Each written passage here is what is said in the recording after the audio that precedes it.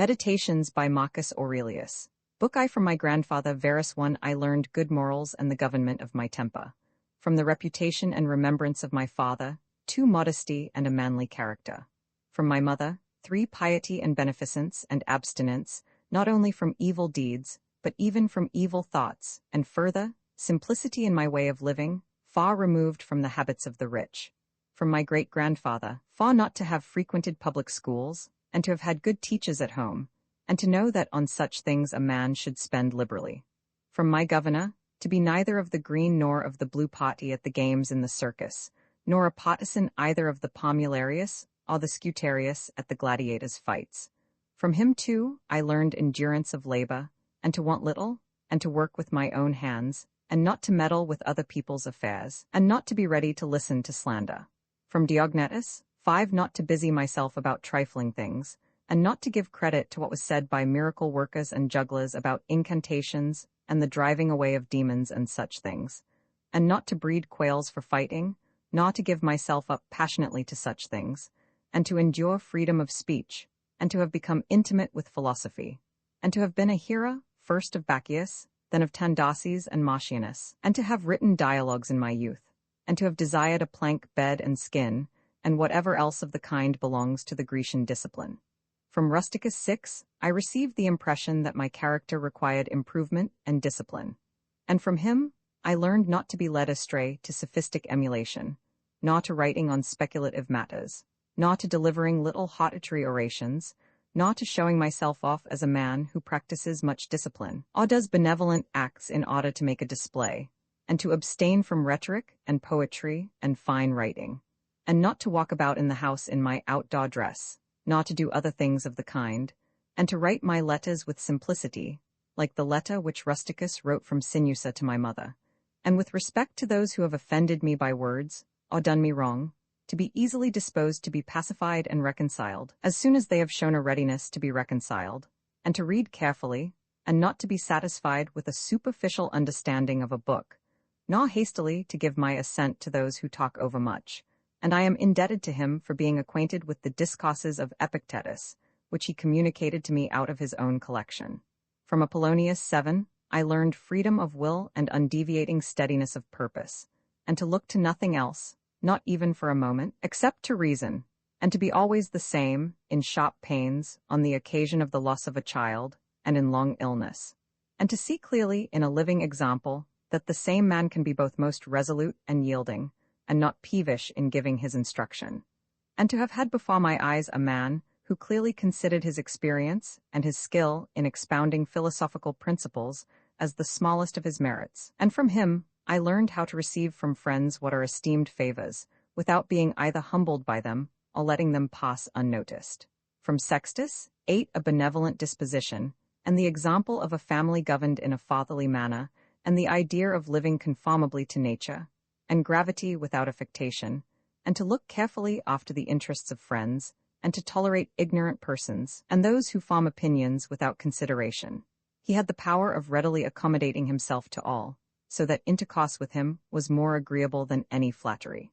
And at the same time, he was most highly venerated by those who associated with him, and he had the faculty both of discovering and ordering, in an intelligent and methodical way, the principles necessary for life.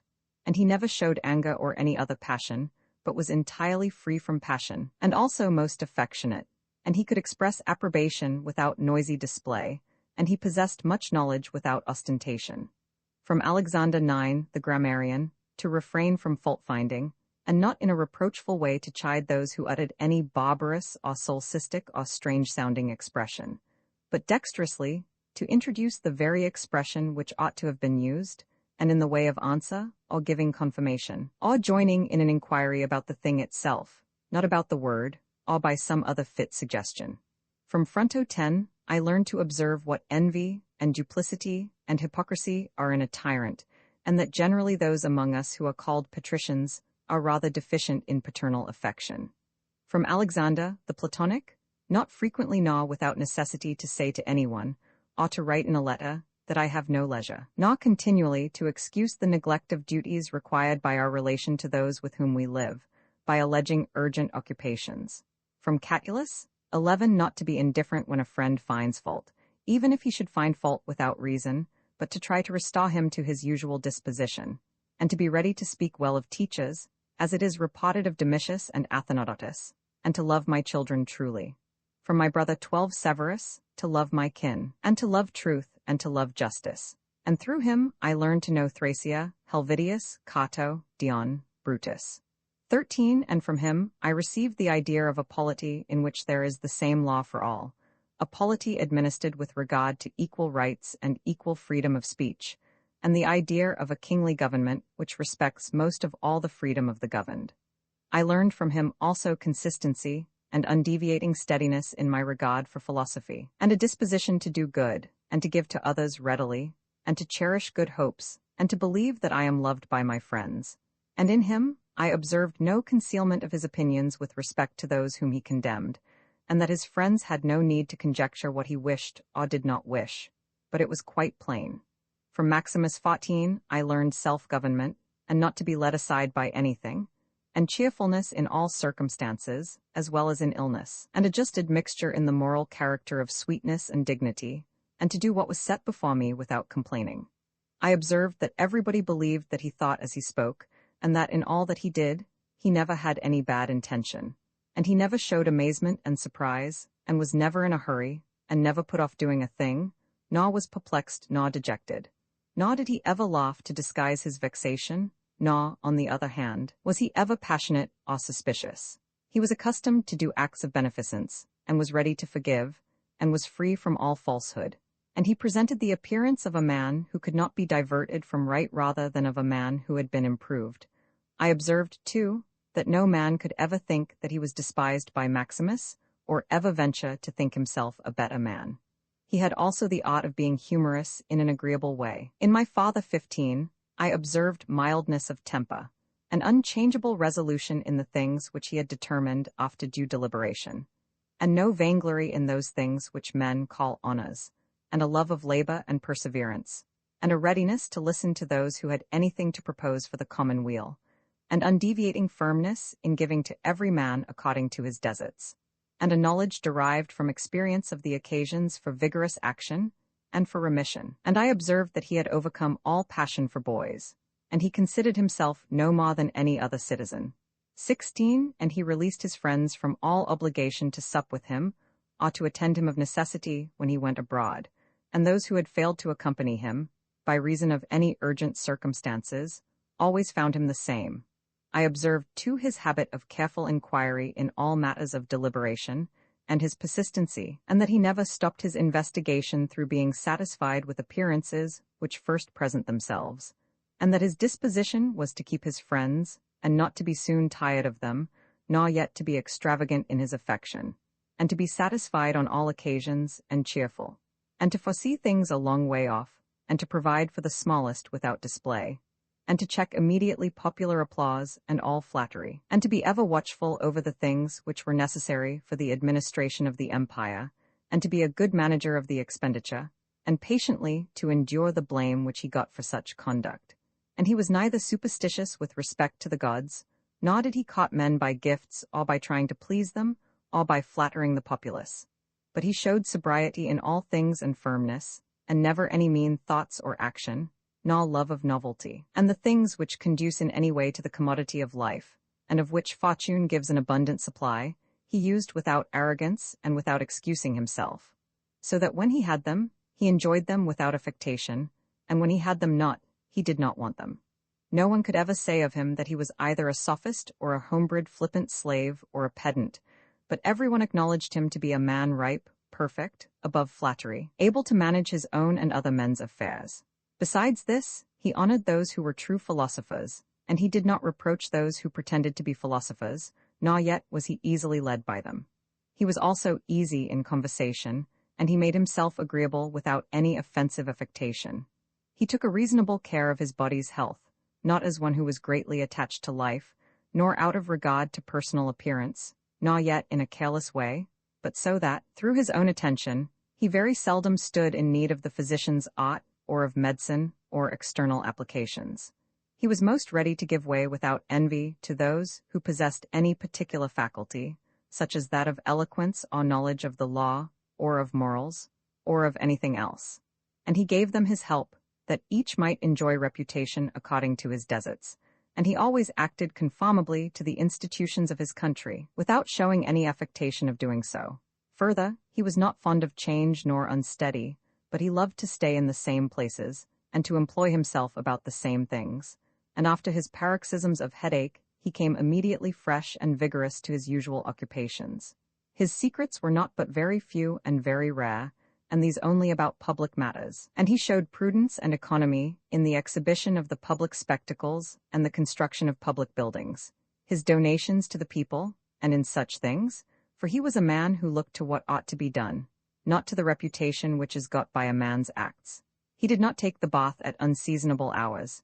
He was not fond of building houses, nor curious about what he ate, nor about the texture and color of his clothes, nor about the beauty of his slaves. 17 His dress came from Lorium, his villa on the coast, and from Lanuvium generally. 18 We know how he behaved to the toll collector at Tusculum who asked his pardon, and such was all his behavior. There was in him nothing harsh, nor implacable, nor violent, nor, as one may say, anything carried to the sweating point. But he examined all things severally, as if he had abundance of time, and without confusion, in an orderly way, vigorously and consistently. And that might be applied to him which is recorded of Socrates, 19 that he was able both to abstain from, and to enjoy, those things which many are too weak to abstain from, and cannot enjoy without excess. But to be strong enough both to bear the one and to be sober in the other, is the mark of a man who has a perfect and invincible soul, such as he showed in the illness of Maximus. To the gods I am indebted for having good grandfathers, good parents, a good sister, good teachers, good associates, good kinsmen and friends, nearly everything good. Further, I owe it to the gods that I was not hurried into any offense against any of them, though I had a disposition which, if opportunity had offered, might have led me to do something of this kind, but through their favor, there never was such a concurrence of circumstances as put me to the trial. Further, I am thankful to the gods that I was not longer brought up with my grandfather's concubine, and that I preserved the flower of my youth, and that I did not make proof of my virility before the proper season, but even deferred the time. That I was subjected to a ruler and a father who was able to take away all pride from me, and to bring me to the knowledge that it is possible for a man to live in a palace without wanting either gods or embroidered dresses, or torches and statues, and such like show, but that it is in such a man's power to bring himself very near to the fashion of a private person, without being for this reason either meaner in thought, or more remiss in action, with respect to the things which must be done for the public interest in a manner that befits a ruler. I thank the gods for giving me such a brother, 20 who was able by his moral character to rouse me to vigilance over myself, and who, at the same time, pleased me by his respect and affection, that my children have not been stupid nor deformed in body, that I did not make more proficiency in rhetoric, poetry, and the other studies, in which I should perhaps have been completely engaged if I had seen that I was making progress in them, that I made haste to place those who brought me up in the station of honor, which they seemed to desire, without putting them off with hope of my doing it some time after, because they were then still young, that I knew Apollonius, Rusticus, Maximus, that I received clear and frequent impressions about living according to nature, and what kind of a life that is, so that, so far as depended on the gods and their gifts and help and inspirations, nothing hindered me from forthwith living according to nature, though I still fall short of it through my own fault, and through not observing the admonitions of the gods, and I may almost say, their direct instructions, that my body has held out so long in such a kind of life, that I never touched either Benedicta or Theodotus, and that, after having fallen into amatory passions, I was cured. And though I was often out of humor with Rusticus, I never did anything of which I had occasion to repent, that, though it was my mother's fate to die young, she spent the last years of her life with me, that, whenever I wished to help any man in his need, or on any other occasion, I was never told that I had not the means of doing it, and that to myself the same necessity never happened to receive anything from another, that I have such a wife, 21 so obedient and so affectionate and so simple, that I had abundance of good masters for my children, and that remedies have been shown to me by dreams, both others, and against blood-spitting and giddiness. 22 And that, when I had an inclination to philosophy, I did not fall into the hands of any sophist, and that I did not waste my time on writers of histories, or in the resolution of syllogisms, or occupy myself about the investigation of appearances in the heavens, for all these things require the help of the gods and fortune. Among the quadi, at the granua point 23, Book X, wilt thou then, my soul, never be good and simple and one and naked, more manifest than the body which surrounds thee? Wilt thou never enjoy an affectionate and contented disposition? Wilt thou never be full and without a want of any kind, longing for nothing more, nor desiring anything, either animate or inanimate, for the enjoyment of pleasures, nor yet desiring time wherein thou shalt have longer enjoyment, or place, or pleasant climate, or society of men with whom thou mayest live in harmony? But wilt thou be satisfied with thy present condition, and pleased with all that is about thee? And wilt thou convince thyself that thou hast everything, and that it comes from the gods, that everything is well for thee, and will be well whatever shall please them, and whatever they shall give for the conservation of the perfect living being? 86. The good and just and beautiful, which generates and holds together all things, and contains and embraces all things which are dissolved for the production of other like things. Wilt thou never be such that thou shalt so dwell in community with gods and men as neither to find fault with them at all, nor to be condemned by them? Observe what thy nature requires, so far as thou art governed by nature only. Then do it and accept it, if thy nature, so far as thou art a living being, shall not be made worse by it. And next thou must observe what thy nature requires so far as thou art a living being. And all this thou mayest allow thyself, if thy nature, so far as thou art a rational animal, shall not be made worse by it. But the rational animal is consequently also a political social animal. Use these rules then, and trouble thyself about nothing else. Everything which happens either happens in such wise as thou art formed by nature to bear it, or as thou art not formed by nature to bear it. If then it happens to thee in such way as thou art formed by nature to bear it, do not complain, but bear it as thou art formed by nature to bear it. But if it happens in such wise as thou art not formed by nature to bear it, do not complain, for it will perish after it has consumed thee. Remember, however, that thou art formed by nature to bear everything, with respect to which it depends on thy own opinion to make it endurable and tolerable, by thinking that it is either thy interest or thy duty to do this. If a man is mistaken, instruct him kindly and show him his error. But if thou art not able, blame thyself, or blame not even thyself. Whatever may happen to thee, it was prepared for thee from all eternity, and the implication of causes was from eternity spinning the thread of thy being, and of that which is incident to it. Whether the universe is a concourse of atoms, or nature is a system, let this first be established, that I am a part of the whole which is governed by nature. Next, I am in a manner intimately related to the parts which are of the same kind with myself. For remembering this, inasmuch as I am a part, I shall be discontented with none of the things which are assigned to me out of the whole. For nothing is injurious to the pot, if it is for the advantage of the whole. For the whole contains nothing which is not for its advantage, and all natures indeed have this common principle, but the nature of the universe has this principle besides, that it cannot be compelled even by any external cause to generate anything harmful to itself. By remembering, then, that I am a part of such a whole, I shall be content with everything that happens, and inasmuch as I am in a manner intimately related to the parts which are of the same kind with myself, I shall do nothing unsocial, but I shall rather direct myself to the things which are of the same kind with myself, and I shall turn in my efforts to the common interest, and divert them from the contrary. Now, if these things are done so, life must flow unhappily, just as thou mayest observe that the life of a citizen is happy, who continues a course of action which is advantageous to his fellow citizens, and is content with whatever the state may assign to him. The parts of the whole, everything, I mean, which is naturally comprehended in the universe, must of necessity perish. But let this be understood in this sense, that they must undergo change. But if this is naturally both an evil and a necessity for the parts, the whole would not continue to exist in a good condition, the parts being subject to change and constituted so as to perish in various ways. For whether did nature herself design to do evil to the things which are parts of herself, and to make them subject to evil and of necessity fall into evil, or have such results happened without her knowing it? Both these suppositions, indeed, are incredible.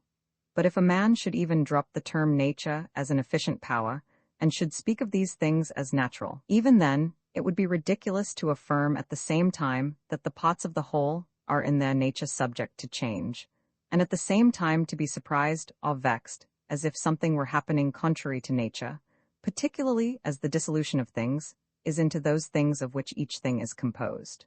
For there is either a dispersion of the elements out of which everything has been compounded, or a change from the solid to the earthy, and from the airy to the aerial, so that these pots are taken back into the universal reason, whether this at certain periods is consumed by fire or renewed by eternal changes. And do not imagine that the solid and the airy pot belong to thee from the time of generation. For all this received its accretion only yesterday and the day before, as one may say, from the food and the air which is inspired. This, then, which has received the accretion, changes, not that which thy mother brought forth. But suppose that this which thy mother brought forth implicates thee very much with that other pot, which has the peculiar quality of change. This is nothing in fact in the way of objection to what is said. 87, when thou hast assumed these names, good, modest, true, rational, a man of equanimity and magnanimous, take care that thou dost not change these names, and if thou shouldst lose them, quickly return to them. And remember that the term rational was intended to signify a discriminating attention to every several thing and freedom from negligence, and that equanimity is the voluntary acceptance of the things which are assigned to thee by the common nature, and that magnanimity is the elevation of the intelligent pot above the pleasurable or painful sensations of the flesh, and above that poor thing called fame and death and all such things. If then thou maintainest thyself in the possession of these names, without desiring to be called by these names by others, thou wilt be another person and wilt enter on another life. For to continue to be such as thou hast hitherto been, and to be torn in pieces and defiled in such a life, is the character of a very stupid man and one overfond of his life, and like those half-devoured fighters with wild beasts, who though covered with wounds and gore, still entreat to be kept to the following day, though they will be exposed in the same state to the same claws and bites. 88, therefore fix thyself in the possession of these few names, and if thou art able to abide in them, abide as if thou wast removed to certain islands of the happy. 89, but if thou shalt perceive that thou fallest out of them, and dost not maintain thy hold, go courageously into some nook where thou shalt maintain them, or even depart at once from life, not in passion, but with simplicity and freedom and modesty, after doing this one laudable thing at least in thy life, to have gone out of it thus. In order, however, to the remembrance of these names, it will greatly help thee, if thou rememberest the gods, and that they wish not to be flattered, but wish all reasonable beings to be made like themselves. And if thou rememberest that what does the work of a fig tree is a fig tree, and that what does the work of a dog is a dog, and that what does the work of a bee is a bee, and that what does the work of a man is a man. Mimi, 90 wa, astonishment, tapa, slavery, will daily wipe out those holy principles of thine. How many things without studying nature dost thou imagine, and how many dost thou neglect? 91, but it is thy duty so to look on and so to do everything, that at the same time the power of dealing with circumstances is perfected, and the contemplative faculty is exercised, and the confidence which comes from the knowledge of each several thing is maintained without showing it, but yet not concealed.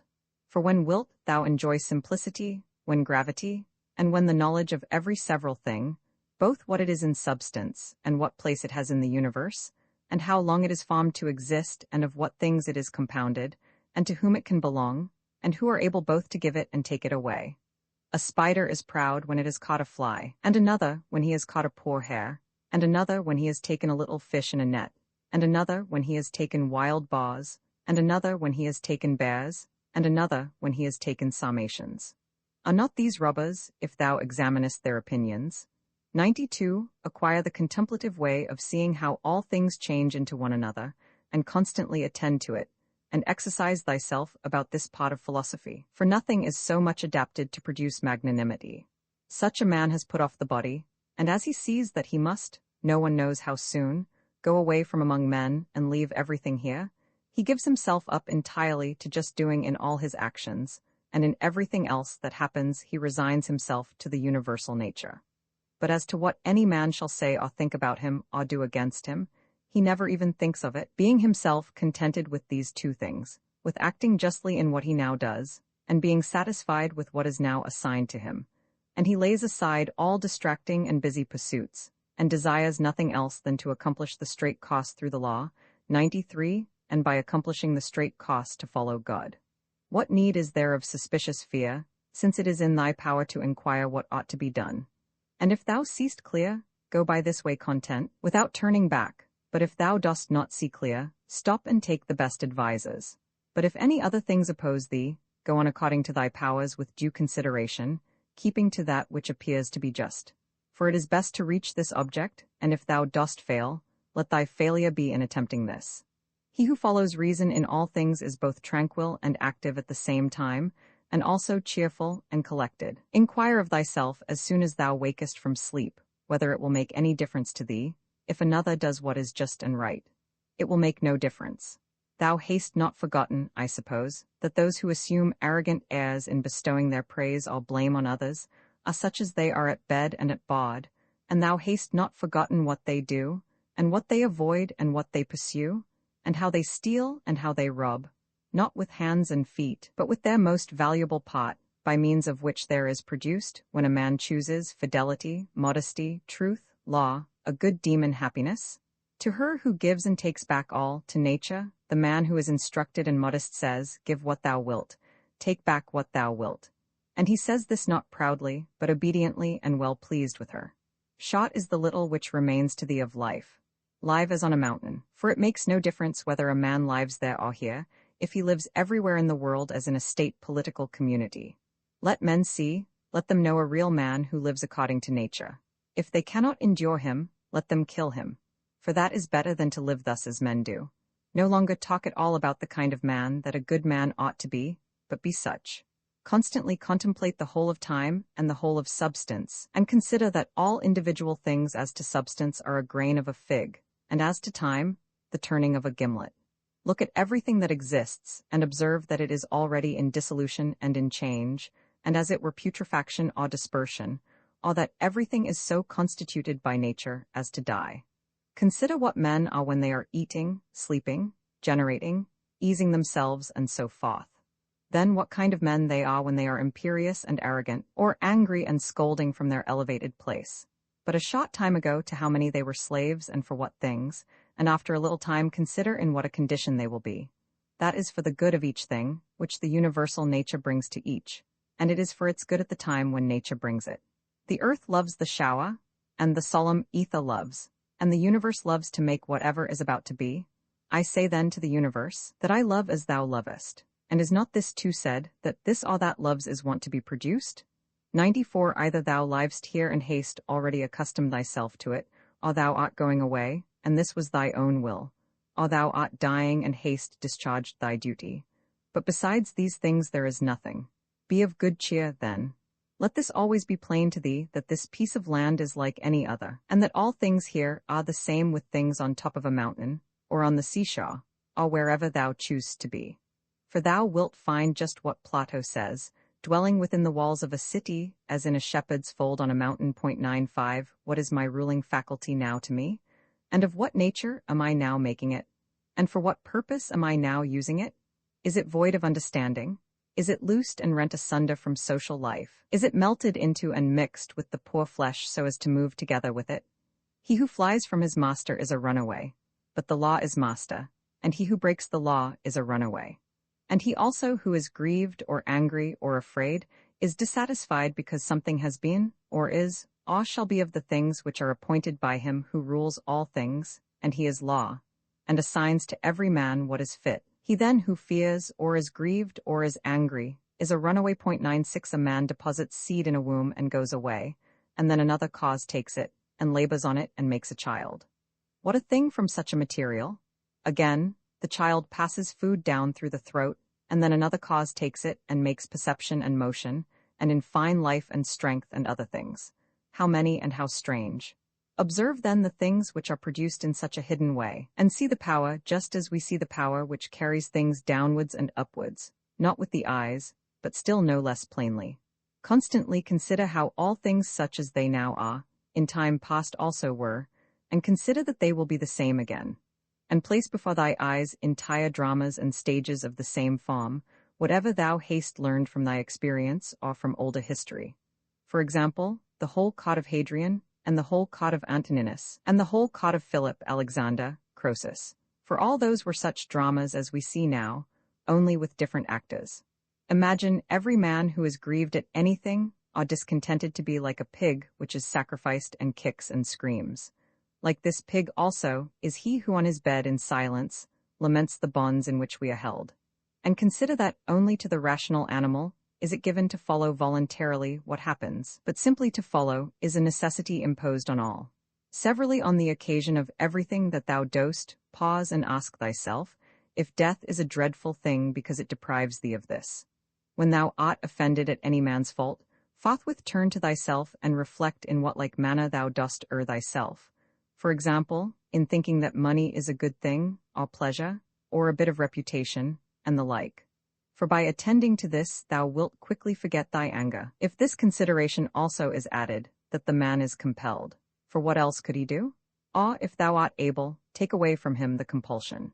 When thou hast seen Saturn 97 the Socratic, think of either Eutyches or Hymen, and when thou hast seen Euphrates, think of Eutychian or Sylvanus, and when thou hast seen Alciphron, think of Tropiophorus, and when thou hast seen Xenophon, think of Crito 98 or Severus, and when thou hast looked on thyself, think of any other Caesar, and in the case of every one do in like manner. Then let this thought be in thy mind, where then are those men? Nowhere, or nobody knows where. For thus continuously thou wilt look at human things as smoke and nothing at all, especially if thou reflectest at the same time that what is once changed will never exist again in the infinite duration of time. But thou, in what a brief space of time is thy existence, and why art thou not content to pass through this short time in an orderly way? What matter and opportunity for thy activity art thou avoiding? For what else are all these things, except exercises for the reason, when it is viewed carefully and by examination into their nature, the things which happen in life?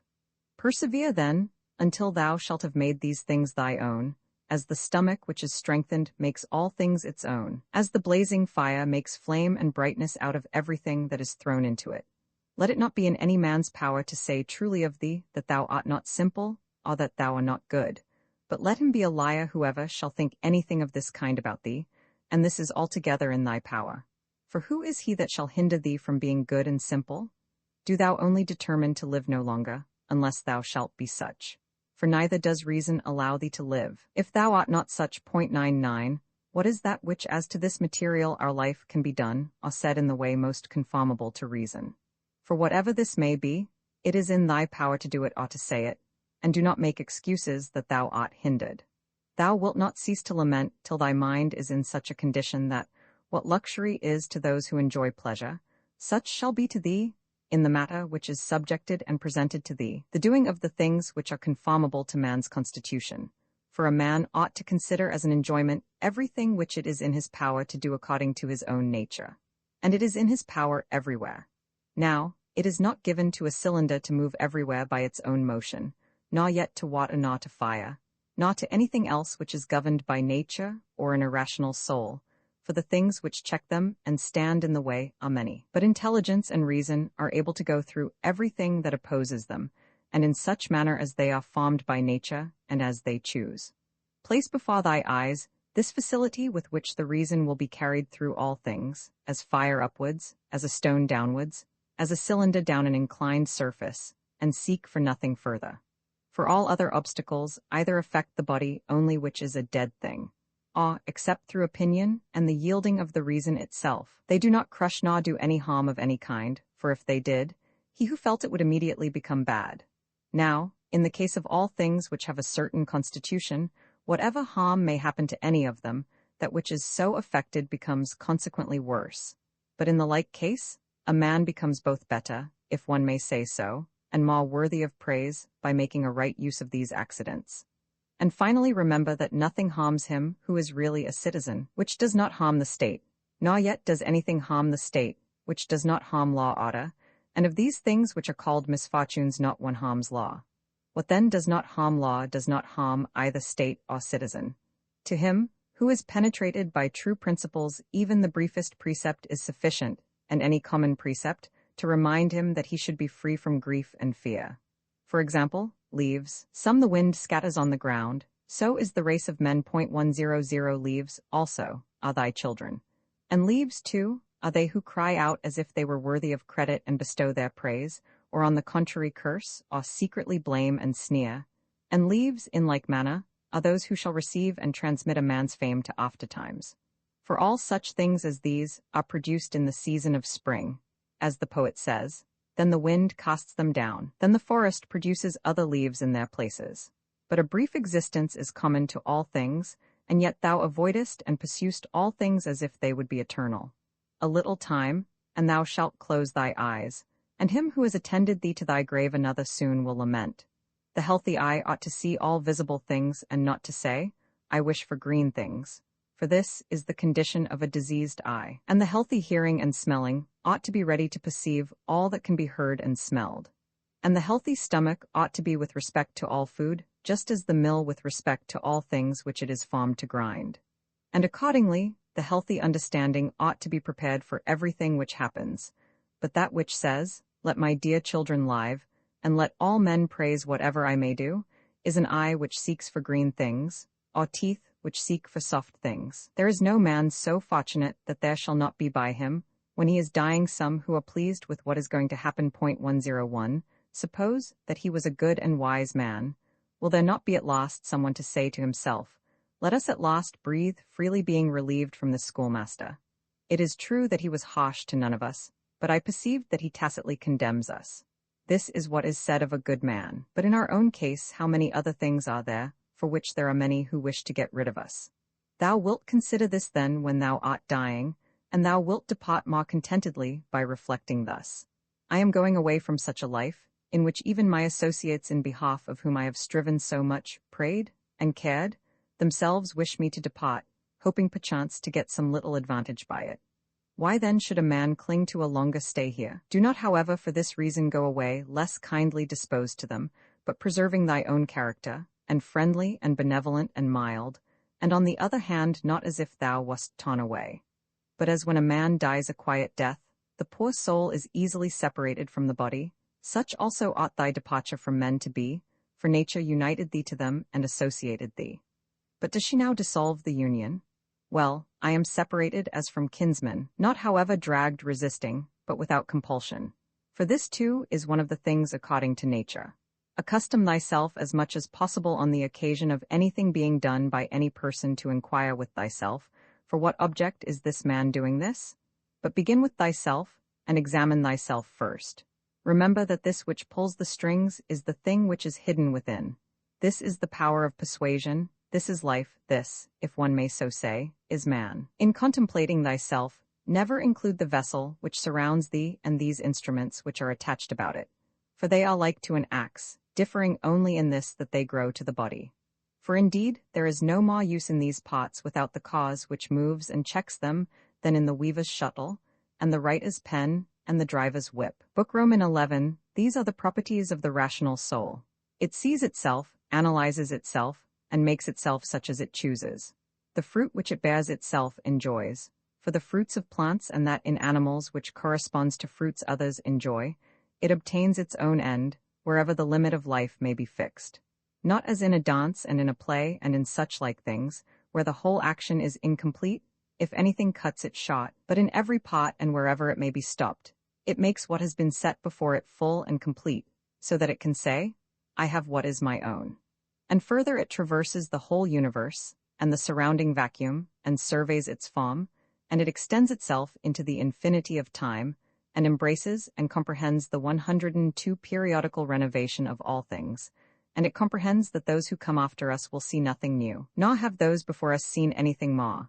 But in a manner he who is 40 years old, if he has any understanding at all, has seen by virtue of the uniformity that prevails all things which have been and all that will be. This too is a property of the rational soul, love of one's neighbor, and truth and modesty, and to value nothing more than itself, which is also the property of law. 103. Thus then right reason differs not at all from the reason of justice. Thou wilt set little value on pleasing song and dancing and the pancratium, if thou wilt distribute the melody of the voice into its several sounds, and ask thyself as to each, if thou art mastered by this. for thou wilt be prevented by shame from confessing it. And in the matter of dancing, if at each movement and attitude thou wilt do the same, and the like also in the matter of the pancratium. In all things then, except virtue and the acts of virtue, remember to apply thyself to their several parts, and by this division to come to value them little. And apply this rule also to thy whole life. What a soul that is which is ready, if at any moment it must be separated from the body, and ready either to be extinguished or dispersed or continue to exist. But so that this readiness comes from a man's own judgment, not from mere obstinacy, as with the Christians, 104, but considerately and with dignity and in a way to persuade another, without tragic show. Have I done something for the general interest? Well then, I have had my reward. Let this always be present to thy mind, and never stop doing such good. What is thy ought? To be good. And how is this accomplished well, except by general principles, some about the nature of the universe, and others about the proper constitution of man? At first tragedies were brought on the stage, as means of reminding men of the things which happen to them, and that it is according to nature for things to happen so, and that, if you are delighted with what is shown on the stage, you should not be troubled with that which takes place on the larger stage. For you see that these things must be accomplished thus, and that even they bear them who cry out, 105, O Cytheron. And indeed, some things are said well by the dramatic writers, of which kind is the following especially. Me and my children if the gods neglect. This has its reason 2.106 and again, we must not chafe and fret at that which happens. And life's harvest reap like the wheat's fruitful ear, and other things of the same kind. After tragedy, the old comedy was introduced, which had a magisterial freedom of speech, and by its very plainness of speaking was useful in reminding men to beware of insolence, and for this purpose 2 Diogenes used to take from these writers. But as to the middle comedy which came next, observe what it was, and again, for what object the new comedy was introduced, which gradually sunk down into a mere mimic artifice. That some good things are said even by these writers, everybody knows, but the whole plan of such poetry and dramaturgy, to what end does it look? How plain does it appear that there is not another condition of life so well suited for philosophizing as this in which thou now happiness to be. A branch cut off from the adjacent branch must of necessity be cut off from the whole tree also. So too a man when he is separated from another man has fallen off from the whole social community. Now as to a branch, another cuts it off. But a man by his own act separates himself from his neighbor when he hates him and turns away from him, and he does not know that he has at the same time cut himself off from the whole social system. Yet he has this privilege certainly from Zeus who framed society, for it is in our power to grow again to that which is near to us, and be to come a part which helps to make up the whole. However, if it often happens, this kind of separation, it makes it difficult for that which detaches itself to be brought to unity, and to be restored to its former condition. Finally, the branch, which from the first grew together with the tree, and has continued to have one life with it, is not like that which after being cut off is then engrafted. For this is something like what the gardeners mean when they say that it grows with the rest of the tree, but that it has not the same mind with it, as those who try to stand in thy way, when thou art proceeding according to right reason, will not be able to turn thee aside from thy proper action. So neither let them drive thee from thy benevolent feelings towards them, but be on thy guard equally in both matters, not only in the matter of steady judgment and action, but also in the matter of gentleness towards those who try to hinder or otherwise trouble thee. For this also is a weakness, to be vexed at them, as well as to be diverted from thy course of action, and to give way through fear. For both are equally deserters from their post, the man who does it through fear, and the man who is alienated from him, who is by nature a kinsman and a friend. There is no nature which is inferior to aught, for the oughts imitate the nature of things. But if this is so, that nature which is the most perfect and the most comprehensive of all natures cannot fall short of the skill of aught. Now all oughts do the inferior things for the sake of the superior, therefore the universal nature does so too. And indeed, hence is the origin of justice, and in justice the other virtues have their foundation. For justice will not be observed, if we either care for middle things indifferent, or are easily deceived and careless and changeable. If the things do not come to thee, the pursuits and avoidances of which disturb thee, still in a manner thou goest to them. Let then thy judgment about them be at rest, and they will remain quiet, and thou wilt not be seen either pursuing or avoiding. The spherical form of the soul maintains its figure, when it is neither extended towards any object, nor contracted inwards, nor dispersed nor sinks down, but is illuminated by light, by which it sees the truth of all things and the truth that is in itself. Suppose any man shall despise me. Let him look to that himself, but I will look to this, that I be not discovered doing or saying anything deserving of contempt. Shall any man hate me? Let him look to it. But I will be mild and benevolent towards every man, and ready to show even him his mistake, not reproachfully, nor yet as making a display of my endurance, but nobly and honestly, like the great Phocion, unless indeed he only assumed it. For the interior parts ought to be such, and a man ought to be seen by the gods, neither dissatisfied with anything nor complaining. For what evil is it to thee, if thou art now doing what is agreeable to thy own nature, and art satisfied with that which at this moment is suitable to the nature of the universe, since thou art a human being placed at thy post in order that what is for the common advantage may be done in some way. Men despise one another, and flatter one another, and men wish to raise themselves above one another, and crouch before one another. How unsound and insincere is he who says, I have determined to deal with thee in a fair way. What art thou doing, man? There is no occasion to give this notice. It will soon show itself by acts. The voice ought to be plainly written on the forehead. Such as a man's character is, he immediately shows it in his eyes, just as he who is beloved forthwith reads everything in the eyes of lovers. The man who is honest and good ought to be exactly like a man who smells strong, so that the bystander as soon as he comes near him must smell whether he choose or not. But the affectation of simplicity is like a crooked stick. 107. Nothing is more disgraceful than a wolfish friendship, false friendship. Avoid this most of all. The good and simple and benevolent show all these things in the eyes, and there is no mistaking. As to living in the best way, this power is in the soul, if it be indifferent to things which are indifferent. And it will be indifferent if it looks on each of these things separately and all together, and if it remembers that not one of them produces in us an opinion about itself, nor comes to us. But these things remain immovable, and it is we ourselves who produce the judgments about them, and, as we may say, write them in ourselves, it being in our power not to write them, and it being in our power, if perchance these judgments have imperceptibly got admission to our minds, to wipe them out. And if we remember also that such attention will only be for a short time, and then life will be at an end. Besides, what trouble is there at all in doing this? For if these things are according to nature, rejoice in them, and they will be easy to thee.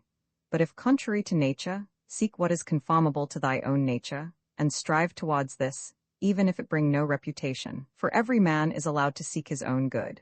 Consider whence each thing is come, and of what it consists, and into what it changes, and what kind of a thing it will be when it is changed, and that it will sustain no harm. If any have offended against thee, consider first, what is my relation to men, and that we are made for one another.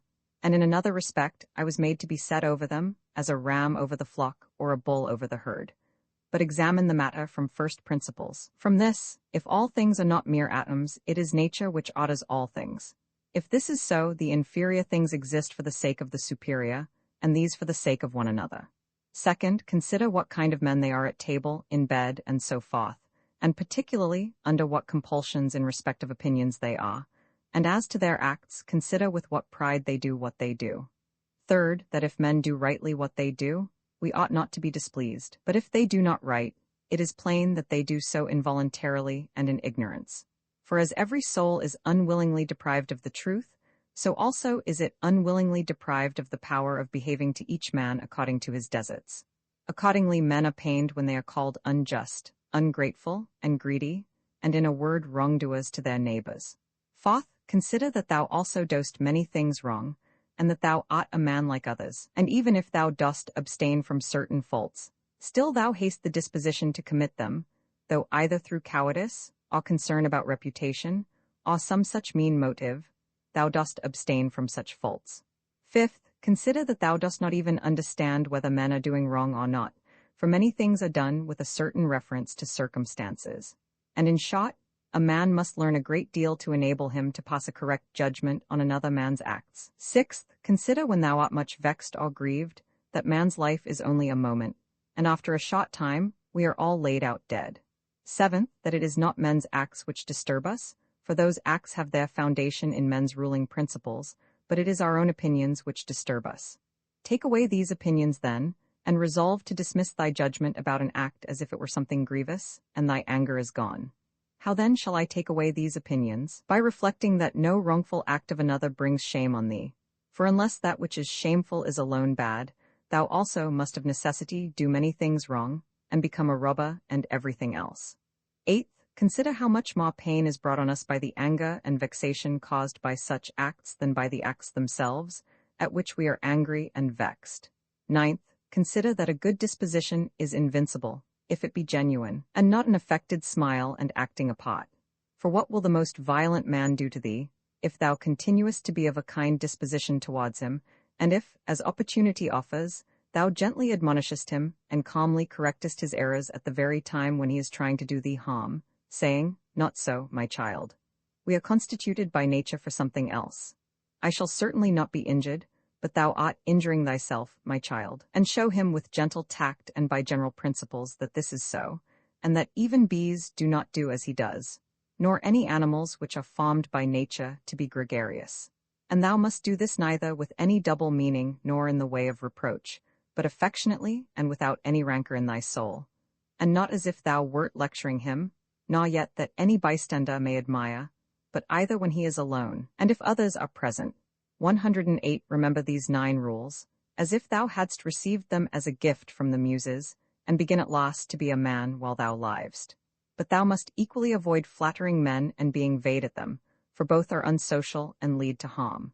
And let this truth be present to thee in the excitement of anger, that to be moved by passion is not manly, but that mildness and gentleness, as they are more agreeable to human nature, so also are they more manly. And he who possesses these qualities possesses strength, nerves, and courage, and not the man who is subject to fits of passion and discontent.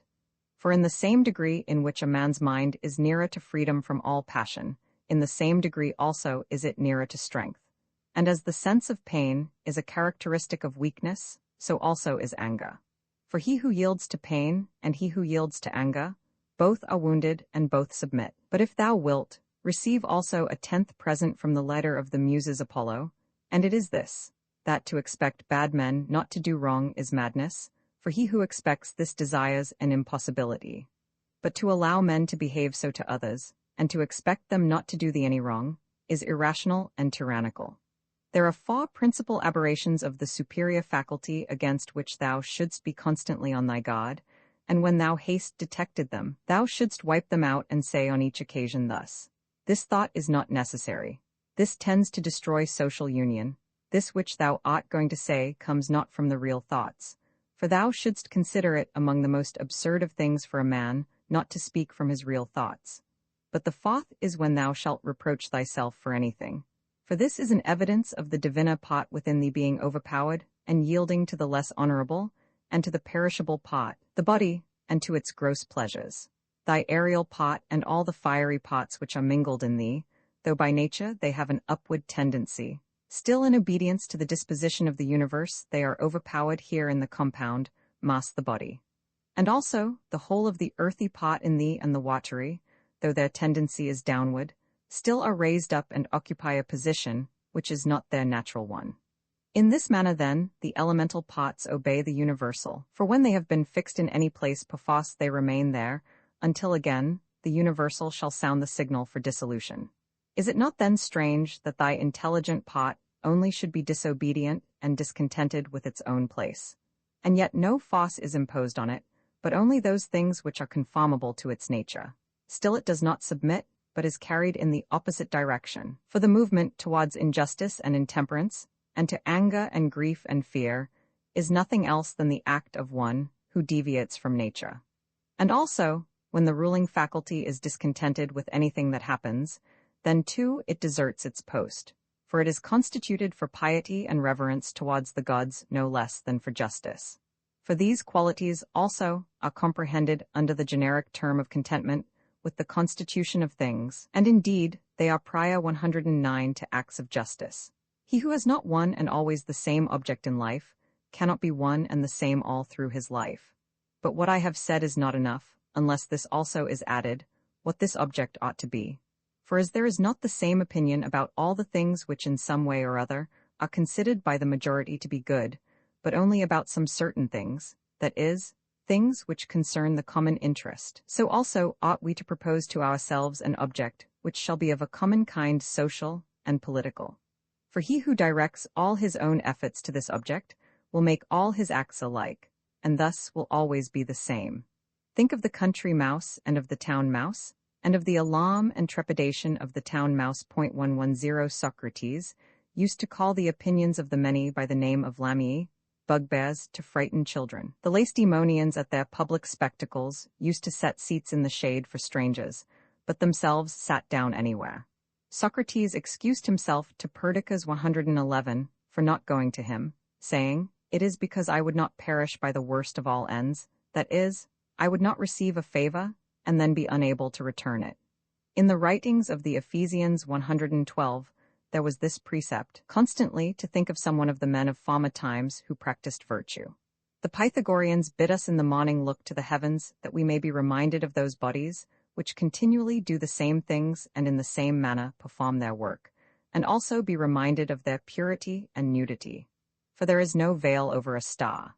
Consider what a man Socrates was when he dressed himself in a skin, after Xanthip had taken his cloak and gone out, and what Socrates said to his friends who were ashamed of him and drew back from him when they saw him dressed thus. Neither in writing nor in reading wilt thou be able to lay down rules for others before thou shalt have first learned to obey rules thyself. Much more is this so in life. A slave thou art, free speech is not for thee, and my heart laughed within. And virtue they will curse, speaking harsh words. To look for the fig in winter is a madman's act. Such is he who looks for his child when it is no longer allowed. When a man kisses his child, said Epictetus, he should whisper to himself, "Tomorrow perchance thou wilt die." But those are words of bad omen. No word is a word of bad omen, said Epictetus, which expresses any work of nature, or if it is so, it is also a word of bad omen to speak of the ears of corn being reaped. The unripe grape, the ripe bunch, the dried grape, all are changes, not into nothing, but into something which exists not yet. No man can rob us of our free will. Epictetus also said, a man must discover an art or rules with respect to giving his assent, and in respect to his movements, he must be careful that they be made with regard to circumstances, that they be consistent with social interests, that they have regard to the value of the object. And as to sensual desire, he should altogether keep away from it, and as to avoidance aversion, he should not show it with respect to any of the things which are not in our power. The dispute then, he said, is not about any common matter, but about being mad or not. Socrates used to say, "What do you want? Souls of rational men or irrational? Souls of rational men. Of what rational men? Sound or unsound? Sound. Why then do you not seek for them? Because we have them. Why then do you fight and quarrel?" Book Roman 12. All those things at which thou wishest to arrive by a circuitous road, thou canst have now, if thou dost not refuse them to thyself. And this means, if thou wilt take no notice of all the past, and trust the future to providence, and direct the present only conformably to piety and justice.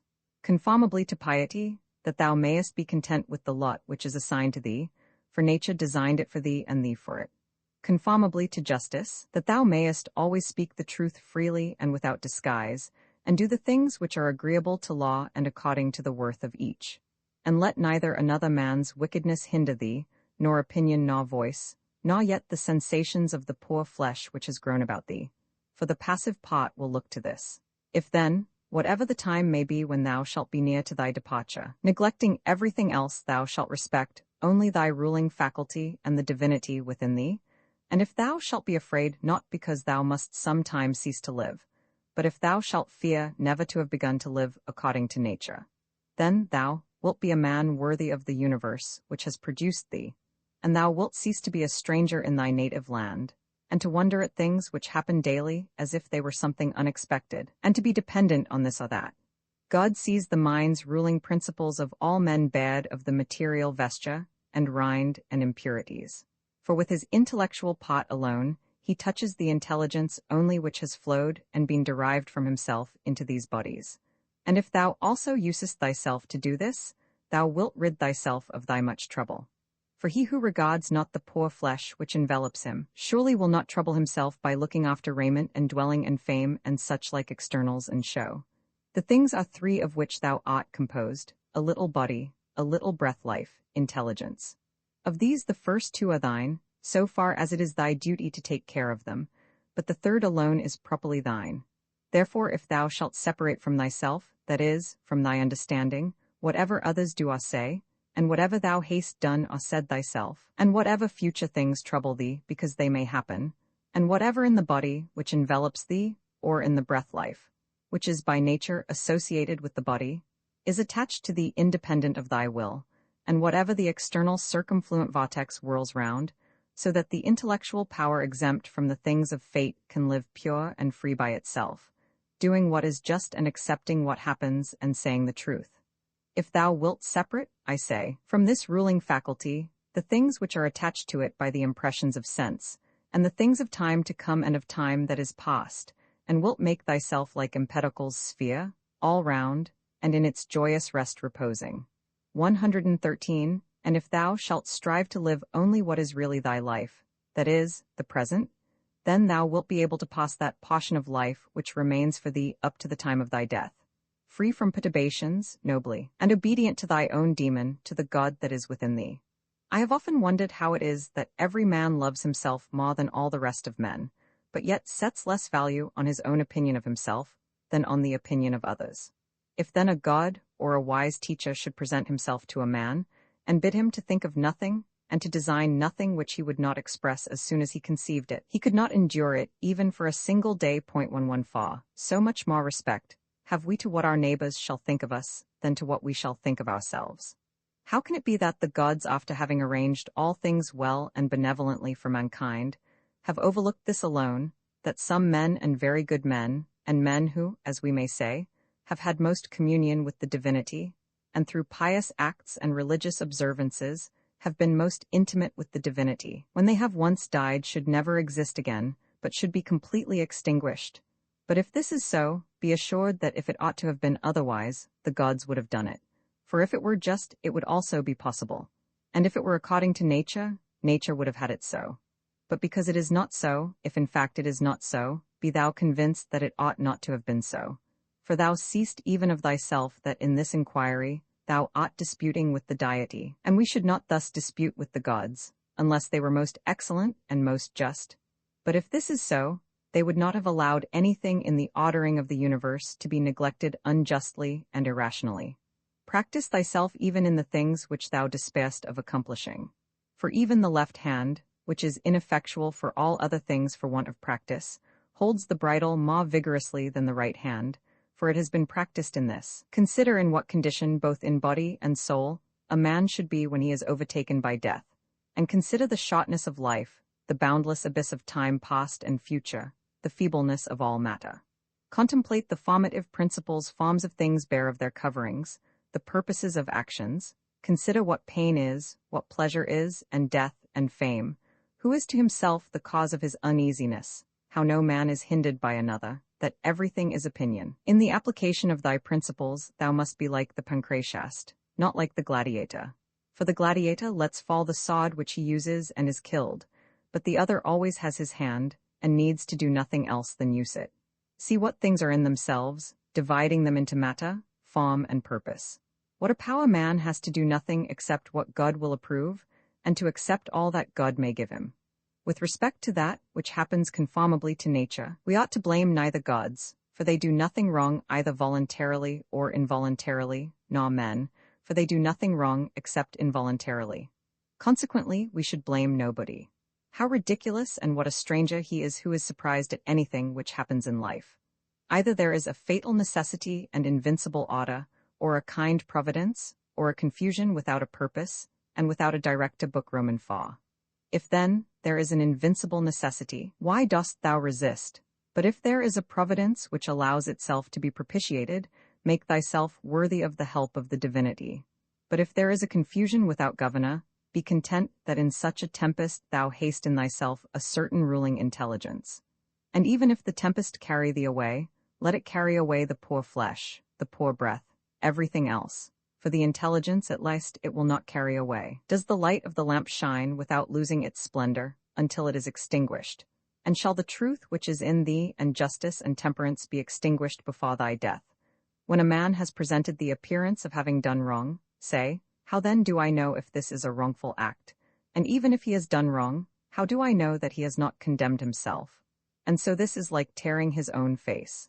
Consider that he, who would not have the bad man do wrong, is like the man who would not have the fig tree to bear juice in the figs and infants to cry and the house to neigh, and whatever else must of necessity be.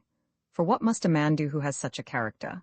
If then thou art irritable, cure this man's disposition. 115. If it is not right, do not do it. If it is not true, do not say it.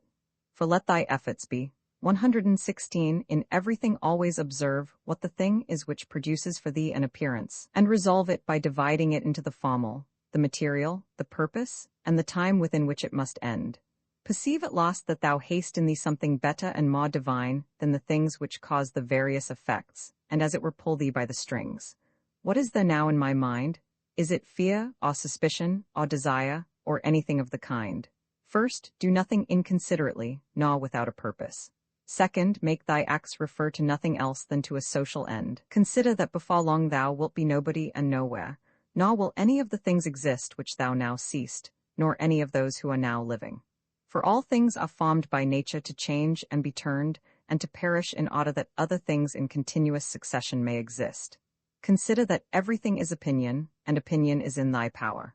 Take away then, when thou choosest, thy opinion, and like a mariner who has doubled the promontory, thou wilt find calm, everything stable, and a waveless bay. Any one activity, whatever it may be, when it has ceased at its proper time, suffers no evil because it has ceased. Nor he who has done this act does he suffer any evil for this reason that the act has ceased.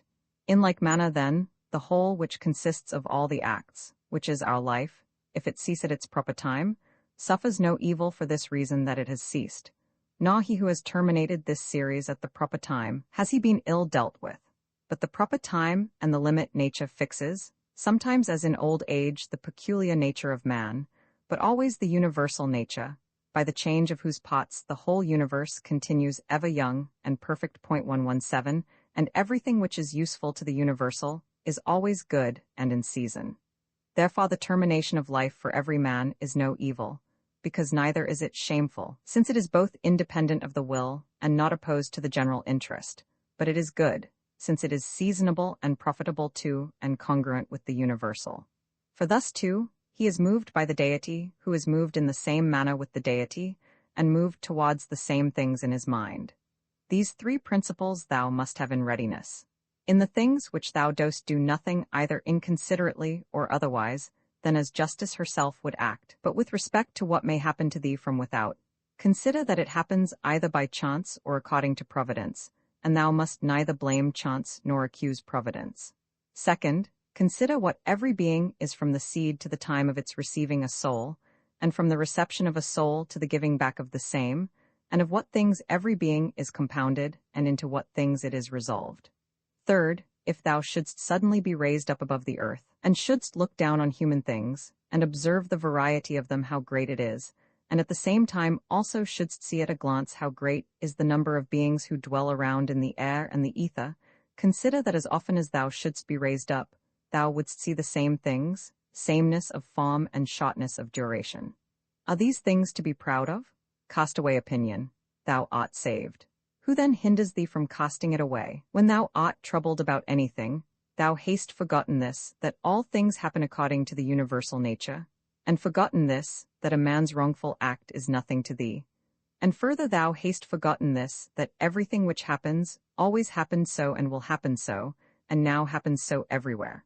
Forgotten this too, how close is the kinship between a man and the whole human race, for it is a community, not of a little blood or seed, but of intelligence. And thou hast forgotten this too, that every man's intelligence is a god, and is an efflux of the deity.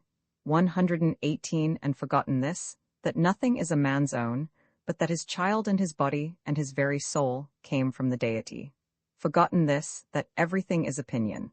And lastly thou hast forgotten that every man lives the present time only, and loses only this.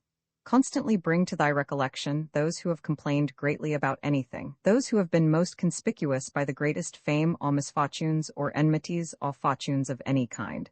Then think, where are they all now? Smoke and ash and a tale, or not even a tale. And let there be present to thy mind also everything of this sort, how Fabius Catilinus lived in the country, and Lucius Lupus in his gardens, and Stertinius at Baiae, and Tiberius at Capri, and Velius Rufus, or Rufus at Velia. And in fine, think of the eager pursuit of anything conjoined with pride.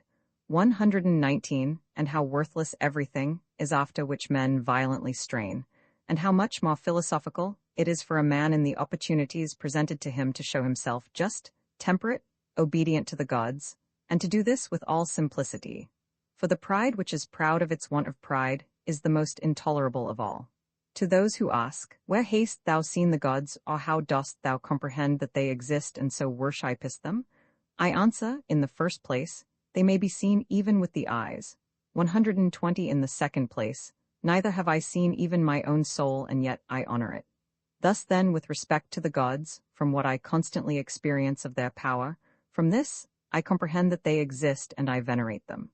The safety of life is this, to examine everything all through, what it is itself, what is its material, what the formal part, with all thy soul to do justice and to say the truth. What remains except to enjoy life by joining one good thing to another, so as not to leave even the smallest intervals between? There is one light of the sun, though it is interrupted by walls, mountains, and other things infinite. There is one common substance, though it is distributed among countless bodies, which have their several qualities.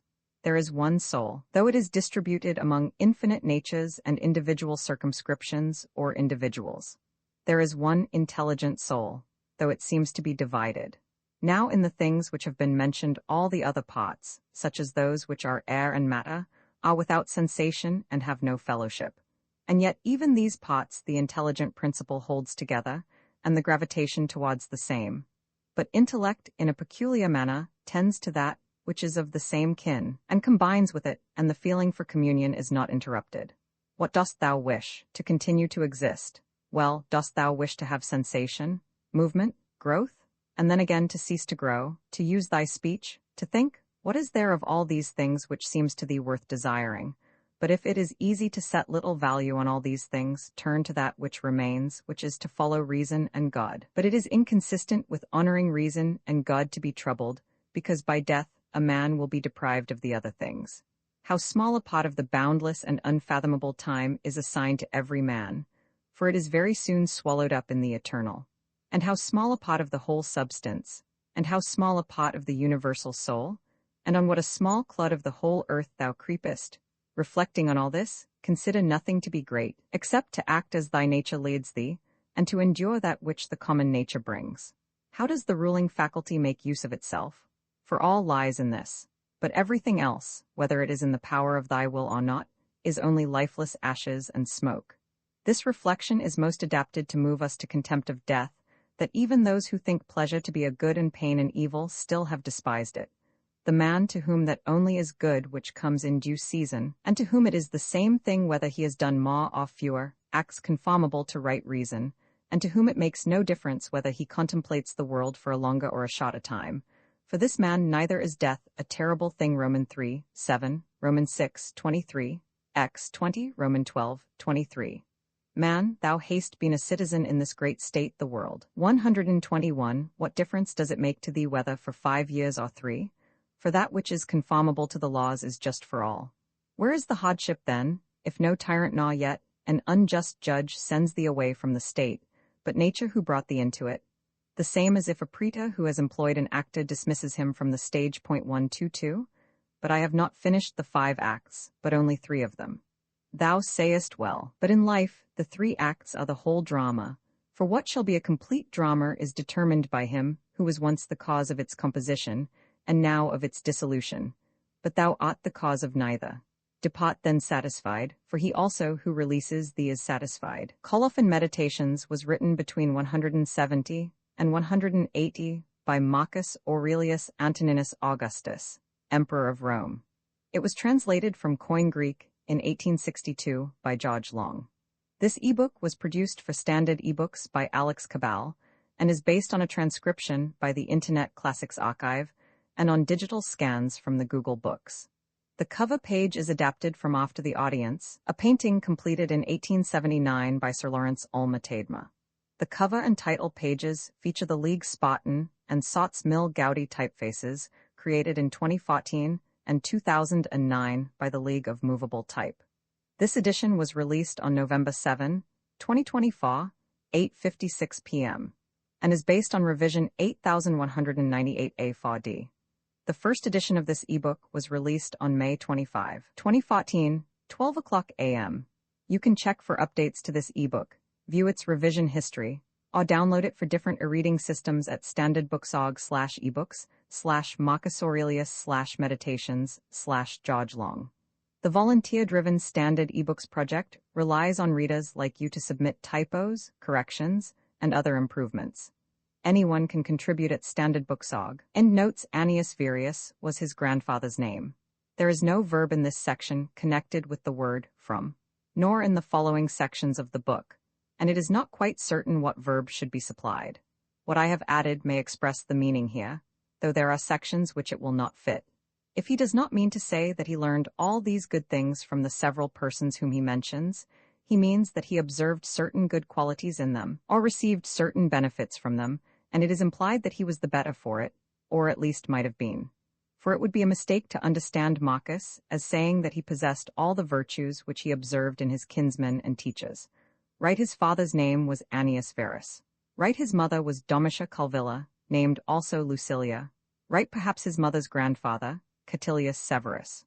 Right, in the works of Justinus, there is a printed letter to one Diognetus, whom the writer names most excellent. He was a Gentile, but he wished very much to know what the religion of the Christians was, what God they worshipped, and how this worship made them despise the world and death, and neither believe in the gods of the Greeks nor observe the superstition of the Jews, and what was this love to one another which they had, and why this new kind of religion was introduced now and not before. My friend Mr. Jenkins, rector of Lyminge in Kent, has suggested to me that this Diognetus may have been the tutor of M. Antoninus. Right, Q? Junius Rusticus was a Stoic philosopher, whom Antoninus valued highly, and often took his advice. Capital, M. Antonin, Roman 3. Antoninus says tau omicron iota sigma, epsilon pi iota kappa tau eta tau epsilon iota omicron iota sigma, upsilon pi omicron mu nu eta gamma alpha sigma iota nu, which must not be translated. The writings of Epictetus, for Epictetus wrote nothing. His pupil Arian, who has preserved for us all that we know of Epictetus, says epsilon mu alpha nu tau phi, delta iota alpha phi nu lambda alpha psi alpha iota, tau eta sigma, epsilon kappa epsilon iota nu omicron upsilon, delta iota alpha nu omicron iota alpha sigma. Epictetus ad Gellius. Right, Apollonius of Chalcis came to Rome in the time of Pius to be Marcus' preceptor. He was a rigid Stoic. Right, Sextus of Chaeronea, a grandson of Plutarch, or nephew as some say, but more probably a grandson. Right, Alexander was a grammaticus, a native of Phrygia. He wrote a commentary on Homer, and the rhetorician Aristides wrote a panegyric on Alexander in a funeral oration. Right, M. Cornelius Fronto was a rhetorician, and in great favor with Marcus. There are extant various letters between Marcus and Fronto. Right, Cinna Catulus, a Stoic philosopher. Right, the word brother may not be genuine. Antoninus had no brother. It has been supposed that he may mean some cousin. Schultz omits brother, and says that this Severus is probably Claudius Severus, a peripatetic. Right, we know, from Tacitus, Annals Roman 13, Roman 16, 21, and other passages, who Thracia and Helvidius were. Plutarch has written the lives of the two Catos and of Dion and Brutus. Antoninus probably alludes to Cato of Utica, who was a Stoic. Right, Claudius Maximus was a Stoic philosopher, who was highly esteemed also by Antoninus Pius, Marcus' predecessor. The character of Maximus is that of a perfect man. See Book V, paragraph 27. Right, he means his adoptive father, his predecessor, the Emperor Antoninus Pius. Compare Book VI, paragraph 30. Right, he uses the word kappa omicron iota nu omicron eta mu omicron sigma upsilon nu eta. See Gateka's note. Right, this passage is corrupt and the exact meaning is uncertain. Right, Laurium was a villa on the coast north of Rome, and there Antoninus was brought up and he died there.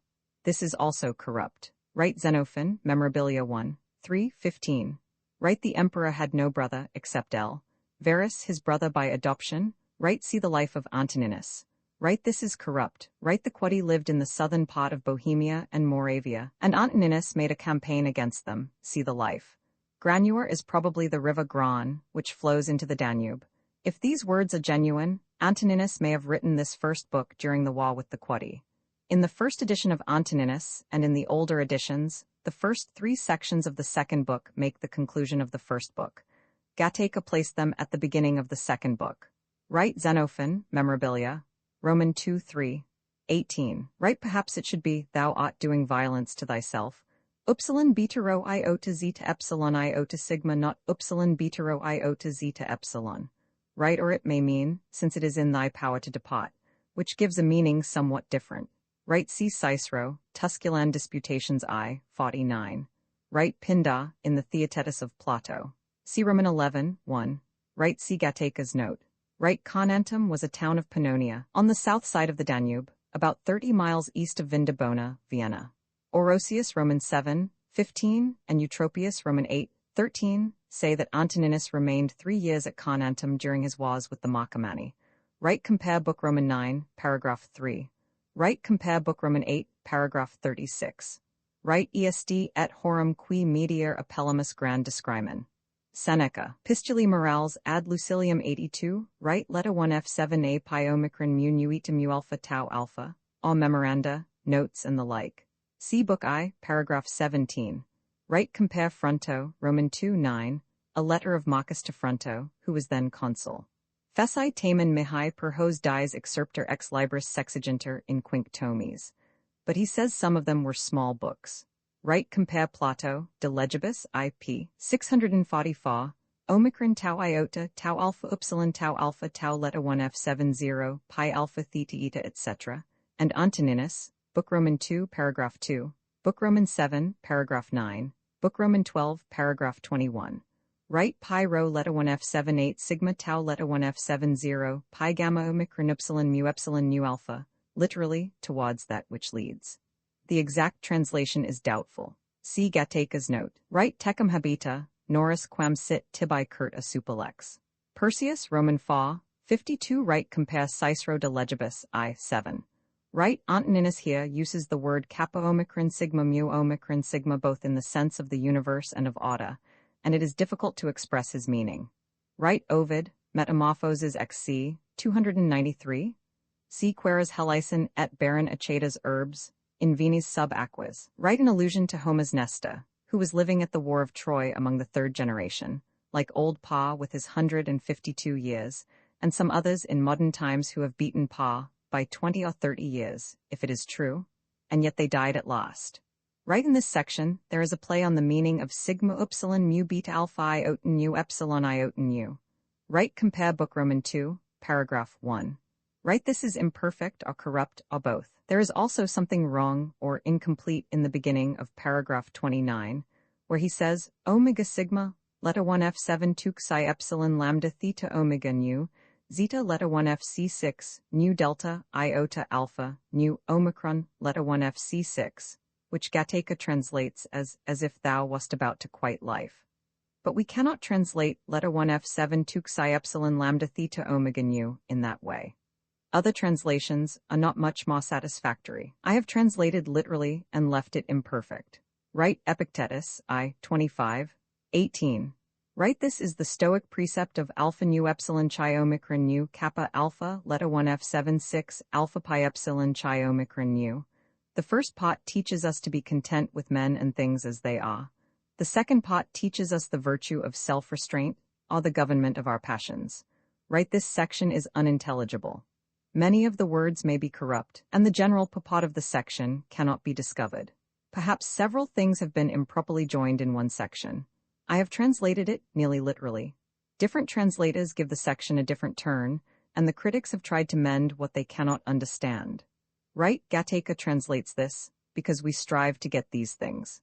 Comparing the use of delta, iota, alpha, phi letta 1 F72, rho, epsilon, sigma theta, alpha, iota, in Book V paragraph 1, and Book X paragraph 29, and Book Roman 9 paragraph 39, where it appears that his reference should be Book Roman 11 paragraph 15.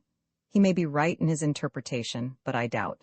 Right, Cicero, De Natura Deorum, Roman 3:32. Right, Plutarch, advisus stoicos, c. 14. Right, I have used Gattaca's conjecture kappa alpha tau alpha lambda eta kappa tau iota kappa letta 1 ff6 sigma, instead of the common reading kappa alpha tau alpha lambda eta pi tau iota kappa letta 1 ff6 sigma. Compare Book Roman 4, paragraph 21.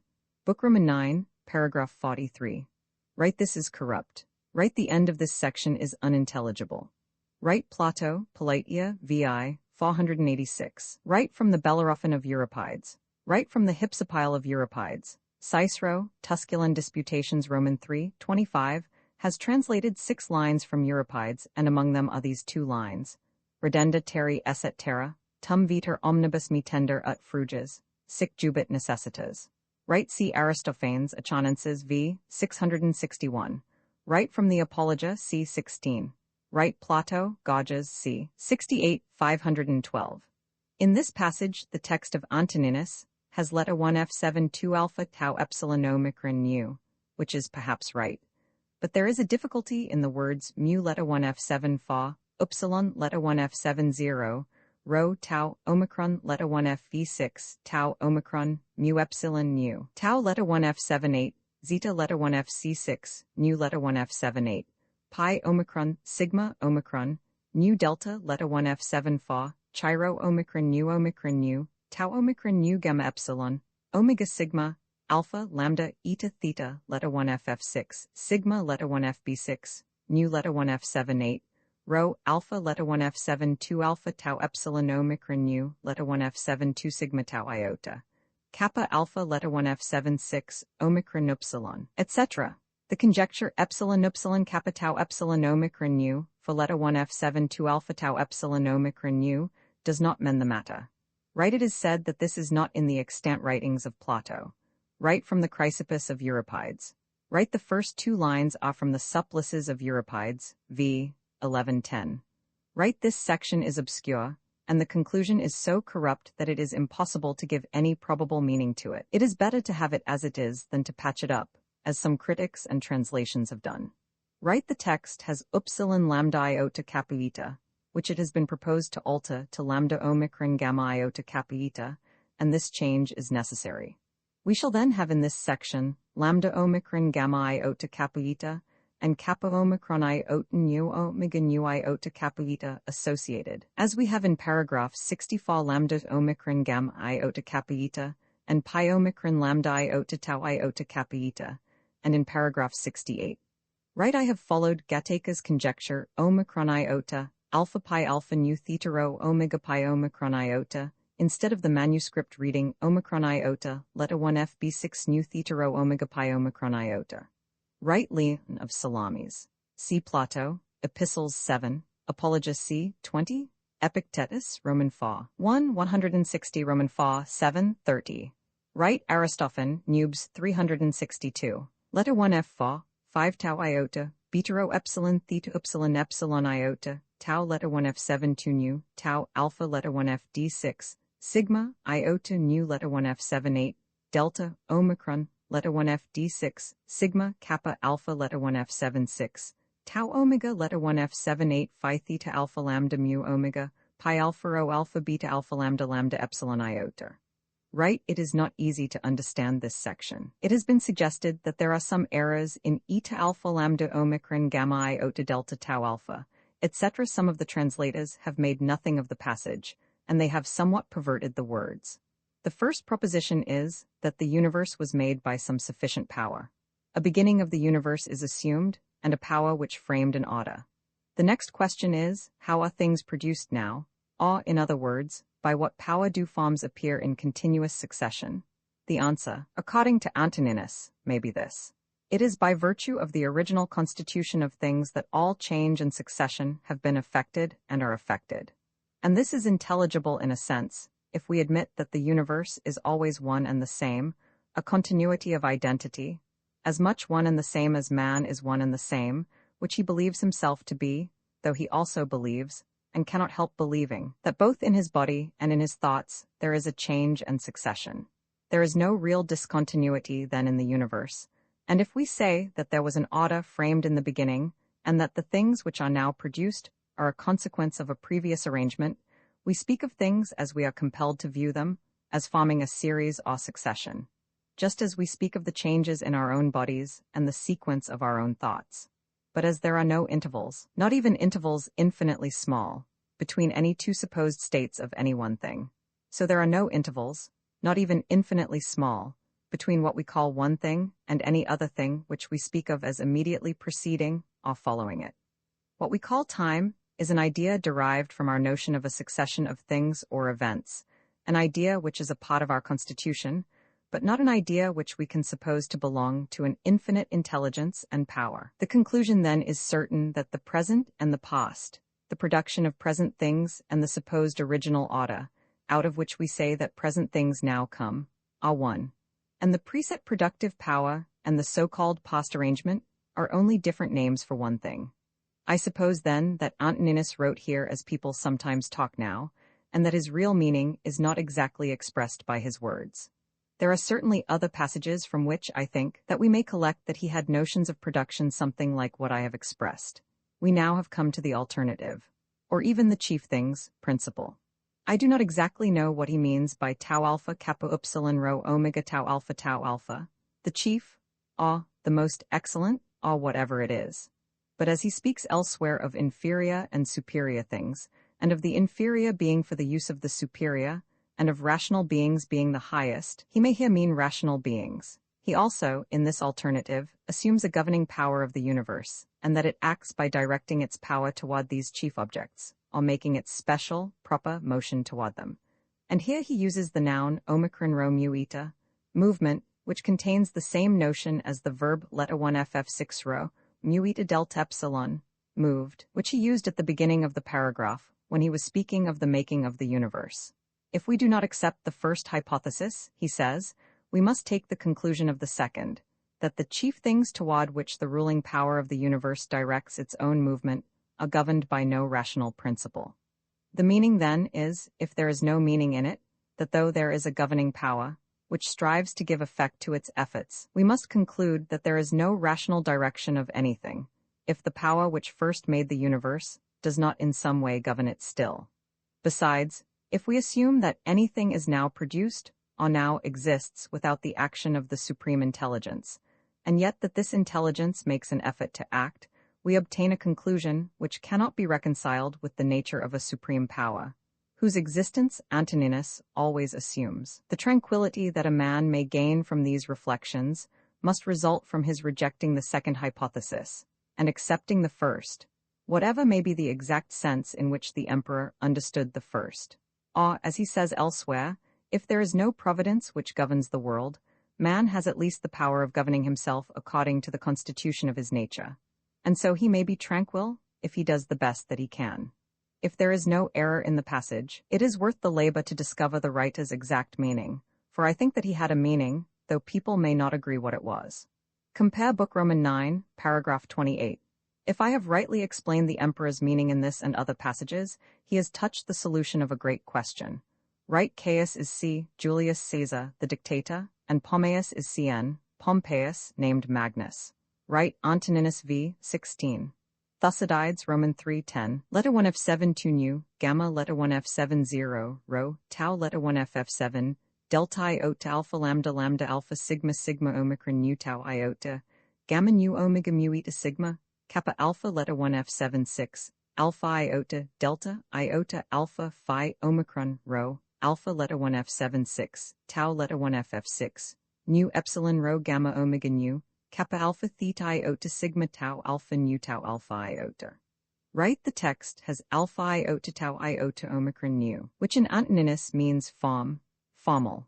Accordingly, Schultz recommends either Valcanair's emendation letter 1f00 gamma epsilon letter 1f d6 omicron nu, body, or Corai's sigma omega mu alpha tau iota omicron nu.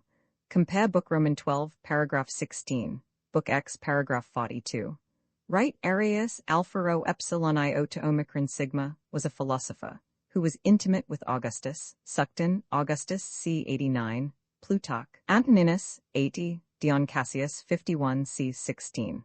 Right, the text is corrupt at the beginning of the paragraph, but the meaning will appear if the second lambda omicron gamma iota kappa letta 1ff6 nu is changed into letta 1f fa lambda omega nu, though this change alone will not establish the grammatical completeness of the text. Right, veris, is a conjecture of Saumé's, and perhaps the true reading. Right, omicron rho epsilon gamma omicron mu epsilon nu eta in this passage seems to have a passive sense. It is difficult to find an apt expression for it, and some of the other words. A comparison with Book Roman 11, paragraph 17, will help to explain the meaning. Right extensions, alpha kappa tau iota nu epsilon sigma, because they are extended alpha pi omicron, tau omicron epsilon kappa tau epsilon iota nu epsilon delta theta alpha iota, a piece of bad etymology. Right, compare Epictetus, Roman 3, 9, 12. Right, as there is not any action or natural event which we are acquainted with, so single and unconnected as not to have a respect to some other actions and events, so, possibly each of them, when it is not an immediate, may yet have a remote, natural relation to other actions and events, much beyond the compass of this present world. Again, things seemingly the most insignificant imaginable are perpetually observed to be necessary conditions to other things of the greatest importance, so that any one thing whatever may, for aught we know to the contrary, be a necessary condition to any other. Some critics take tau letta 1f70, upsilon pi alpha rho chi omicron nu tau alpha, in this passage of Antoninus, to be the same as tau letta 1f70, letta 1f fa nu tau alpha. But if that were so, he might have said pi rho letta 1f78, sigma letta 1f0 fa lambda, eta lambda alpha, instead of pi rho letta 1f78, sigma tau letta 1f70, upsilon pi alpha rho chi omicron nu tau alpha. Perhaps the meaning of pi rho letta 1f78, sigma tau letta 1f70, upsilon pi alpha rho chi omicron nu tau alpha may be to all prior things. If so, the translation is still correct. See Book VI, paragraph 38. Right, virtutis omnes laus in action consistit. Right, tau letta 1f78, tau letta 1f6 sigma nu epsilon kappa nu iota alpha sigma may be as Gattaca conjectures, a dramatic representation of the state of the dead. Schultz supposes that it may be also a reference to the nu epsilon kappa nu iota alpha of the Odyssey, lib. Roman 11. Write the words which immediately follow kappa alpha tau, letta 1f7 2 pi alpha kappa omicron lambda omicron epsilon theta eta sigma, iota nu are corrupt, but the meaning is hardly doubtful. Compare Book Roman 7, 71. Right, those who wish to know what Plato's Republic is may now study it in the accurate translation of Davies and Vaughan. Right, there is some corruption at the end of this section, but I think that the translation expresses the emperor's meaning. Whether intelligence rules all things or chance rules, a man must not be disturbed. He must use the power that he has, and be tranquil. Right, alpha pi epsilon chi epsilon iota, tau letta 1f78, letta 1f d6 delta iota omicron nu. This sense of alpha pi epsilon chi epsilon iota nu occurs in Book Roman 11, paragraph 1, and Book VI, paragraph 51. Also in St. Matthew 6, 2, alpha pi epsilon chi omicron nu sigma iota tau letta on f78 nu mu iota sigma theta omicron nu, and in Epictetus. Right, that is, God, Book Roman 4, paragraph 42, as he is defined by Zeno. But the confusion between gods and God is strange. Right, the end of this section is perhaps corrupt. The meaning is very obscure. I have given the meaning which appears to be consistent with the whole argument. The emperor here maintains that the essential part of man is unchangeable, and that the other parts, if they change or perish, do not affect that which really constitutes the man. Schultz supposed thy mother to mean nature, eta phi epsilon sigma iota sigma, but I doubt about that. Right, see Seneca, Epistles 70, on these exhibitions which amused the people of those days. These fighters were the Basilarii, some of whom may have been criminals, but even if they were, the exhibition was equally characteristic of the depraved habits of the spectators. Right, the islands of the happy, or the fortunate insulae, are spoken of by the Greek and Roman writers. They were the abode of heroes, like Achilles and Diomedes, as we see in the Scholion of Harmodius and Aristogiton. Sertorius heard of the islands at Cadiz from some sailors who had been there, and he had a wish to go and live in them and rest from his troubles. Plutarch, Sertorius, c. 8. In the Odyssey, Proteus told Menelaus that he should not die in Argos, but be removed to a place at the boundary of the earth where Rhadamanthus dwelt. Odyssey, Roman 4, 565. For there in sooth man's life is easiest, naw snow naw raging storm naw rain is there, but ever gently breathing gales of zephyr oceanus sends up to gladden man. It is certain that the writer of the Odyssey only follows some old legend without having any knowledge of any place which corresponds to his description. The islands which Sertorius heard of may be Madeira and the adjacent island. Compare Pindar, Olympian Roman 2, 129. Right Corais conjectured mu iota delta omicron sigma, hatred, in place of mimi. Roman plays in which action and gesticulation were all or nearly all. Right, this is corrupt, see the addition of Schultz. Right, Marcus means to say that conquerors are robbers. He himself warred against Sarmatians and was a robber, as he says, like the rest.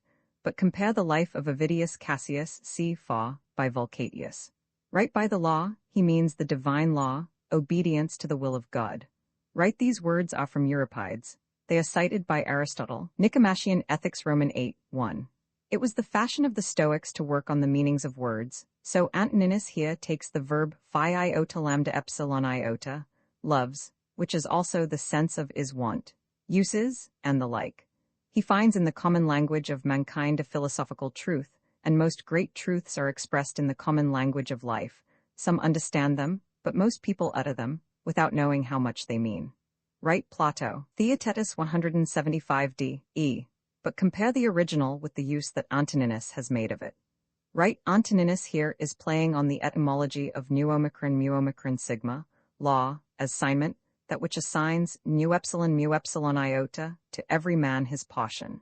Right, nothing is known of Satyrian or Satyrian, nor, I believe, of Eutyches or Hymen. Euphrates is honorably mentioned by Epictetus, Roman 3, 15, 8, Roman 4, 8, 17. Pliny, Epistles I 10, speaks very highly of him. He obtained the permission of the Emperor Hadrian to drink poison because he was old and in bad health, Dion Cassius. 69 c. 8. Right, Crito is the friend of Socrates, and he was, it appears, also a friend of Xenophon. When the emperor says seen, he does not mean with the eyes. Right, compare Epictetus I 29, 28. Right, Homer, the Iliad vi. 146. Right, he says kappa alpha kappa omicron nu, but as he affirms in other places that death is no evil, he must mean what others may call an evil, and he means what is going to happen. Right, eta nu pi epsilon rho, iota omicron letta 1f fa iota kappa eta nu pi alpha lambda iota gamma epsilon nu epsilon sigma iota alpha nu. See Book V, paragraph 13, paragraph 33, and Book X, paragraph 8. Right, law is the order by which all things are governed. Right, see the life of Antoninus. This is the only passage in which the emperor speaks of the Christians. Epictetus Roman 4, 7, 6 names them Galilee. Right, Sophocles, Oedipus Rex. Right, see Book Roman 7, paragraph 40, paragraph 37, paragraph 39. Right, instead of sigma kappa alpha lambda mu eta, Saumaez reads sigma kappa alpha mu beta eta. There is a Greek proverb, sigma kappa alpha mu beta, letta 1f 7 8, nu xi epsilon lambda omicron nu, omicron epsilon delta epsilon pi omicron tau, delta rho theta omicron nu. You cannot make a crooked stick straight. The wolfish friendship is an allusion to the fable of the sheep and the wolves. Right, it appears that there is a defect in the text here. Write the word pyro epsilon sigma beta epsilon tau epsilon rho alpha, which is here translated Priya, may also mean superior. But Antoninus seems to say that piety and reverence of the gods precede all virtues, and that other virtues are derived from them, even justice, which in another passage, paragraph 15, he makes the foundation of all virtues. The ancient notion of justice is that giving to everyone his due.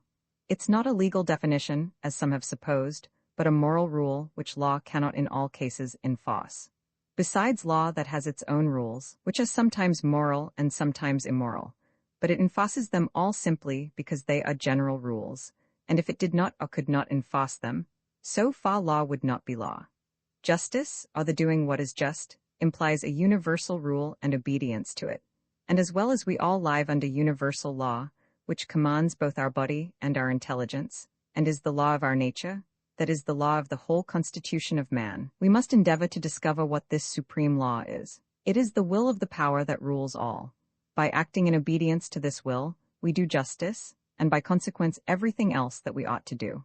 Right, the story is told by Horace in his satires Roman 2, 6, and by others since, but not better. Right, perhaps the emperor made a mistake here, for other writers say that it was Archelaus, the son of Perdiccas, who invited Socrates to Macedonia. Right, Gattaca suggested epsilon pi iota kappa omicron neuro epsilon iota omega nu, for epsilon phi epsilon sigma iota omega nu. Right, the verse of Empedocles is corrupt in Antoninus. It has been restored by Peyron from a Turin manuscript. Thus, sigma phi alpha letta 1f d6 rho omicron sigma kappa nu kappa lambda omicron tau epsilon letta 1f 7 phi sigma mu omicron nu iota sigma pi epsilon rho iota gamma eta theta epsilon iota gamma alpha iota omega nu. Right, see book Roman 3, paragraph 4. Right, the interpreters translate gamma omicron rho gamma omicron sigma by the words asa, validusk, and skillful. But in Epictetus, Roman 2, 16, 20, Roman 3, 12, 10, this word means vehement, prone to anger, irritable. Right, there is something wrong here, or incomplete. Right, see book Roman 7, paragraph 25. Right, see Epictetus, Roman 2, 8, 9, etc. Right, mu epsilon tau, omicron iota eta sigma epsilon omega sigma, omicron letta 1f d0 eta sigma iota sigma kappa alpha iota tau letta 1, phi 6 phi omicron sigma, see Epictetus I, 8, 6. Right, seen even with the eyes. It is supposed that this may be explained by the Stoic doctrine, that the universe is a God, all living being, book Roman 4, paragraph 42, and that the celestial bodies are gods, book Roman 8, paragraph 19. But the emperor may mean that we know that the gods exist, as he afterwards states it, because we see what they do, as we know that man has intellectual powers, because we see what he does, and in no other way do we know it. This passage then will agree with the passage in the Epistle to the Romans, 1:20, and with the Epistle to the Colossians, 1:15, in which Jesus Christ is named the image of the invisible God, and with the passage in the Gospel of St. John, 14:9. Gattaca, whose notes are a wonderful collection of learning, and all of it sound and good, quotes a passage of Calvin which is founded on St. Paul's language, Romans 1:20. God, by creating the universe or world, mundum, being himself invisible, has presented himself to our eyes conspicuously in a certain visible form. He also quotes Seneca de Beneficiis Roman 4 c. 8, quacunc t flexoris, ibi alum vide be occurrentum tibi, nihil ab illo vacat, opus suum ips implet. Compare also Cicero de Senectute c. 22, Xenophon Cyropedia Roman 8, 7, and Memorabilia Roman 4, 3, also Epictetus I 6. De Providentia. I think that my interpretation of Antoninus is right. Right, see book Roman 2, paragraph 16 and book Roman 4, paragraph 31. Right, see book Roman 3, paragraph 8. Right. Imprint this ebook is the product of many hours of hard work by volunteers for standard ebooks, and builds on the hard work of other literature lovers made possible by the public domain. This particular ebook is based on a transcription from the Internet Classics Archive and on digital scans from Google Books. The source text and artwork in this ebook are believed to be in the United States public domain. That is, they are believed to be free of copyright restrictions in the United States.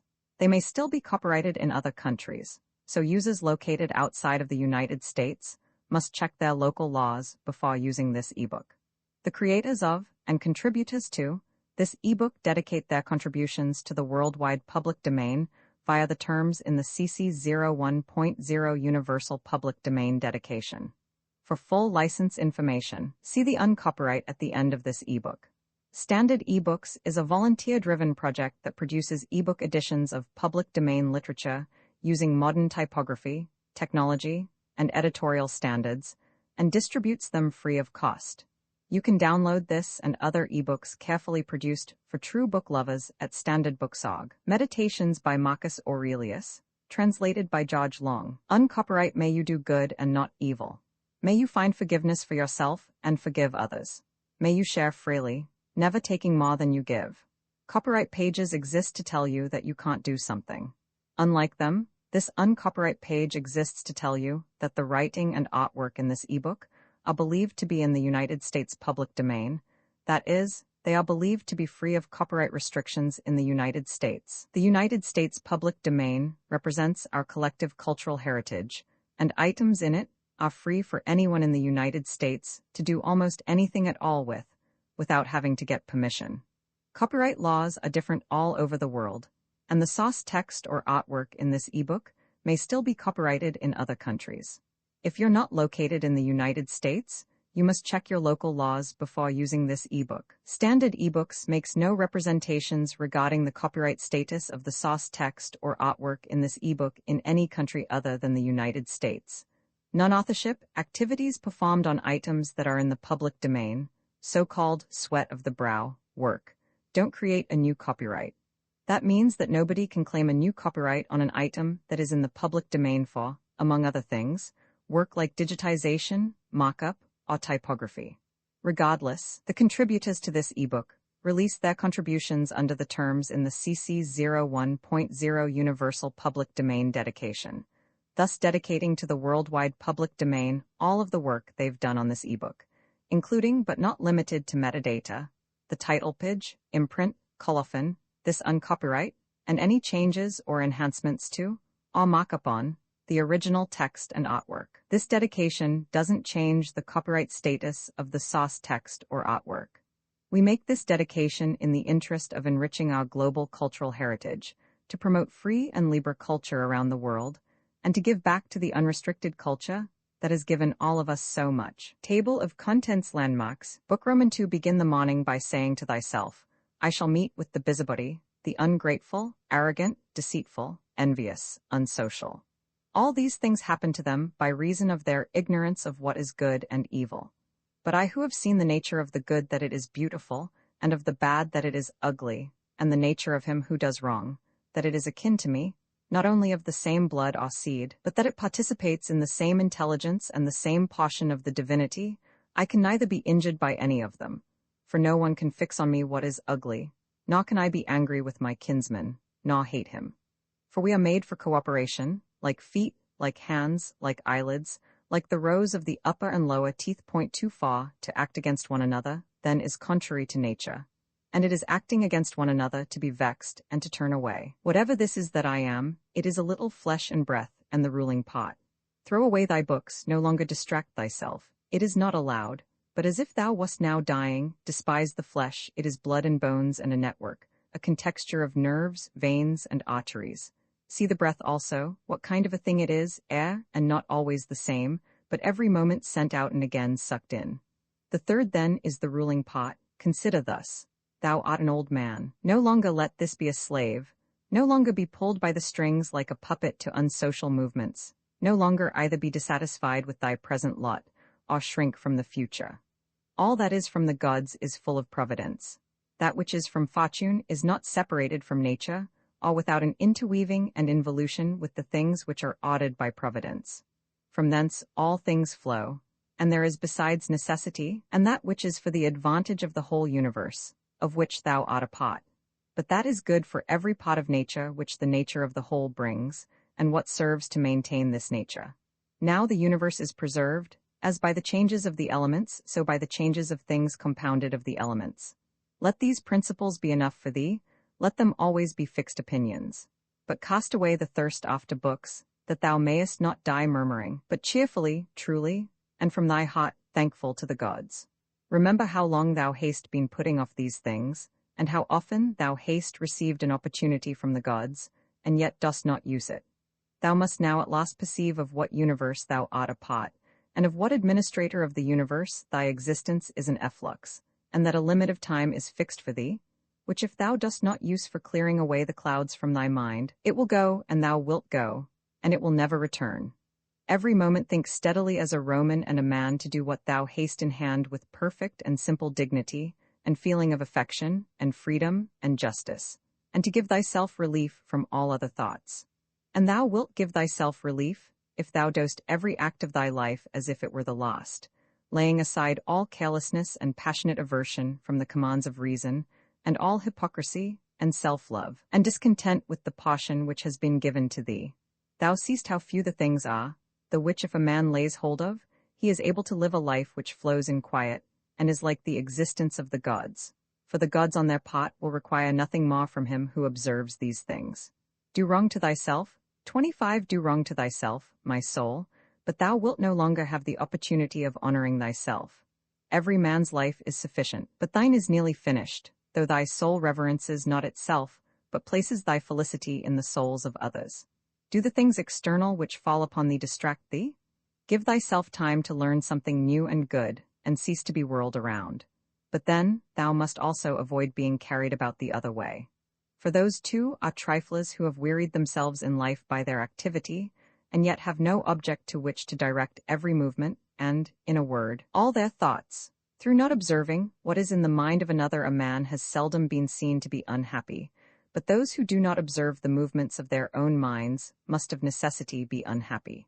This thou must always bear in mind, what is the nature of the whole, and what is my nature, and how this is related to that, and what kind of a pot it is of what kind of a whole, and that there is no one who hinders thee from always doing and saying the things which are according to the nature of which thou art a pot. Theophrastus, in his comparison of bad acts, such a comparison as one would make in accordance with the common notions of mankind, says, like a true philosopher, that the offenses which are committed through desire are more blamable than those which are committed through anger. For he who is excited by anger seems to turn away from reason with a certain pain and unconscious contraction, but he who offends through desire, being overpowered by pleasure, seems to be in a manner more intemperate and more womanish in his offenses. Rightly then, and in a way worthy of philosophy, he said that the offense which is committed with pleasure is more blamable than that which is committed with pain. And on the whole, the one is more like a person who has been first wronged and through pain is compelled to be angry, but the other is moved by his own impulse to do wrong, being carried towards doing something by desire.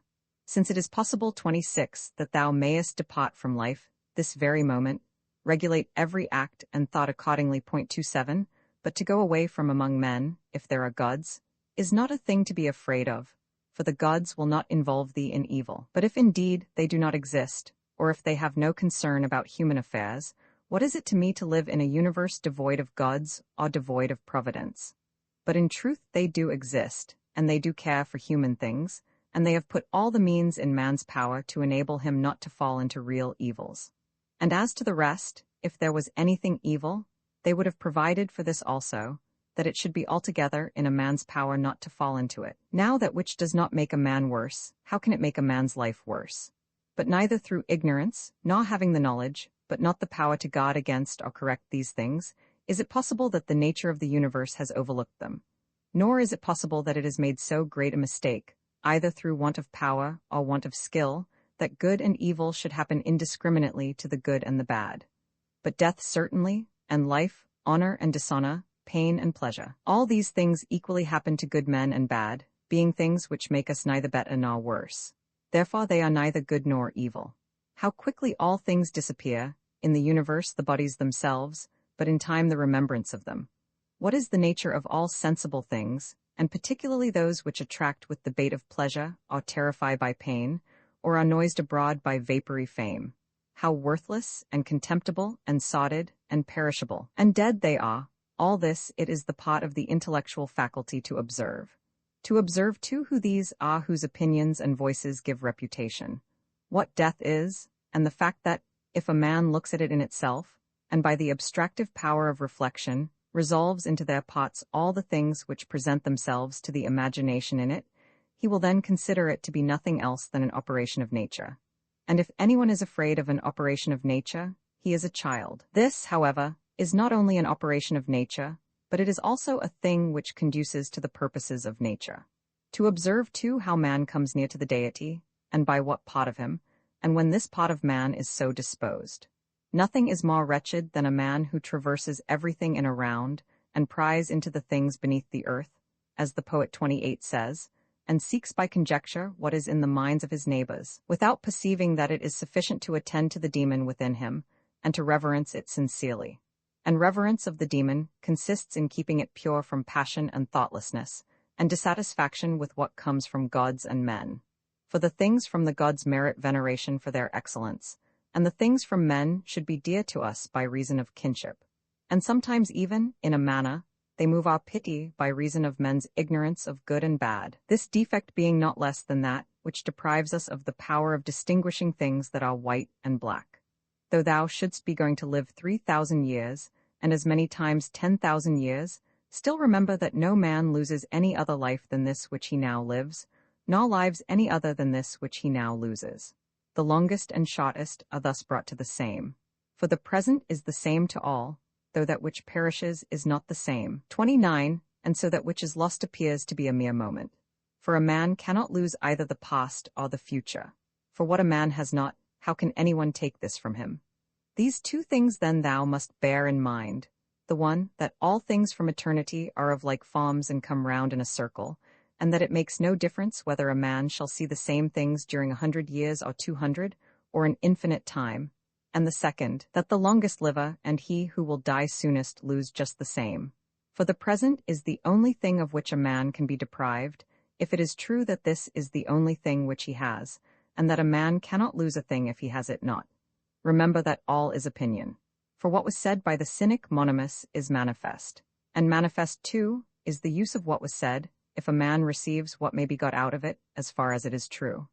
The soul of man does violence to itself, first of all, when it becomes an abscess and, as it were, a tumor on the universe, so far as it can. For to be vexed at anything which happens is a separation of ourselves from nature, in some part of which the natures of all other things are contained. In the next place, the soul does violence to itself when it turns away from any man, or even moves towards him with the intention of injuring, such as are the souls of those who are angry. In the third place, the soul does violence to itself when it is overpowered by pleasure or by pain. Fourthly, when it plays a part, and does or says anything insincerely and untruly. Fifthly, when it allows any act of its own and any movement to be without an aim, and does anything thoughtlessly, and without considering what it is, it being right that even the smallest things be done with reference to an end. And the end of rational animals is to follow the reason and the law of the most ancient city and polity. Of human life the time is a point, and the substance is in a flux, and the perception dull, and the composition of the whole body subject to putrefaction, and the soul a whirl, and fortune hard to divine, and fame a thing devoid of judgment. And to say all in a word, everything which belongs to the body is a stream, and what belongs to the soul is a dream and vapor, and life is a warfare and a stranger's sojourn, and after fame is oblivion. What then is that which is able to conduct a man? One thing and only one, philosophy. But this consists in keeping the demon within a man free from violence and unharmed, superior to pains and pleasures, doing nothing without purpose, nor yet falsely and with hypocrisy, not feeling the need of another man's doing or not doing anything. And besides, accepting all that happens, and all that is allotted, as coming from thence, wherever it is, from whence he himself came, and finally, waiting for death with a cheerful mind, as being nothing else than a dissolution of the elements of which every living being is compounded. But if there is no harm to the elements themselves, in each continually changing into another, why should a man have any apprehension about the change and dissolution of all the elements? For it is according to nature, and nothing is evil which is according to nature. This in Conatum.30. Book Roman 3, we ought to consider not only that our life is daily wasting away, and a smaller part of it is left, but another thing also must be taken into the account, that if a man should live longer, it is quite uncertain whether the understanding will still continue sufficient for the comprehension of things, and retain the power of contemplation, which strives to acquire the knowledge of the divine and the human. For if he shall begin to fall into dotage, perspiration and nutrition and imagination and appetite, and whatever else there is of the kind, will not fail. But the power of making use of ourselves, and filling up the measure of our duty, and clearly separating all appearances, and considering whether a man should now depart from life, and whatever else of the kind absolutely requires a disciplined reason, all this is already extinguished. We must make haste then, not only because we are daily nearer to death, but also because the conception of things and the understanding of them cease first. We ought to observe also that even the things which follow after the things which are produced according to nature contain something pleasing and attractive. For instance, when bread is baked, some pots are split at the surface, and these pots which thus open, and have a certain fashion contrary to the purpose of the baker's art, are beautiful in a manner, and in a peculiar way excite a desire for eating. And again, figs, when they are quite ripe, gape open, and in the ripe olives the very circumstance of their being near to rottenness adds a peculiar beauty to the fruit. And the ears of corn bending down, and the lion's eyebrows, and the foam which flows from the mouth of wild boars, and many other things, though they are far from being beautiful, if a man should examine them severally. Still, because they are consequent upon the things which are formed by nature, help to adorn them, and they please the mind, so that if a man should have a feeling and deeper insight with respect to the things which are produced in the universe, there is hardly one of those which follow by way of consequence which will not seem to him to be in a manner disposed so as to give pleasure. And so he will see even the real gaping jaws of wild beasts with no less pleasure than those which painters and sculptors show by imitation. And in an old woman and an old man, he will be able to see a certain maturity and comeliness. And the attractive loveliness of young persons he will be able to look on with chaste eyes. And many such things will present themselves, not pleasing to every man, but to him only who has become truly familiar with nature and her works. Hippocrates, after curing many diseases, himself fell sick and died. The Chaldee foretold the deaths of many, and then fate caught them too. Alexander and Pompeius and Caius Caesar, after so often completely destroying whole cities, and in battle cutting to pieces many 10,000s of cavalry and infantry, themselves too at last departed from life. Heraclitus, after so many speculations on the conflagration of the universe, was filled with water internally, and died smeared all over with mud. And lice destroyed Democritus, and other lice killed Socrates. What means all this? Thou hast embarked, thou hast made the voyage, thou art come to Shaw, get out. If indeed to another life there is no want of gods, not even there, but if to a state without sensation thou wilt cease to be held by pains and pleasures, and to be a slave to the vessel, which is as much inferior as that which serves it is superior. For the one is intelligence and deity, the other is earth and corruption. Do not waste the remainder of thy life in thoughts about others, when thou dost not refer thy thoughts to some object of common utility. For thou losest the opportunity of doing something else when thou hast such thoughts as these. What is such a person doing? And why? And what is he saying? And what is he thinking of? And what is he contriving? And whatever else of the kind makes us wander away from the observation of our own ruling power. We ought then to check in the series of our thoughts everything that is without a purpose and useless, but most of all the overcurious feeling and the malignant. And a man should use himself to think of those things only about which if one should suddenly ask, What hast thou now in thy thoughts? With perfect openness thou mightest immediately answer this or that, so that from thy words it should be plain that everything in thee is simple and benevolent, and such as befits a social animal, and one that cares not for thoughts about pleasure or sensual enjoyments at all, nor has any rivalry or envy and suspicion, or anything else for which thou wouldst blush if thou shouldst say that thou hadst it in thy mind. For the man who is such and no longer delays being among the number of the best, is like a priest and minister of the gods, using to the deity which is planted within him, which makes the man uncontaminated by pleasure, unharmed by any pain, untouched by any insult, feeling no wrong, a fighter in the noblest fight, one who cannot be overpowered by any passion, dyed deep with justice, accepting with all his soul everything which happens and is assigned to him as his portion, and not often, nor yet without great necessity and for the general interest, imagining what another says, or does, or thinks. For it is only what belongs to himself that he makes the matter for his activity, and he constantly thinks of that which is allotted to himself out of the sum total of things, and he makes his own acts fair, and he is persuaded that his own portion is good. For the lot which is assigned to each man is carried along with him, and carries him along with it. And he remembers also that every rational animal is his kinsman, and that to care for all men is according to man's nature, and a man should hold on to the opinion not of all, but of those only who confessedly live according to nature.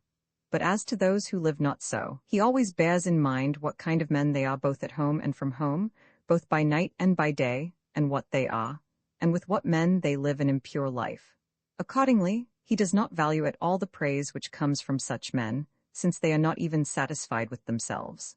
Labor not unwillingly, nor without regard to the common interest, nor without due consideration, nor with distraction.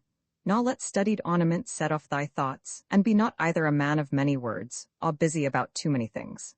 And further, let the deity which is in thee be the guardian of a living being, manly and of ripe age, and engaged in matter political, and a Roman, and a ruler, who has taken his post like a man waiting for the signal which summons him from life, and ready to go, having need neither of oath nor of any man's testimony.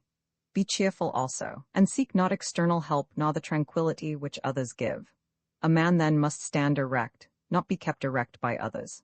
If thou findest in human life anything better than justice, truth, temperance, fortitude, and, in a word, anything better than thy own mind's self-satisfaction in the things which it enables thee to do according to right reason, and in the condition that is assigned to thee without thy own choice.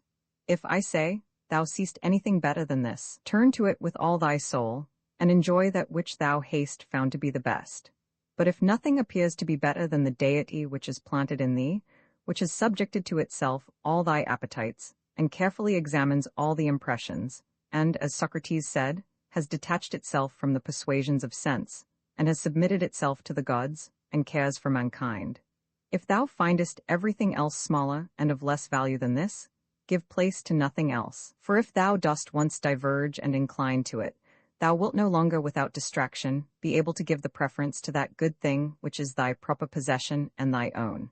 For it is not right that anything of any other kind, such as praise from the many, or power, or enjoyment of pleasure, should come into competition with that which is rationally and politically or practically good. All these things, even though they may seem to adapt themselves to the better things in a small degree, obtain the superiority all at once and carry us away. But do thou, I say, simply and freely choose the better and hold to it. But that which is useful is the better. Well then, if it is useful to thee as a rational being, keep to it. But if it is only useful to thee as an animal, say so, and maintain thy judgment without arrogance. Only take care that thou makest the inquiry by a sure method. Never value anything as profitable to thyself, which shall compel thee to break thy promise, to lose thy self-respect, to hate any man, to suspect, to curse, to act the hypocrite, to desire anything which needs walls and curtains. For he who has preferred to everything intelligence and demon and the worship of its excellence, acts no tragic part, does not groan, will not need either solitude or much company, and what is chief of all, he will live without either pursuing or flying from death. 31. But whether for a longer or a short a time he shall have the soul enclosed in the body, he cares not at all. For even if he must depart immediately, he will go as readily as if he were going to do anything else which can be done with decency and order, taking care of this only all through life, that his thoughts turn not away from anything which belongs to an intelligent animal and a member of a civil community. In the mind of one who is chastened and purified, thou wilt find no corrupt matter, nor impurity, nor any sauce skinned over. Nor is his life incomplete when fate overtakes him, as one may say of an actor who leaves the stage before ending and finishing the play. Besides, there is in him nothing servile, nor affected, nor too closely bound to other things, nor yet detached 32 from other things, nothing worthy of blame, nothing which seeks a hiding place. Reverence the faculty which produces opinion. On this faculty, it entirely depends whether there shall exist in thy ruling pot any opinion inconsistent with nature and the constitution of the rational animal. And this faculty promises freedom from hasty judgment, and friendship towards men, and obedience to the gods. Throwing away, then, all things, hold to these only which are few, and besides bear in mind that every man lives only this present time, which is an indivisible point, and that all the rest of his life is either past or it is uncertain. Short, then, is the time which every man lives, and small the nook of the earth where he lives. And short, too, the longest posthumous fame, and even this only continued by a succession of poor human beings, who will very soon die, and who know not even themselves, much less him who died long ago. To the aids which have been mentioned, let this one still be added. Make for thyself a definition or description of the thing which is presented to thee, so as to see distinctly what kind of a thing it is in its substance, in its nudity, in its complete entirety, and tell thyself its proper name, and the names of the things of which it has been compounded, and into which it will be resolved. For nothing is so productive of elevation of mind as to be able to examine methodically and truly every object which is presented to thee in life, and always to look at things so as to see at the same time what kind of universe this is, and what kind of use everything performs in it, and what value everything has with reference to the whole, and what with reference to man, who is a citizen of the highest city, of which all other cities are like families.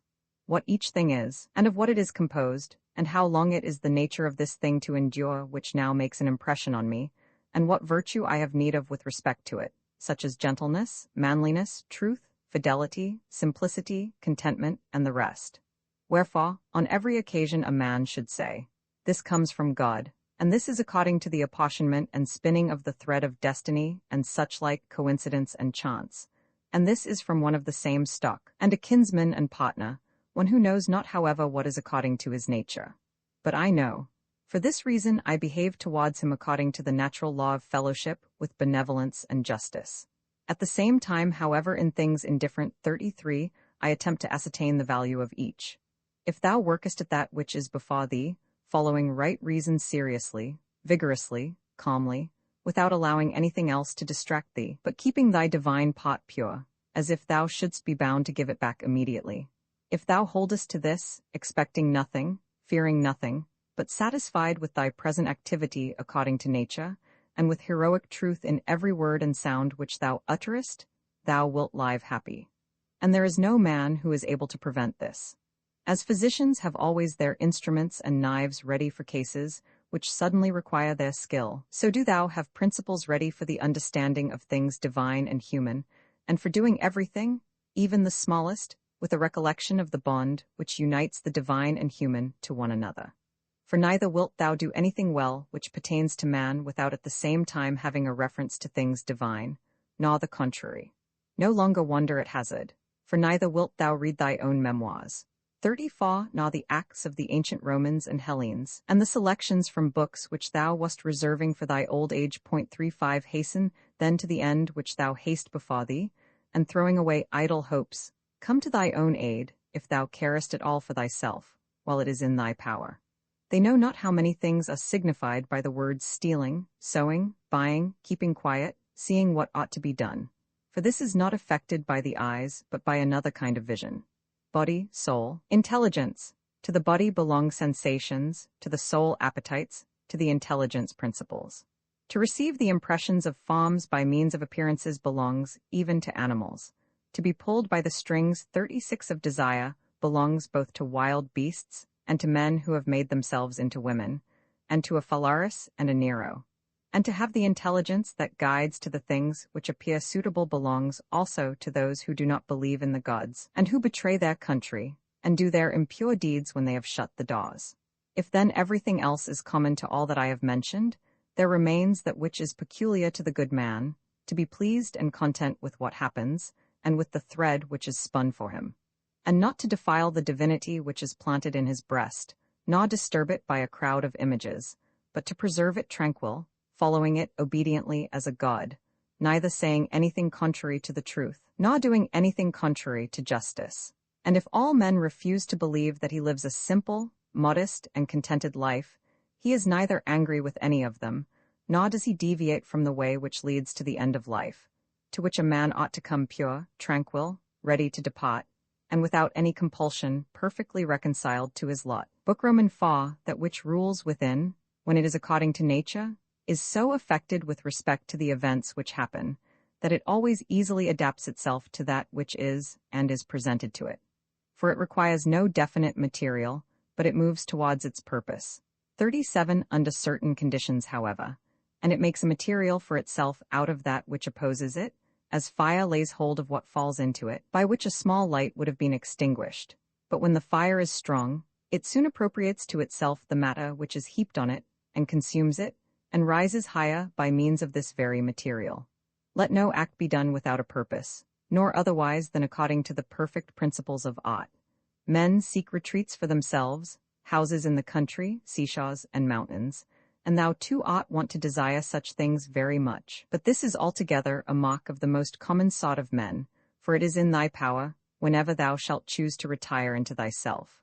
For nowhere, either with more quiet or more freedom from trouble, does a man retire than into his own soul, particularly when he has within him such thoughts that by looking into them he is immediately in perfect tranquillity. And I affirm that tranquillity is nothing else than the good ordering of the mind.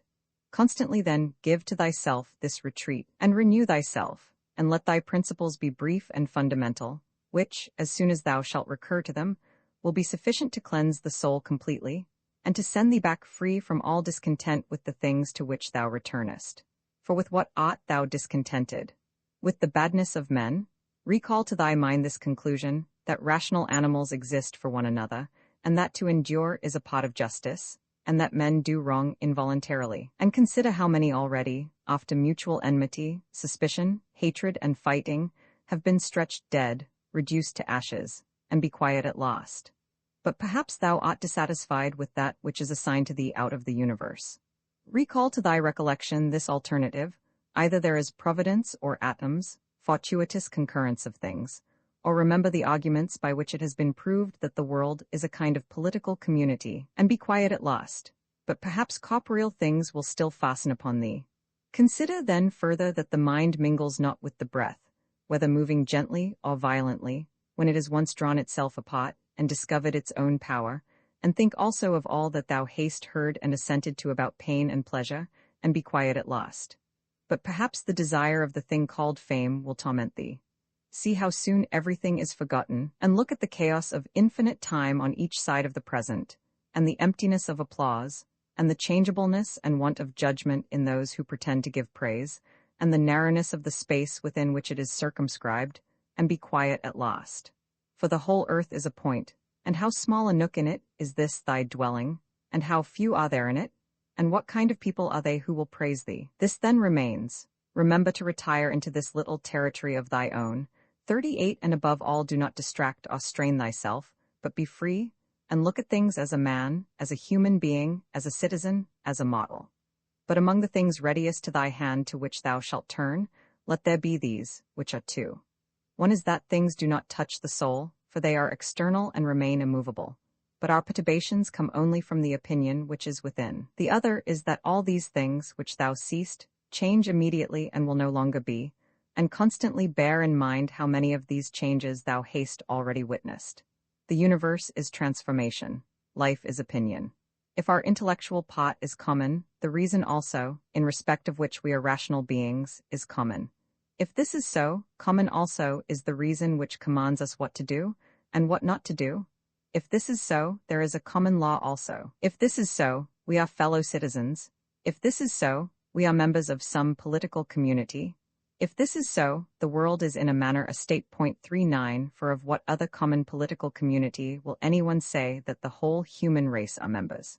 And from thence, from this common political community, comes also our very intellectual faculty, and reasoning faculty, and our capacity for law. Or whence do they come? For as my earthly pot is a portion given to me from certain earth, and that which is watery from another element, and that which is hot and fiery from some peculiar sauce, for nothing comes out of that which is nothing, as nothing also returns to non-existence, so also the intellectual pot comes from some sauce. Death is such as generation is, a mystery of nature, a composition out of the same elements, and a decomposition into the same, and altogether not a thing of which any man should be ashamed, for it is not contrary to the nature of a reasonable animal, and not contrary to the reason of our constitution. It is natural that these things should be done by such persons. It is a matter of necessity, and if a man will not have it so, he will not allow the fig tree to have juice. But by all means bear this in mind, that within a very short time both thou and he will be dead, and soon not even your names will be left behind. Take away thy opinion, and then there is taken away the complaint, I have been harmed. Take away the complaint, I have been harmed, and the harm is taken away. That which does not make a man worse than he was, also does not make his life worse, nor does it harm him either from without or from within. The nature of that which is universally useful has been compelled to do this. Consider that everything which happens, happens justly, and if thou observest carefully, thou wilt find it to be so. I do not say only with respect to the continuity of the series of things, but with respect to what is just, and as if it were done by one who assigns to each thing its value. Observe then as thou hast begun, and whatever thou dost, do it in conjunction with this, the being good, and in the sense in which a man is properly understood to be good. Keep to this in every action. Do not have such an opinion of things as he has who does thee wrong, or such as he wishes thee to have, but look at them as they are in truth. A man should always have these two rules in readiness. The one, to do only whatever the reason of the ruling and legislating faculty may suggest for the use of men. The other, to change thy opinion, if there is anyone at hand who sets thee right, and moves thee from any opinion. But this change of opinion must proceed only from a certain persuasion, as of what is just or of common advantage, and the like, not because it appears pleasant or brings reputation. Hast thou reason? I have. Why then dost not thou use it? For if this does its own work, what else dost thou wish? Thou hast existed as a pot. Thou shalt disappear in that which produced thee, but rather thou shalt be received back into its seminal principle by transmutation. Many grains of frankincense on the same altar. One falls before, another falls after, but it makes no difference. Within 10 days thou wilt seem a god to those to whom thou art now a beast and an ape, if thou wilt return to thy principles and the worship of reason. Do not act as if thou wert going to live 10,000 years. Death hangs over thee.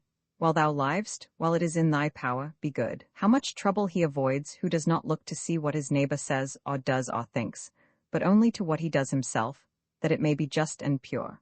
Or as Agathon says, look not round at the depraved morals of others, but run straight along the line without deviating from it.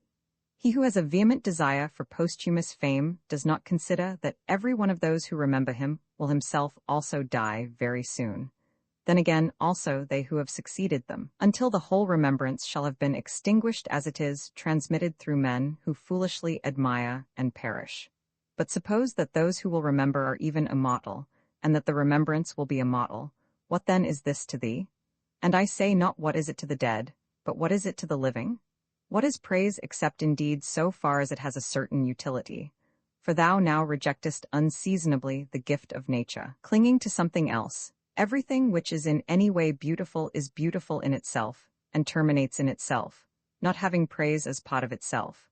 Neither worse than nor better is a thing made by being praised.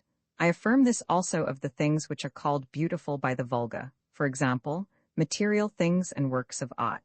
That which is really beautiful has no need of anything, not more than law, not more than truth, not more than benevolence or modesty. Which of these things is beautiful because it is praised, or spoiled by being blamed? Is such a thing as an emerald made worse than it was, if it is not praised? Or gold, ivory, purple, a lyre, a little knife, a flower, a shrub? If souls continue to exist, how does the air contain them from eternity? But how does the earth contain the bodies of those who have been buried from times so remote? For as here the mutation of these bodies after a certain continuance, whatever it may be, and their dissolution make room for other dead bodies. So the souls which are removed into the air, after subsisting for some time, are transmuted and diffused, and assume a fiery nature by being received into the seminal intelligence of the universe, and in this way make room for the fresh souls which come to dwell there. And this is the answer which a man might give on the hypothesis of souls continuing to exist. But we must not only think of the number of bodies which are thus buried, but also of the number of animals which are daily eaten by us and the other animals. For what a number is consumed, and thus in a manner buried in the bodies of those who feed on them. And nevertheless this earth receives them by reason of the changes of these bodies into blood, and the transformations into the aerial or the fiery element. What is the investigation into the truth in this matter? The division into that which is material and that which is the cause of form, the formal. Do not be whirled about, but in every movement have respect to justice, and on the occasion of every impression maintain the faculty of comprehension or understanding. Everything harmonizes with me, which is harmonious to thee, O universe. Nothing for me is too early nor too late, which is in due time for thee. Everything is fruit to me which thy seasons bring, O nature. From thee are all things, in thee are all things, to thee all things return. The poet says, Dear city of Cecrops, and wilt not thou say, Dear city of Zeus? Occupy thyself with few things, says the philosopher, if thou wouldst be tranquil. But consider if it would not be better to say, Do what is necessary, and whatever the reason of the animal which is naturally social requires, and as it requires. For this brings not only the tranquility which comes from doing well, but also that which comes from doing few things. For the greatest part of what we say and do being unnecessary, if a man takes this away, he will have more leisure and less uneasiness. Accordingly, on every occasion a man should ask himself, is this one of the unnecessary things? Now a man should take away not only unnecessary acts, but also unnecessary thoughts, for thus superfluous acts will not follow after. Try how the life of the good man suits thee, the life of him who is satisfied with his portion out of the whole, and satisfied with his own just acts and benevolent disposition. Hast thou seen those things? Look also at these. Do not disturb thyself. Make thyself all simplicity. Does anyone do wrong? It is to himself that he does the wrong. Has anything happened to thee? Well, out of the universe from the beginning everything which happens has been apportioned and spun out to thee. In a word, thy life is shot. Thou must turn to profit the present by the aid of reason and justice. Be sober in thy relaxation. Either it is a well-arranged universe foughty or a chaos huddled together, but still a universe. But can a certain order subsist in thee, and disorder in thee all? And this too when all things are so separated and diffused and sympathetic. A black character, a womanish character, a stubborn character, bestial, childish, animal, stupid, counterfeit, scurrilous, fraudulent, tyrannical. If he is a stranger to the universe who does not know what is in it, no less is he a stranger who does not know what is going on in it. He is a runaway, who flies from social reason. He is blind, who shuts the eyes of the understanding. He is poor, who has need of another, and has not from himself all things which are useful for life. He is an abscess on the universe who withdraws and separates himself from the reason of our common nature through being displeased with the things which happen, for the same nature produces this, and has produced thee too. He is a piece rent asunder from the state, who tears his own soul from that of reasonable animals, which is one. The one is a philosopher without a tunic, and the other without a book. Here is another half-naked. Bread I have not, he says, and I abide by reason, and I do not get the means of living out of my learning, and I abide by my reason. Love the art, poor as it may be, which thou hast learned, and be content with it, and pass through the rest of life like one who has entrusted to the gods with his whole soul all that he has, making thyself neither the tyrant nor the slave of any man. Consider, for example, the times of Vespasian. Thou wilt see all these things, people marrying, bringing up children, sick, dying, warring, feasting, trafficking, cultivating the ground, flattering, obstinately arrogant, suspecting, plotting, wishing for some to die, grumbling about the present, loving, heaping up treasure, desiring counselship, kingly power. Well then, that life of these people no longer exists at all. Again, removed to the times of Trajan. Again, all is the same. Their life too is gone. In like manner view also the other epochs of time and of whole nations, and see how many after great efforts soon fell, and were resolved into the elements.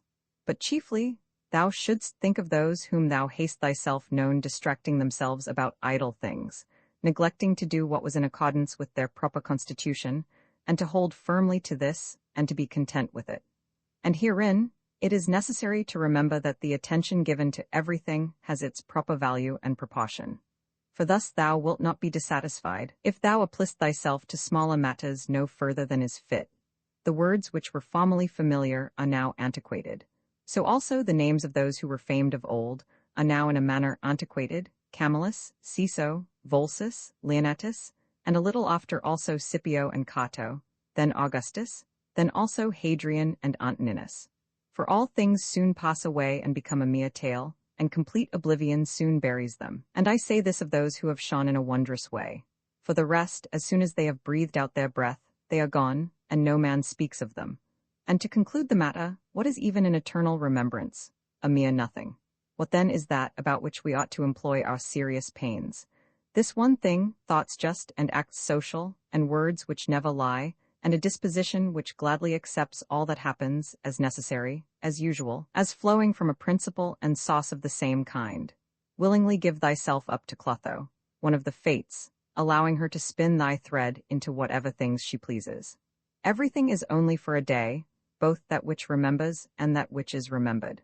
Observe constantly that all things take place by change, and accustom thyself to consider that the nature of the universe loves nothing so much as to change the things which are, and to make new things like them. For everything that exists is in a manner the seed of that which will be. But thou art thinking only of seeds which are cast into the earth or into a womb, but this is a very vulgar notion. Thou wilt soon die, and thou art not yet simple, not free from perturbations, nor without suspicion of being hurt by external things, nor kindly disposed towards all, nor dost thou yet place wisdom only in acting justly. Examine men's ruling principles, even those of the wise, what kind of things they avoid, and what kind they pursue. What is evil to thee does not subsist in the ruling principle of another, nor yet in any turning and mutation of thy corporeal covering. Where is it then? It is in that part of thee in which subsists the power of forming opinions about evils. Let this power then not form such opinions, and all is well. And if that which is nearest to it, the poor body, is burnt, filled with matter and rottenness, nevertheless, let the part which forms opinions about these things be quiet, that is, let it judge that nothing is either bad or good which can happen equally to the bad man and the good. For that which happens equally to him who lives contrary to nature, and to him who lives according to nature, is neither according to nature nor contrary to nature. Constantly regard the universe as one living being, having one substance and one soul, and observe how all things have reference to one perception, the perception of this one living being, and how all things act with one movement, and how all things are the cooperating causes of all things which exist. Observe too the continuous spinning of the thread, and the contexture of the web. Thou art a little soul bearing about a copse, as Epictetus used to say.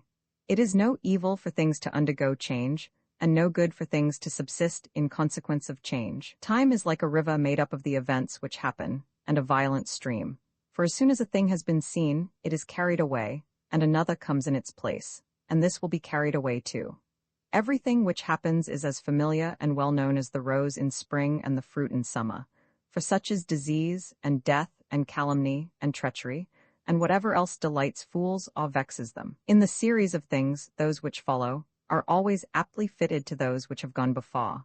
For this series is not like a mere enumeration of disjointed things, which has only a necessary sequence, but it is a rational connection. And as all existing things are arranged together harmoniously, so the things which come into existence exhibit no mere succession, but a certain wonderful relationship.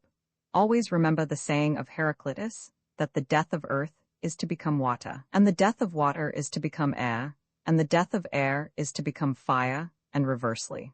And think too of him who forgets whither the way leads, and that men quarrel with that with which they are most constantly in communion, the reason which governs the universe. And the things which daily meet with seem to them strange. And consider that we ought not to act and speak as if we were asleep, for even in sleep we seem to act and speak. And that we ought not, like children who learn from their parents, simply to act and speak as we have been taught. If any god told thee that thou shalt die tomorrow, or certainly on the day after tomorrow, thou wouldst not care much whether it was on the third day or on the morrow, unless thou wast in the highest degree mean-spirited, for how small is the difference. So think it no great thing to die after as many years as thou canst name, rather than tomorrow. Think continually how many physicians are dead after often contracting their eyebrows over the sick, and how many astrologers after predicting with great pretensions the deaths of others, and how many philosophers after endless discourses on death or immortality, how many heroes after killing thousands, and how many tyrants who have used their power over men's lives with terrible insolence as if they were immortal, and how many cities are entirely dead, so to speak, Hellas 41 and Pompeii and Herculaneum, and others innumerable. Add to the reckoning all whom thou hast known, one after another. One man after burying another has been laid out dead, and another buries him, and all this in a short time. To conclude, always observe how ephemeral and worthless human things are, and what was yesterday a little mucus tomorrow will be a mummy or ashes. Pass then through this little space of time conformably to nature, and end thy journey in content, just as an olive falls off when it is ripe, blessing nature who produced it, and thanking the tree on which it grew. Be like the promontory against which the waves continually break, but it stands firm and tames the fury of the water around it. Unhappy am I because this has happened to me. Not so, but happy am I, though this has happened to me, because I continue free from pain, neither crushed by the present nor fearing the future. For such a thing as this might have happened to every man, but every man would not have continued free from pain on such an occasion. Why then is that rather a misfortune than this a good fortune? And dost thou in all cases call that a man's misfortune, which is not a deviation from man's nature? And does a thing seem to thee to be a deviation from man's nature, when it is not contrary to the will of man's nature? Well, thou knowest the will of nature. Will then this which has happened prevent thee from being just, magnanimous, temperate, prudent, secure against inconsiderate opinions and falsehood? Will it prevent thee from having modesty, freedom, and everything else, by the presence of which man's nature obtains all that is its own? Remember too on every occasion which leads thee to vexation to apply this principle. Not that this is a misfortune, but that to bear it nobly is good fortune. It is a vulgar, but still a useful help towards contempt of death, to pass in review those who have tenaciously stuck to life. What more then have they gained than those who have died early? Certainly they lie in their tombs somewhere at last, Cadicianus, Fabius, Julianus, Lepidus, or anyone else like them, who have carried out many to be buried, and then were carried out themselves. Altogether the interval is small between birth and death, and consider with how much trouble, and in company with what sort of people, and in what a feeble body, this interval is laboriously passed. Do not then consider life a thing of any value. For look to the immensity of time behind thee, and to the time which is before thee, another boundless space. In this infinity, then, what is the difference between him who lives 3 days and him who lives 3 generations? 42 always run to the short way, and the short way is the natural. Accordingly say and do everything in conformity with the soundest reason. For such a purpose frees a man from trouble, and warfare, and all artifice and ostentatious display. Book V. In the morning when thou risest unwillingly, let this thought be present: I am rising to the work of a human being. Why then am I dissatisfied if I am going to do the things for which I exist, and for which I was brought into the world? Or have I been made for this, to lie in the bedclothes and keep myself warm? But this is more pleasant. Dost thou exist then to take thy pleasure, and not at all for action or exertion? Dost thou not see the little plants, the little birds, the ants, the spiders, the bees working together to put in order their several parts of the universe? And art thou unwilling to do the work of a human being, and dost thou not make haste to do that which is according to thy nature? But it is necessary to take rest also. It is necessary. However, nature has fixed bounds to this too. She has fixed bounds both to eating and drinking, and yet thou goest beyond these bounds, beyond what is sufficient. Yet in thy acts it is not so, but thou stoppest short of what thou canst do. So thou lovest not thyself, for if thou didst, thou wouldst love thy nature and her will. But those who love their several arts exhaust themselves in working at them unwashed and without food. But thou valuest thy own nature less than the turner values the turning art, or the dancer the dancing art, or the lover of money values his money, or the vainglorious man his little glory. And such men, when they have a violent affection to a thing, choose neither to eat nor to sleep rather than to perfect the things which they care for. But are the acts which concern society more vile in thy eyes, and less worthy of thy labor? How easy it is to repel, and to wipe away every impression which is troublesome or unsuitable, and immediately to be in all tranquillity. Judge every word and deed which are according to nature to be fit for thee, and be not diverted by the blame which follows from any people nor by their words. But if a thing is good to be done or said, do not consider it unworthy of thee. For those persons have their peculiar leading principle, and follow their peculiar movement, which things do not thou regard, but go straight on, following thy own nature and the common nature, and the way of both is one. I go through the things which happen according to nature until I shall fall and rest, breathing out my breath into that element out of which I daily draw it in, and falling upon that earth out of which my father collected the seed, and my mother the blood, and my nurse the milk, out of which during so many years I have been supplied with food and drink, which bears me when I tread on it and abuse it for so many purposes. Thou sayest, men cannot admire the sharpness of thy wits. Be it so, but there are many other things of which thou canst not say, I am not formed for them by nature. Show those qualities then which are altogether in thy power: sincerity, gravity, endurance of labor, aversion to pleasure, contentment with thy portion, and with few things, benevolence, frankness, no love of superfluity, freedom from trifling magnanimity. Dost thou not see how many qualities thou art immediately able to exhibit, in which there is no excuse of natural incapacity and unfitness, and yet thou still remainest voluntarily below the mark? Or art thou compelled through being defectively furnished by nature to murmur, and to be stingy, and to flatter, and to find fault with thy poor body, and to try to please men, and to make great display, and to be so restless in thy mind? No, by the gods. But thou mightest have been delivered from these things long ago. Only if in truth thou canst be charged with being rather slow and dull of comprehension, thou must exert thyself about this also, not neglecting it nor yet taking pleasure in thy dullness. One man, when he has done a service to another, is ready to set it down to his account as a favor conferred. Another is not ready to do this, but still in his own mind he thinks of the man as his debtor, and he knows what he has done. A third in a manner does not even know what he has done, but he is like a vine which has produced grapes, and seeks for nothing more after it has once produced its proper fruit. As a horse when he has run, a dog when he has tracked the game, a bee when it has made the honey, so a man when he has done a good act does not call out for others to come and see, but he goes on to another act, as a vine goes on to produce again the grapes in season. Must a man then be one of these, who in a manner act thus without observing it? Yes, but this very thing is necessary, the observation of what a man is doing.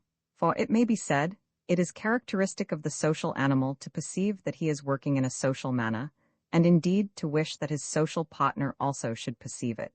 It is true what thou sayest, but thou dost not rightly understand what is now said.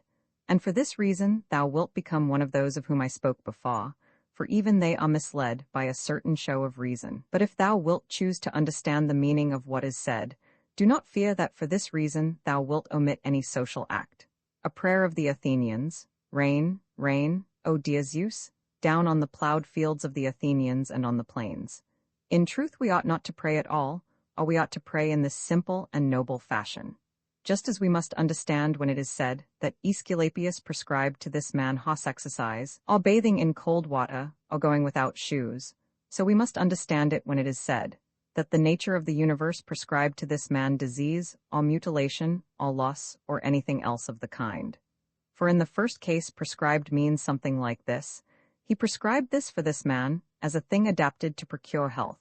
And in the second case it means that which happens 43:2 suits every man is fixed in a manner for him suitably to his destiny. For this is what we mean when we say that things are suitable to us, as the workmen say of squared stones in walls or the pyramids, that they are suitable, when they fit them to one another, in some kind of connection. For there is altogether one fitness, harmony. And as the universe is made up out of all bodies to be such a body as it is, so out of all existing causes necessity destiny is made up to be such a cause as it is. And even those who are completely ignorant understand what I mean, for they say, it necessity, destiny brought this to such a person. This then was brought, and this was prescribed to him. Let us then receive these things, as well as those which Aesculapius prescribes. Many as a matter of course even among his prescriptions are disagreeable, but we accept them in the hope of health. Let the perfecting and accomplishment of the things, which the common nature judges to be good, be judged by thee to be of the same kind as thy health. And so accept everything which happens, even if it seem disagreeable, because it leads to this, to the health of the universe, and to the prosperity and felicity of Zeus the universe. For he would not have brought on any man what he has brought, if it were not useful for the whole. Neither does the nature of anything, whatever it may be, cause anything which is not suitable to that which is directed by it. For two reasons then, it is right to be content with that which happens to thee. The one, because it was done for thee and prescribed for thee, and in a manner had reference to thee, originally from the most ancient causes spun with thy destiny. And the other, because even that which comes severally to every man, is to the power which administers the universe a cause of felicity and perfection, nay, even of its very continuance. For the integrity of the whole is mutilated, if thou cuttest off anything whatever from the conjunction and the continuity either of the parts or of the causes.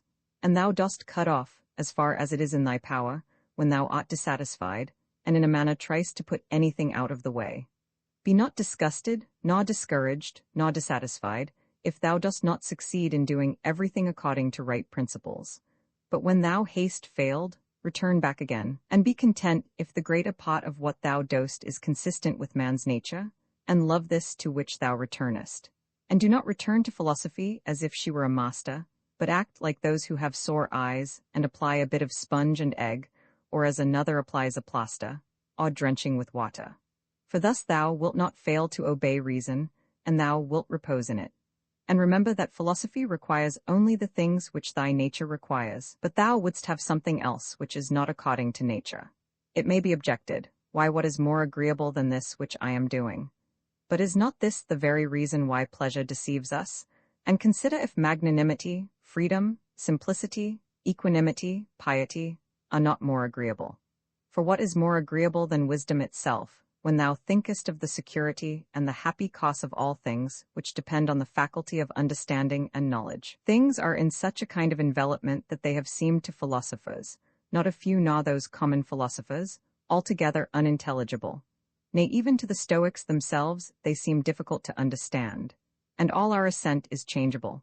For where is the man who never changes? Carry thy thoughts then to the objects themselves, and consider how short-lived they are and worthless, and that they may be in the possession of a filthy wretch or a haw or a robber. Then turn to the morals of those who live with thee, and it is hardly possible to endure even the most agreeable of them, to say nothing of a man being hardly able to endure himself. In such darkness, then, and dirt, and in so constant a flux both of substance and of time, and of motion and of things moved, what there is worth being highly prized, or even an object of serious pursuit, I cannot imagine. But on the contrary, it is a man's duty to comfort himself, and to wait for the natural dissolution, and not to be vexed at the delay, but to rest in these principles only.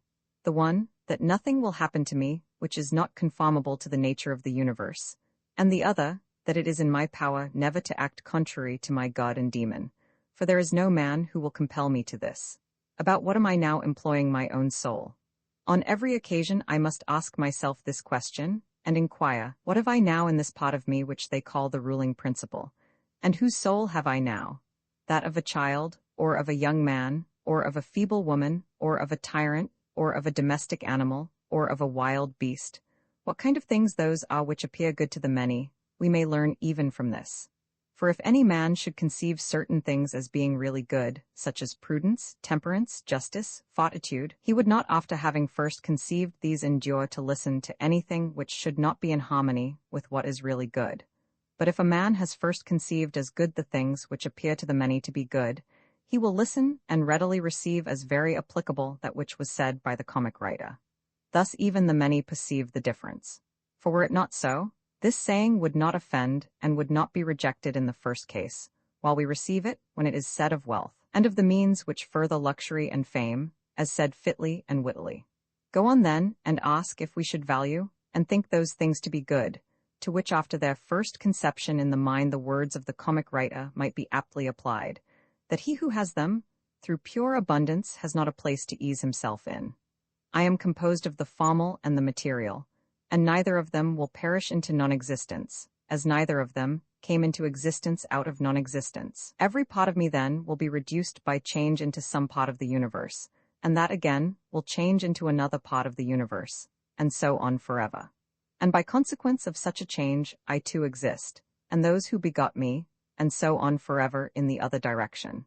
For nothing hinders us from saying so, even if the universe is administered according to definite periods of revolution. Reason and the reasoning art philosophy are powers which are sufficient for themselves and for their own works.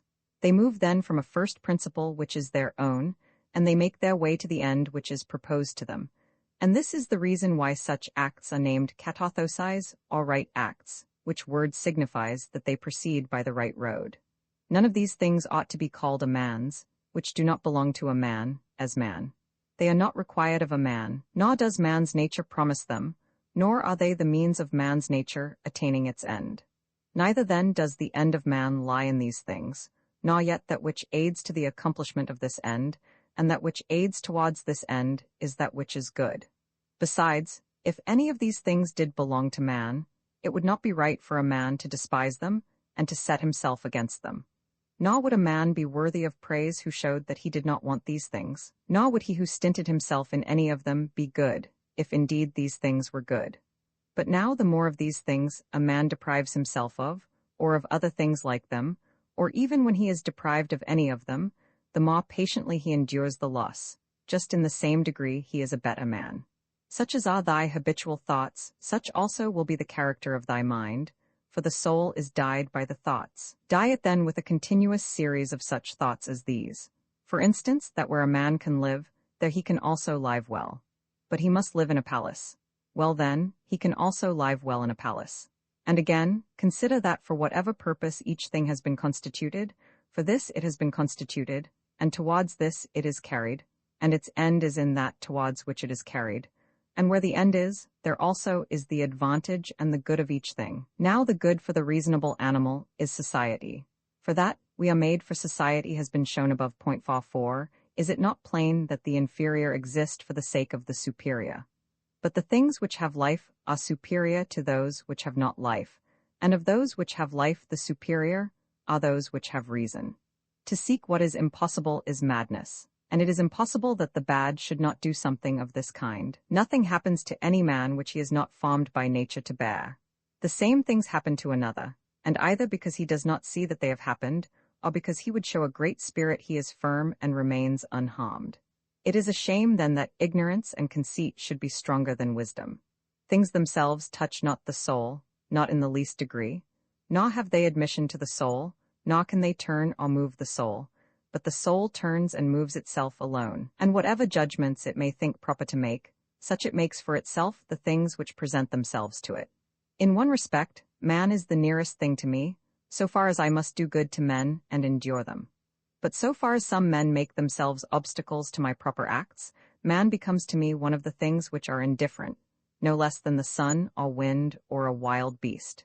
Now, it is true that these may impede my action, but they are no impediments to my effects and disposition, which have the power of acting conditionally and changing. For the mind converts and changes every hindrance to its activity into an aid, and so that which is a hindrance is made a furtherance to an act, and that which is an obstacle on the road helps us on this road. Reverence that which is best in the universe, and this is that which makes use of all things and directs all things. And in like manner also reverence that which is best in thyself, and this is of the same kind as that. For in thyself also, that which makes use of everything else, is this, and thy life is directed by this. That which does no harm to the state, does no harm to the citizen. In the case of every appearance of harm apply this rule: if the state is not harmed by this, neither am I harmed. But if the state is harmed, thou must not be angry with him who does harm to the state. Show him where his error is. Often think of the rapidity with which things pass by and disappear, both the things which are and the things which are produced. For substance is like a river in a continual flow, and the activities of things are in constant change, and the causes work in infinite varieties, and there is hardly anything which stands still. And consider this which is near to thee, this boundless abyss of the past and of the future in which all things disappear. How then is he not a fool who is puffed up with such things or plagued about them and makes himself miserable? For they vex him only for a time, and a short time. Think of the universal substance, of which thou hast a very small portion, and of universal time, of which a short and indivisible interval has been assigned to thee, and of that which is fixed by destiny, and how small a part of it thou art. Does another do me wrong? Let him look to it. He has his own disposition, his own activity. I now have what the universal nature wills me to have, and I do what my nature now wills me to do. Let the part of thy soul which leads and governs be undisturbed by the movements in the flesh, whether of pleasure or of pain, and let it not unite with them, but let it circumscribe itself and limit those effects to their parts. But when these effects rise up to the mind by virtue of that other sympathy that naturally exists in a body which is all one, then thou must not strive to resist the sensation, for it is natural. But let not the ruling part of itself add to the sensation the opinion that it is either good or bad. Live with the gods. And he does live with the gods who constantly shows to them his own soul is satisfied with that which is assigned to him, and that it does all that the demon wishes, which Zeus hath given to every man for his guardian and guide, a portion of himself. And this is every man's understanding and reason. Art thou angry with him whose armpits stink? Art thou angry with him whose mouth smells foul? What good will this danger do thee? He has such a mouth, he has such armpits. It is necessary that such an emanation must come from such things. But the man has reason, it will be said, and he is able, if he takes pain, to discover wherein he offends. I wish thee well of thy discovery. Well then, and thou hast reason. By thy rational faculty stir up his rational faculty. Show him his error, admonish him. For if he listens, thou wilt cure him, and there is no need of anger. Neither tragic actor nor ha, 45 as thou intendest to live when thou art gone out, so it is in thy power to live here. But if men do not permit thee, then get away out of life, yet so as if thou wert suffering no harm. The house is smoky, and I quit at .46. Why dost thou think that this is any trouble? But so long as nothing of the kind drives me out, I remain, am free, and no man shall hinder me from doing what I choose, and I choose to do what is according to the nature of the rational and social animal. The intelligence of the universe is social. Accordingly, it has made the inferior things for the sake of the superior, and it has fitted the superior to one another. Thou seest how it is subordinated, coordinated and assigned to everything its proper portion, and has brought together into concord with one another the things which are the best. How hast thou behaved hitherto to the gods, thy parents, brethren, children, teachers, to those who looked after thy infancy, to thy friends, kinsfolk, to thy slaves. Consider if thou hast hitherto behaved to all in such a way that this may be said of thee, never has wronged a man in deed or word. And call to recollection both how many things thou hast passed through, and how many things thou hast been able to endure, and that the history of thy life is now complete, and thy service is ended, and how many beautiful things thou hast seen, and how many pleasures and pains thou hast despised, and how many things called honorable thou hast spurned, and to how many ill-minded folks thou hast shown a kind disposition. Why do unskilled and ignorant souls disturb him who has skill and knowledge? What soul then has skill and knowledge? That which knows beginning and end, and knows the reason which pervades all substance and through all time by fixed periods revolutions administers the universe. Soon, very soon, thou wilt be ashes or a skeleton, and either a name or not even a name, but name is sound and echo. And the things which are much valued in life are empty and rotten and trifling, and like little dogs biting one another, and little children quarreling, laughing, and then straightway weeping. But fidelity and modesty and justice and truth are fled up to Olympus from the widespread earth. What then is there which still detains thee here? If the objects of sense are easily changed and never stand still, and the organs of perception are dull and easily receive false impressions, and the poor soul itself is an exhalation from blood. But to have good repute amidst such a world as this is an empty thing. Why then dost thou not wait in tranquillity for thy end, whether it is extinction or removal to another state? And until that time comes, what is sufficient? Why, what else than to venerate the gods and bless them, and to do good to men, and to practice tolerance and self-restraint? 47. But as to everything which is beyond the limits of the poor flesh and breath, to remember that this is neither thine nor in thy power. Thou canst pass thy life in an equable flow of happiness, if thou canst go by the right way, and think and act in the right way.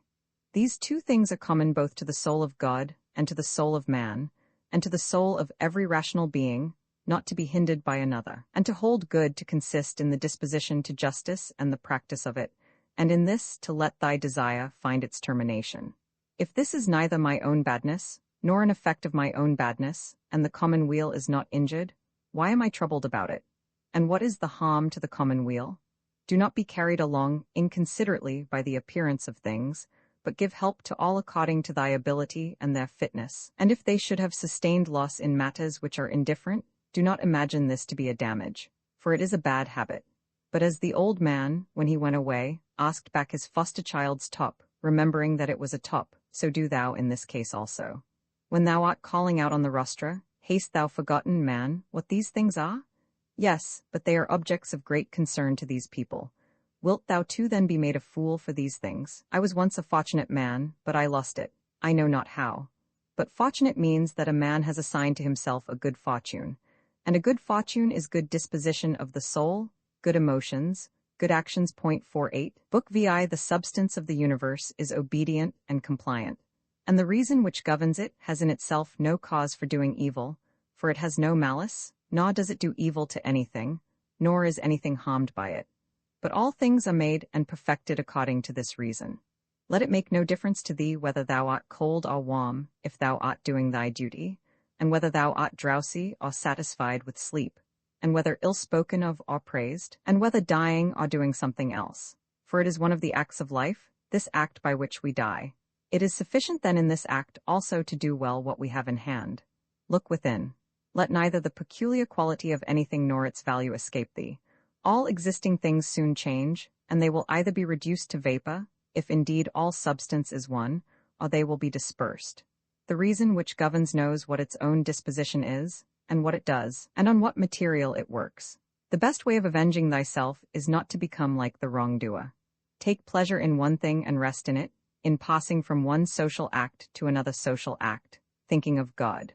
The ruling principle is that which rouses and turns itself, and while it makes itself such as it is and such as it wills to be, it also makes everything which happens appear to itself to be such as it wills. In conformity to the nature of the universe, every single thing is accomplished, For certainly it is not in conformity to any other nature that each thing is accomplished, either a nature which externally comprehends this, or a nature which is comprehended within this nature, or a nature external and independent of this. The universe is either a confusion and a mutual involution of things and a dispersion, or it is unity and order and providence. If then it is the former, why do I desire to tarry in a fortuitous combination of things and such a disorder? And why do I care about anything else than how I shall at last become earth? And why am I disturbed? For the dispersion of my elements will happen whatever I do. But if the other supposition is true, I venerate, and I am firm, and I trust in him who governs. When thou hast been compelled by circumstances to be disturbed in a manner, quickly return to thyself, and do not continue out of tune longer than the compulsion lasts. For thou wilt have more mastery over the harmony by continually recurring to it. If thou hadst a stepmother and a mother at the same time, thou wouldst be dutiful to thy stepmother, but still thou wouldst constantly return to thy mother. Let the cot and philosophy now be to thee stepmother and mother. Return to philosophy frequently and repose in her, through whom what thou meetest within the cot appears to thee tolerable, and thou appearest tolerable in the cot. When we have meat before us and such eatables, we receive the impression that this is the dead body of a fish, and this is the dead body of a bird or of a pig, and again, that this phalanion is only a little grape juice, and this purple robe some sheeps will dyed with the blood of a shellfish. Such then are these impressions, and they reach the things themselves and penetrate them, and so we see what kind of things they are. Just in the same way ought we to act all through life, and where there are things which appear most worthy of our approbation, we ought to lay them bare and look at their worthlessness, and strip them of all the words by which they are exalted. For outward show is a wonderful perverter of the reason, and when thou art most sure that thou art employed about things worth thy pains, it is then that it cheats thee most. Consider then what Crates says of Xenocrates himself. Most of the things which the multitude admire are referred to objects of the most general kind, those which are held together by cohesion or natural organization, such as stones, wood, fig trees, vines, olives. But those which are admired by men who are a little more reasonable are referred to the things which are held together by a living principle, as flocks, herds. Those which are admired by men who are still more instructed are the things which are held together by a rational soul, not however a universal soul, but rational so far as it is a soul skilled in some art or expert in some other way, or simply rational so far as it possesses a number of slaves. But he who values rational soul, a soul universal and fitted for political life, regards nothing else except this, and above all things he keeps his soul in a condition and in an activity conformable to reason and social life, and he cooperates to this end with those who are of the same kind as himself. Some things are hurrying into existence, and others are hurrying out of it, and of that which is coming into existence part is already extinguished. Motions and changes are continually renewing the world, just as the uninterrupted course of time is always renewing the infinite duration of ages. In this flowing stream, then, on which there is no abiding, what is there of the things which hurry by, on which a man would set a high price? It would be just as if a man should fall in love with one of the sparrows which fly by, but it has already passed out of sight. Something of this kind is the very life of every man, like the exhalation of the blood and the respiration of the air. For such as it is to have once drawn in the air, and to have given it back, which we do every moment, just the same is it with the whole respiratory power, which thou didst receive at thy birth yesterday and the day before, to give it back to the element from which thou didst first draw it. Neither is transpiration, as in plants, a thing to be valued, nor respiration, as in domesticated animals and wild beasts, nor the receiving of impressions by the appearances of things, nor being moved by desires as puppets by strings, nor assembling in herds, nor being nourished by food, for this is just like the act of separating and potting with the useless pot of our food. What then is worth being valued? To be received with clapping of hands? No, neither must we value the clapping of tongues, for the praise which comes from the many is a clapping of tongues. Suppose then that thou hast given up this worthless thing called fame, what remains that is worth valuing? This, in my opinion, to move thyself, and to restrain thyself in conformity to thy proper constitution, to which end both all employments and arts lead. For every art aims at this, that the thing which has been made should be adapted to the work for which it has been made. And both the vine planter who looks after the vine, and the horsebreaker, and he who trains the dog, seek this end. But the education and the teaching of youth aim at something. In this, then, is the value of the education and the teaching. And if this is well, thou wilt not seek anything else. Wilt thou not cease to value many other things too? Then thou wilt be neither free, nor sufficient for thy own happiness, nor without passion. For of necessity thou must be envious, jealous, and suspicious of those who can take away those things, and plot against those who have that which is valued by thee. Of necessity, a man must be altogether in a state of perturbation who wants any of these things, and besides, he must often find fault with the gods. But to reverence and honor thy own mind will make thee content with thyself, and in harmony with society, and in agreement with the gods, that is, praising all that they give and have ordered. Above, below, all around are the movements of the elements, but the motion of virtue is in none of these. It is something more divine, and advancing by a way hardly observed, it goes happily on its road. How strangely men act! They will not praise those who are living at the same time and living with themselves, but to be themselves praised by posterity, by those whom they have never seen or ever will see, this they set much value on. But this is very much the same as if thou shouldst be grieved, because those who have lived before thee did not praise thee. If a thing is difficult to be accomplished by thyself, do not think that it is impossible for man. But if anything is possible for man and conformable to his nature, think that this can be attained by thyself too. In the gymnastic exercises, suppose that a man has torn thee with his nails, and by dashing against thy head has inflicted a wound. Well, we neither show any signs of vexation, nor are we offended, nor do we suspect him afterwards as a treacherous fellow, and yet we are on our guard against him, not however as an enemy, nor yet with suspicion, but we quietly get out of his way. Something like this let thy behavior be in all the other parts of life. Let us overlook many things in those who are like antagonists in the gymnasium. For it is in our power, as I said, to get out of the way, and to have no suspicion nor hatred. If any man is able to convince me and show me that I do not think or act right, I will gladly change, for I seek the truth by which no man was ever injured. But he is injured who abides in his error and ignorance. I do my duty, other things trouble me not, for they are either things without life, or things without reason, or things that have rambled and know not the way. As to the animals which have no reason and generally all things and objects, do thou, since thou hast reason and they have none, make use of them with a generous and liberal spirit. But towards human beings, as they have reason, behave in a social spirit, and on all occasions call on the gods, and do not perplex thyself about the length of time in which thou shalt do this, for even 3 hours, so spent, are sufficient. Alexander the Macedonian and his groom by death were brought to the same state, for either they were received among the same seminal principles of the universe, or they were alike dispersed among the atoms. Consider how many things in the same indivisible time take place in each of us, things which concern the body and things which concern the soul. And so thou wilt not wonder if many more things, or rather all things which come into existence in that which is the one and all, which we call cosmos, exist in it at the same time. If any man should propose to thee the question, how the name Antoninus is written, wouldst thou with a straining of the voice utter each letter? What then if they grow angry? Wilt thou be angry too? Wilt thou not go on with composure and number every letter?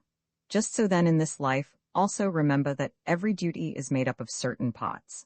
These it is thy duty to observe, and without being disturbed or showing anger towards those who are angry with thee to go on thy way, and finish that which is set before thee.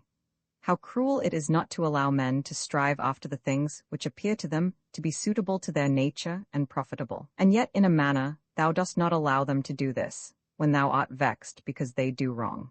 For they are certainly moved towards things because they suppose them to be suitable to their nature and profitable to them. But it is not so. Teach them then, and show them without being angry. Death is a cessation of the impressions through the senses, and of the pulling of the strings which move the appetites, and of the discursive movements of the thoughts, and of the service to the flesh. It is a shame for the soul to be first to give way in this life, when thy body does not give way. Take care that thou art not made into a Caesar, that thou art not died with this die, for such things happen.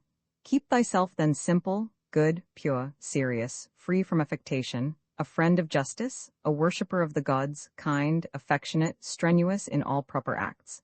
Strive to continue to be such as philosophy wished to make thee. Reverence the gods and help men. Short is life. There is only one fruit of this terran life. a pious disposition and social acts. Do everything as a disciple of Antoninus. Remember his constancy in every act which was conformable to reason, and his evenness in all things, and his piety, and the serenity of his countenance, and his sweetness, and his disregard of empty fame, and his efforts to understand things, and how he would never let anything pass without having first most carefully examined it and clearly understood it, and how he bore with those who blamed him unjustly without blaming them in return, how he did nothing in a hurry, and how he listened not to calumnies, and how exact an examiner of manners and actions he was, and not given to reproach people, nor timid, nor suspicious, nor a sophist, and with how little he was satisfied, such as lodging, bed, dress, food, servants, and how laborious and patient, and how he was able on account of his sparing diet to hold out to the evening, not even requiring to relieve himself by any evacuations except at the usual hour, and his firmness and uniformity in his friendships, and how he tolerated freedom of speech in those who opposed his opinions, and the pleasure that he had when any man showed him anything better, and how religious he was without superstition. Imitate all this, that thou mayest have as good a conscience, when thy last hour comes, as he had. Return to thy sober senses and call thyself back, and when thou hast roused thyself from sleep and hast perceived that they were only dreams which troubled thee, now in thy waking hours look at these the things about thee, as thou didst look at those the dreams. I consist of a little body and a soul.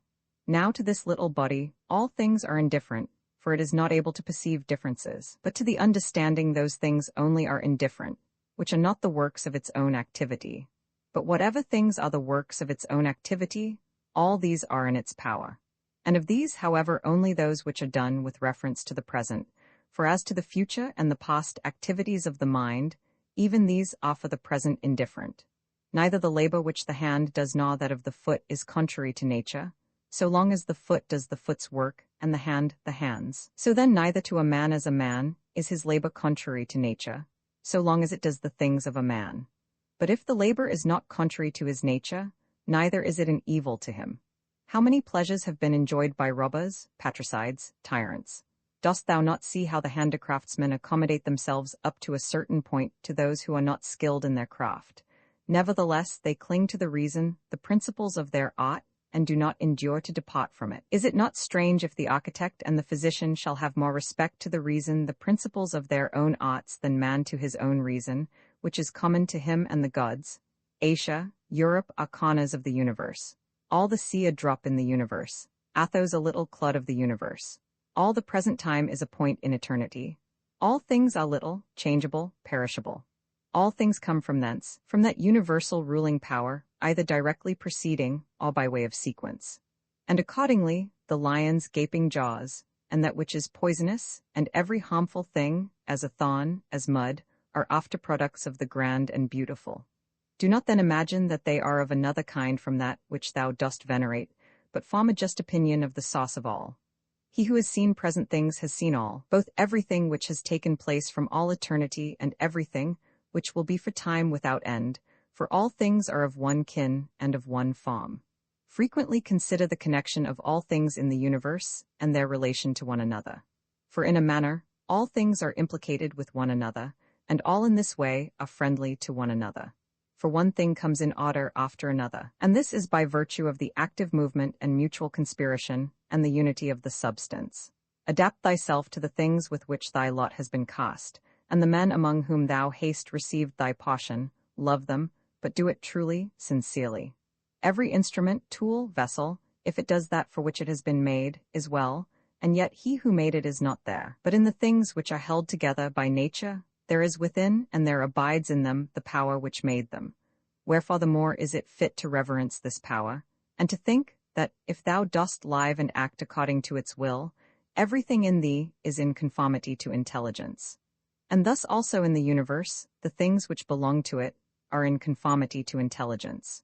Whatever of the things which are not within thy power, thou shalt suppose to be good for thee or evil, it must of necessity be that, if such a bad thing befall thee, or the loss of such a good thing, thou wilt blame the gods, and hate men too, those who are the cause of the misfortune or the loss, or those who are suspected of being likely to be the cause. And indeed we do much injustice, because we make a difference between these things, because we do not regard these things as indifferent. 9. But if we judge only those things which are in our power to be good or bad, there remains no reason either for finding fault with God or standing in a hostile attitude to man. 50. We are all working together to one end, some with knowledge and design, and others without knowing what they do. As men also when they are asleep, of whom it is Heraclitus, I think, who says that they are laborers and cooperators in the things which take place in the universe. But men cooperate after different fashions, and even those cooperate abundantly, who find fault with what happens, and those who try to oppose it, and to hinder it. For the universe had need even of such men as these. It remains then for thee to understand among what kind of workmen thou placest thyself. For he who rules all things will certainly make a right use of thee, and he will receive thee among some part of the cooperators, and of those whose labors conduce to one end. But be not thou such a part as the mean and ridiculous verse in the play, which Chrysippus speaks of. 51. Does the sun undertake to do the work of the rain, or Aesculapius the work of the fruit-bearer the earth? And how is it with respect to each of the stars? Are they not different, and yet they work together to the same end? If the gods have determined about me, and about the things which must happen to me, they have determined well, for it is not easy even to imagine a deity without forethought. And as to doing me harm, why should they have any desire towards that? For what advantage would result to them from this, or to the whole, which is the special object of their providence? But if they have not determined about me individually, they have certainly determined about the whole at least, and the things which happen by way of sequence in this general arrangement, I ought to accept with pleasure, and to be content with them. But if they determine about nothing, which it is wicked to believe, or if we do believe it, let us neither sacrifice, nor pray, nor swear by them, nor do anything else which we do as if the gods were present and lived with us. But if, however, the gods determine about none of the things which concern us, I am able to determine about myself, and I can inquire about that which is useful, and that is useful to every man, which is conformable to his own constitution and nature. But my nature is rational and social, and my city and country, so far as I am Antoninus, is Rome, but so far as I am a man, it is the world. The things then which are useful to these cities are alone useful to me. Whatever happens to every man, this is for the interest of the universal. This might be sufficient. But further thou wilt observe this also as a general truth, if thou dost observe, that whatever is profitable to any man is profitable also to other men. But let the word profitable be taken here in the common sense as said of things of the middle kind, neither good nor bad. As it happens to thee in the amphitheatre and such places, that the continual sight of the same things and the uniformity make the spectacle wearisome, so it is in the whole of life. For all things above, below, are the same and from the same. How long then? Think continually that all kinds of men, and of all kinds of pursuits and of all nations are dead, so that thy thoughts come down even to Philistion and Phobus and Oreganian. Now turn thy thoughts to the other kinds of men. To that place then we must remove, where there are so many great orators, and so many noble philosophers, Heraclitus, Pythagoras, Socrates, so many heroes of former days, and so many generals after them, and tyrants.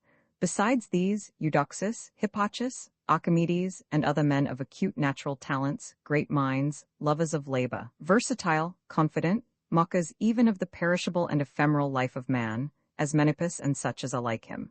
As to all these consider that they have long been in the dust. What harm then is this to them, and what to those whose names are altogether unknown? One thing here is worth a great deal, to pass thy life in truth and justice, with a benevolent disposition even to liars and unjust men. When thou wishest to delight thyself, think of the virtues of those who live with thee. For instance, the activity of one, and the modesty of another, and the liberality of a third, and some other good quality of a fourth. For nothing delights so much as the examples of the virtues, when they are exhibited in the morals of those who live with us and present themselves in abundance, as far as is possible. Wherefore we must keep them before us. Thou art not dissatisfied, I suppose, because thou weighest only so many litri, and not 300. Be not dissatisfied then, that thou must live only so many years and not more. For as thou art satisfied with the amount of substance which has been assigned to thee, so be content with the time. Let us try to persuade them men, but act even against their will, when the principles of justice lead that way. If however any man by using force stands in thy way, betake thyself to contentment and tranquillity, and at the same time employ the hindrance towards the exercise of some other virtue. And remember that thy attempt was with a reservation, that thou didst not desire to do impossibilities. What then didst thou desire? Some such effort as this. But thou attainest thy object, if the things to which thou wast moved are accomplished. He who loves fame considers another man's activity to be his own good, and he who loves pleasure, his own sensations, but he who has understanding considers his own acts to be his own good. It is in our power to have no opinion about a thing, and not to be disturbed in our soul, for things themselves have no natural power to form our judgments. Accustom thyself to attend carefully to what is said by another, and as much as it is possible, be in the speaker's mind. That which is not good for the swarm, neither is it good for the bee. If sailors abused the helmsman, or the sick the doctor, would they listen to anybody else? Or how could the helmsman secure the safety of those in the ship, or the doctor the health of those whom he attends? How many together with whom I came into the world are already gone out of it? To the jaundiced, honey tastes bitter, and to those bitten by mad dogs water causes fear, and to little children the ball is a fine thing. Why then am I angry? Dost thou think that a false opinion has less power than the bile in the jaundiced, or the poison in him who is bitten by a mad dog? No man will hinder thee from living according to the reason of thy own nature. Nothing will happen to the contrary to the reason of the universal nature. What kind of people are those whom men wish to please, and for what objects, and by what kind of acts? How soon will time cover all things, and how many it has covered already? Book Romans 7. What is badness? It is that which thou hast often seen. And on the occasion of everything which happens keep this in mind, that it is that which thou hast often seen. Everywhere up and down thou wilt find the same things, with which the old histories are filled, those of the Middle Ages and those of our own day, with which cities and houses are filled now. There is nothing new. All things are both familiar and short-lived. How can our principles become dead, unless the impressions thoughts which correspond to them are extinguished? But it is in thy power continuously to fan these thoughts into a flame. I can have that opinion about anything, which I ought to have. If I can, why am I disturbed? The things which are external to my mind have no relation at all to my mind. Let this be the state of thy effects, and thou standest erect. To recover thy life is in thy power. Look at things again as thou didst used to look at them, for in this consists the recovery of thy life. The idle business of show, plays on the stage, flocks of sheep, herds, exercises with spears, a bone cast to little dogs, a bit of bread into fish ponds, laborings of aunts and burden-carrying, runnings about of frightened little mice, puppets pulled by strings, all alike. It is thy duty then in the midst of such things to show good humor and not a proud air, to understand, however, that every man is worth just so much as the things are worth about which he busies himself. In discourse, thou must attend to what is said, and in every movement thou must observe what is doing. And in the one thou shouldst see immediately to what end it refers, but in the other watch carefully what is the thing signified. Is my understanding sufficient for this or not? If it is sufficient, I use it for the work as an instrument given by the universal nature. But if it is not sufficient, then either I retire from the work and give way to him who is able to do it better, unless there be some reason why I ought not to do so, or I do it as well as I can, taking to help me the man who with the aid of my ruling principle can do what is now fit and useful for the general good. For whatsoever either by myself or with another I can do, ought to be directed to this only, to that which is useful and well suited to society. How many after being celebrated by fame have been given up to oblivion, and how many who have celebrated the fame of others have long been dead? Be not ashamed to be helped, for it is thy business to do thy duty like a soldier in the assault on a town. How then, if being lame thou canst not mount up on the battlements alone, but with the help of another it is possible? Let not future things disturb thee, for thou wilt come to them, if it shall be necessary, having with thee the same reason which now thou usest for present things. All things are implicated with one another, and the bond is holy, and there is hardly anything unconnected with any other thing. For things have been coordinated, and they combine to form the same universe order. For there is one universe made up of all things, and one God who pervades all things, and one substance, and one law, one common reason in all intelligent animals, and one truth. If indeed there is also one perfection for all animals, which are of the same stock and participate in the same reason. Everything material soon disappears in the substance of the whole, and everything formal causal is very soon taken back into the universal reason, and the memory of everything is very soon overwhelmed in time. To the rational animal, the same act is according to nature and according to reason. Be thou erect, or be made erect. Just as it is with the members in those bodies which are united in one, so it is with rational beings which exist separate, for they have been constituted for one cooperation. And the perception of this will be more apparent to thee, if thou often sayest to thyself, that I am a member, mu epsilon lambda omicron sigma, of the system of rational beings. But if using the letter, thou sayest that thou art a part, mu epsilon rho omicron sigma, thou dost not yet love men from thy heart. Beneficence does not yet delight thee for its own sake. 52. Thou still dost it barely as a thing of propriety, and not yet as doing good to thyself. Let there fall externally what will on the parts which can feel the effects of this fall. For those parts which have felt will complain if they choose. But I, unless I think that what has happened is an evil, am not injured. And it is in my power not to think so. Whatever anyone does or says, I must be good, just as if the gold, or the emerald, or the purple were always saying this. Whatever anyone does or says, I must be emerald and keep my color. The ruling faculty does not disturb itself, does not frighten itself or cause itself pain. But if anyone else can frighten or pain it, let him do so. For the faculty itself will not by its own opinion turn itself into such ways.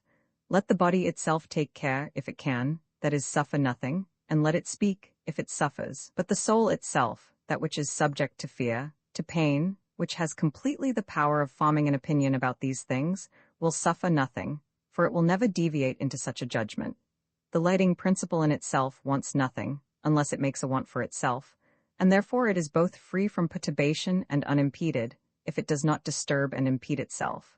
Eudaimonia happiness is a good demon, or a good thing. What then art thou doing here? O imagination, go away, I entreat thee by the gods as thou didst come, for I want thee not. But thou art come according to thy old fashion. I am not angry with thee, only go away. Is any man afraid of change? Why, what can take place without change? What then is more pleasing or more suitable to the universal nature? And canst thou take a bath unless the wood undergoes a change? And canst thou be nourished, unless the food undergoes a change? And can anything else that is useful be accomplished without change? Dost thou not see then, that for thyself also to change is just the same, and equally necessary for the universal nature? Through the universal substance, as through a furious torrent, all bodies are carried, being by their nature united with, and cooperating with the whole, as the parts of our body with one another. How many a Chrysippus, how many a Socrates, how many an Epictetus has time already swallowed up? And let the same thought occur to thee with reference to every man and thing. One thing only troubles me, lest I should do something which the constitution of man does not allow, or in the way which it does not allow, or what it does not allow now. Near is thy forgetfulness of all things, and near the forgetfulness of thee by all. It is peculiar to man to love even those who do wrong. And this happens, if when they do wrong, it occurs to thee that they are kinsmen, and that they do wrong through ignorance and unintentionally, and that soon both of you will die, and above all, that the wrongdoer has done thee no harm, for he has not made thy ruling faculty worse than it was before. The universal nature out of the universal substance, as if it were wax, now molds a house, and when it has broken this up, it uses the material for a tree, then for a man, then for something else. And each of these things subsists for a very short time, but it is no hardship for the vessel to be broken up, just as there was none in its being fastened together. A scowling look is altogether unnatural. When it is often assumed, 53, the result is that all comeliness dies away, and at last is so completely extinguished that it cannot be again lighted up at all. Try to conclude from this very fact that it is contrary to reason. For if even the perception of doing wrong shall depart, what reason is there for living any longer? Nature which governs the whole will soon change all things which thou seest, and out of their substance will make other things, and again other things from the substance of them, in order that the world may be ever new. When a man has done thee any wrong, immediately consider with what opinion about good or evil he has done wrong. For when thou hast seen this, thou wilt pity him, and wilt neither wonder nor be angry. For either thou thyself thinkest the same thing to be good that he does, or another thing of the same kind. It is thy duty then to pardon him. But if thou dost not think such things to be good or evil, thou wilt more readily be well disposed to him who is in error. Think not so much of what thou hast not as of what thou hast, but of the things which thou hast select the best, and then reflect how eagerly they would have been sought, if thou hadst them not. At the same time, however, take care that thou dost not through being so pleased with them accustom thyself to overvalue them, so as to be disturbed if ever thou shouldst not have them. Retire into thyself. The rational principle which rules has this nature, that it is content with itself when it does what is just, and so secures tranquillity. Wipe out the imagination. Stop the pulling of the strings. Confine thyself to the present. Understand well what happens either to thee or to another. Divide and distribute every object into the causal formal and the material. Think of thy last hour. Let the wrong which is done by a man stay there where the wrong was done. Direct thy attention to what is said. Let thy understanding enter into the things that are doing and the things which do them. Adorn thyself with simplicity and modesty, and with indifference towards the things which lie between virtue and vice. Love mankind. Follow God. The poet says that law rules all, and it is enough to remember that law rules all. 54 About death. Whether it is a dispersion, or a resolution into atoms, or annihilation, it is either extinction or change. About pain. The pain which is intolerable carries us off, but that which lasts a long time is tolerable, and the mind maintains its own tranquillity by retiring into itself, and the ruling faculty is not made worse. But the parts which are harmed by pain, let them, if they can, give their opinion about it. About fame. Look at the minds of those who seek fame, observe what they are, and what kind of things they avoid, and what kind of things they pursue. And consider that as the heaps of sand piled on one another hide the former sands, so in life the events which go before are soon covered by those which come after. From Plato. 55 The man who has an elevated mind and takes a view of all time and of all substance, dost thou suppose it possible for him to think that human life is anything great? It is not possible, he said. Such a man then will think that death also is no evil. Certainly not. From Antisthenes. It is royal to do good and to be abused. It is a base thing for the countenance to be obedient and to regulate and compose itself as the mind commands, and for the mind not to be regulated and composed by itself. It is not right to vex ourselves at things, for they care not about it. 56 To the immortal gods and us give joy. Life must be reaped like the ripe ears of corn. One man is born, another dies. 57 If gods care not for me and for my children, there is a reason for it. For the good is with me, and the just. 58 No joining others in their wailing, no violent emotion. From Plato. 59 But I would make this man a sufficient answer, which is this. Thou sayest not well, if thou thinkest that a man who is good for anything at all ought to compute the hazard of life or death, and should not rather look to this only in all that he does, whether he is doing what is just or unjust, and the works of a good or a bad man. For thus it is, men of Athens, in truth. Wherever a man has placed himself thinking it the best place for him, or has been placed by a commander, there in my opinion he ought to stay and to abide the hazard, taking nothing into the reckoning, either death or anything else, before the baseness of deserting his post. But my good friend, reflect whether that which is noble and good is not something different from saving and being saved. For as to a man living such or such a time, at least one who is really a man, consider if this is not a thing to be dismissed from the thoughts, and there must be no love of life. But as to these matters, a man must entrust them to the deity and believe what the women say, that no man can escape his destiny. The next inquiry being how he may best live the time that he has to live. 60 Look round at the causes of the stars, as if thou wert going along with them, and constantly consider the changes of the elements into one another. For such thoughts purge away the filth of the terran life. This is a fine saying of Plato. 61 That he who is discoursing about men should look also at earthly things as if he viewed them from some higher place. Should look at them in their assemblies, armies, agricultural labors, marriages, treaties, births, deaths, noise of the courts of justice, desert places, various nations of barbarians, feasts, lamentations, markets, a mixture of all things and an orderly combination of contraries. Consider the past, such great changes of political supremacies. Thou mayest foresee also the things which will be. For they will certainly be of like form, and it is not possible that they should deviate from the order of the things which take place now. Accordingly, to have contemplated human life for 40 years is the same as to have contemplated it for 10,000 years. For what more wilt thou see? That which has grown from the earth to the earth, but that which has sprung from heavenly seed. Back to the heavenly realms returns. Point 62. This is either a dissolution of the mutual involution of the atoms, or a similar dispersion of the unsentient elements. With food and drinks and cunning magic arts turning the channels cost to escape from death. Point 63. The breeze which heaven has sent we must endure, and toil without complaining. Another may be more expert in casting his opponent, but he is not more social, nor more modest, nor better disciplined to meet all that happens, nor more considerate with respect to the faults of his neighbors. Where any work can be done conformably to the reason which is common to gods and men, there we have nothing to fear. For where we are able to get profit by means of the activity which is successful and proceeds according to our constitution, there no harm is to be suspected.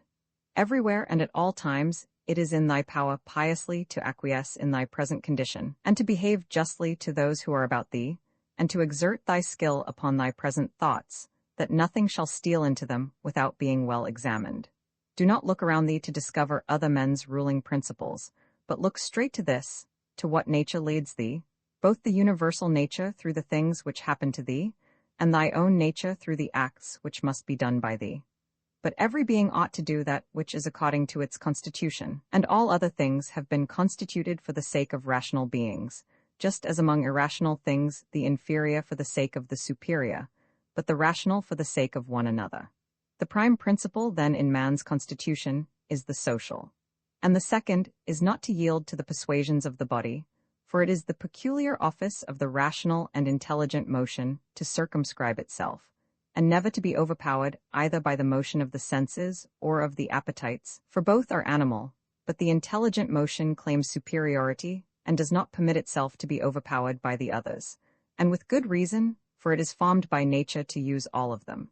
The third thing in the rational constitution is freedom from error and from deception. Let, then, the ruling principle holding fast to these things go straight on, and it has what is its own. Consider thyself to be dead, and to have completed thy life up to the present time, and live according to nature the remainder which is allowed thee. Love that only which happens to thee, and is spun with the thread of thy destiny. For what is more suitable? In everything which happens keep before thy eyes those to whom the same things happened, and how they were vexed, and treated them as strange things, and found fault with them. And now where are they? Nowhere. Why then dost thou too choose to act in the same way, and why dost thou not leave these agitations which are foreign to nature, to those who cause them and those who are moved by them? And why art thou not altogether intent upon the right way of making use of the things which happen to thee? For then thou wilt use them well, and they will be a material for thee to work on. Only attend to thyself, and resolve to be a good man in every act which thou dost. And remember, 64 look within. Within is the fountain of good, and it will ever bubble up, if thou wilt ever dig. The body ought to be compact, and to show no irregularity either in motion or attitude. For what the mind shows in the face by maintaining in it the expression of intelligence and propriety, that ought to be required also in the whole body. But all of these things should be observed without affectation. The art of life is more like the wrestler's art than the dancer's, in respect of this, that it should stand ready and firm to meet onsets which are sudden and unexpected. Constantly observe who those are whose approbation thou wishest to have, and what ruling principles they possess. For then thou wilt neither blame those who offend involuntarily, nor wilt thou want their approbation, if thou lookest to the sources of their opinions and appetites. Every soul, the philosopher says, is involuntarily deprived of truth. Consequently, in the same way, it is deprived of justice and temperance and benevolence and everything of the kind. It is most necessary to bear this constantly in mind, for thus thou wilt be more gentle towards all. In every pain let this thought be present, that there is no dishonor in it, nor does it make the governing intelligence worse, for it does not damage the intelligence either so far as the intelligence is rational 65 or so far as it is social. Indeed, in the case of most pains, let this remark of Epicurus aid thee, that pain is neither intolerable nor everlasting, if thou bearest in mind that it has its limits, and if thou addest nothing to it in imagination. And remember this too, that we do not perceive that many things which are disagreeable to us are the same as pain, such as excessive drowsiness, and the being scotched by heat, and the having no appetite. When then thou art discontented about any of these things, say to thyself that thou art yielding to pain. Take care not to feel towards the inhuman, as they feel towards men. 66. How do we know if Telauges was not superior in character to Socrates? For it is not enough that Socrates died a more noble death, and disputed more skillfully with the sophists, and passed the night in the cold with more endurance, and that when he was bid to arrest Leon of Salamis, 67, he considered it more noble to refuse, and that he walked in a swaggering way in the streets. 68. Though as to this fact, one may have great doubts if it was true. But we ought to inquire what kind of a soul it was that Socrates possessed, and if he was able to be content with being just towards men and pious towards the gods, neither idly vexed on account of men's villainy, nor yet making himself a slave to any man's ignorance, nor receiving as strange anything that fell to his share out of the universal, nor enduring it as intolerable, nor allowing his understanding to sympathize with the effects of the miserable flesh. Nature has not so mingled the intelligence with the composition of the body, as not to have allowed thee the power of circumscribing thyself, and of bringing under subjection to thyself all that is thy own. For it is very possible to be a divine man, and to be recognized as such by no one. Always bear this in mind, and another thing too, that very little indeed is necessary for living a happy life. And because thou hast despaired of becoming a dialectician, and skilled in the knowledge of nature, do not for this reason renounce the hope of being both free and modest and social and obedient to God. It is in thy power to live free from all compulsion in the greatest tranquillity of mind, even if all the world cry out against thee as much as they choose, and even if wild beasts tear in pieces the members of this knated matter which has grown around thee. For what hinders the mind in the midst of all this from maintaining itself in tranquillity, and in a just judgment of all surrounding things, and in a ready use of the objects which are presented to it, so that the judgment may say to the thing which falls under its observation, this thou art in substance reality, though in men's opinion thou mayest appear to be of a different kind, and the use shall say to that which falls under the hand, thou art the thing that I was seeking. For to me that which presents itself is always a material for virtue both rational and political, and in a word, for the exercise of art, which belongs to man or God. For everything which happens has a relationship either to God or man, and is neither new nor difficult to handle, but usual and apt matter to work on. The perfection of moral character consists in this, in passing every day as the last, and in being neither violently excited nor topid nor playing the hypocrite. The gods who are immortal are not vexed because during so long a time they must tolerate continually men such as they are and so many of them bad. And besides this, they also take care of them in all ways. But thou, who art destined to end so soon, art thou wearied of enduring the bad, and this too when thou art one of them? It is a ridiculous thing for a man not to fly from his own badness, which is indeed possible, but to fly from other men's badness, which is impossible. Whatever the rational and political social faculty finds to be neither intelligent nor social, it properly judges to be inferior to itself. When thou hast done a good act and another has received it, why dost thou look for a third thing besides these, as fools do, either to have the reputation of having done a good act or to obtain a return? No man is tired of receiving what is useful, but it is useful to act according to nature. Do not then be tired of receiving what is useful by doing it to others. The nature of the all moved to make the universe. But now, either everything that takes place comes by way of consequence or continuity, or even the chief things towards which the ruling power of the universe directs its own movement, are governed by no rational principle. If this is remembered, it will make thee more tranquil in many things. 69. Book Roman 8. This reflection also tends to the removal of the desire of empty fame, that it is no longer in thy power to have lived the whole of thy life, or at least thy life from thy youth upwards, like a philosopher. But both to many others and to thyself, it is plain that thou art far from philosophy. Thou hast fallen into disorder then, so that it is no longer easy for thee to get the reputation of a philosopher, and thy plan of life also opposes it. If then thou hast truly seen where the matter lies, throw away the thought, how thou shalt seem to others, and be content if thou shalt live the rest of thy life in such wise as thy nature wills. Observe then what it wills, and let nothing else distract thee. For thou hast had experience of many wanderings without having found happiness anywhere, not in syllogisms, nor in wealth, nor in reputation, nor in enjoyment, nor anywhere. Where is it then? In doing what man's nature requires. How then shall a man do this, if he has principles from which come his effects and his acts? What principles? Those which relate to good and bad, the belief that there is nothing good for man, which does not make him just, temperate, manly, free, and that there is nothing bad, which does not do the contrary to what has been mentioned. On the occasion of every act ask thyself, how is this with respect to me? Shall I repent of it? A little time and I am dead, and all is gone. What more do I seek, if what I am now doing is work of an intelligent living being, and a social being, and one who is under the same law with God?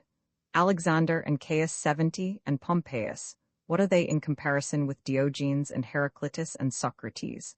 For they were acquainted with things, and their causes forms, and their matter, and the ruling principles of these men were the same.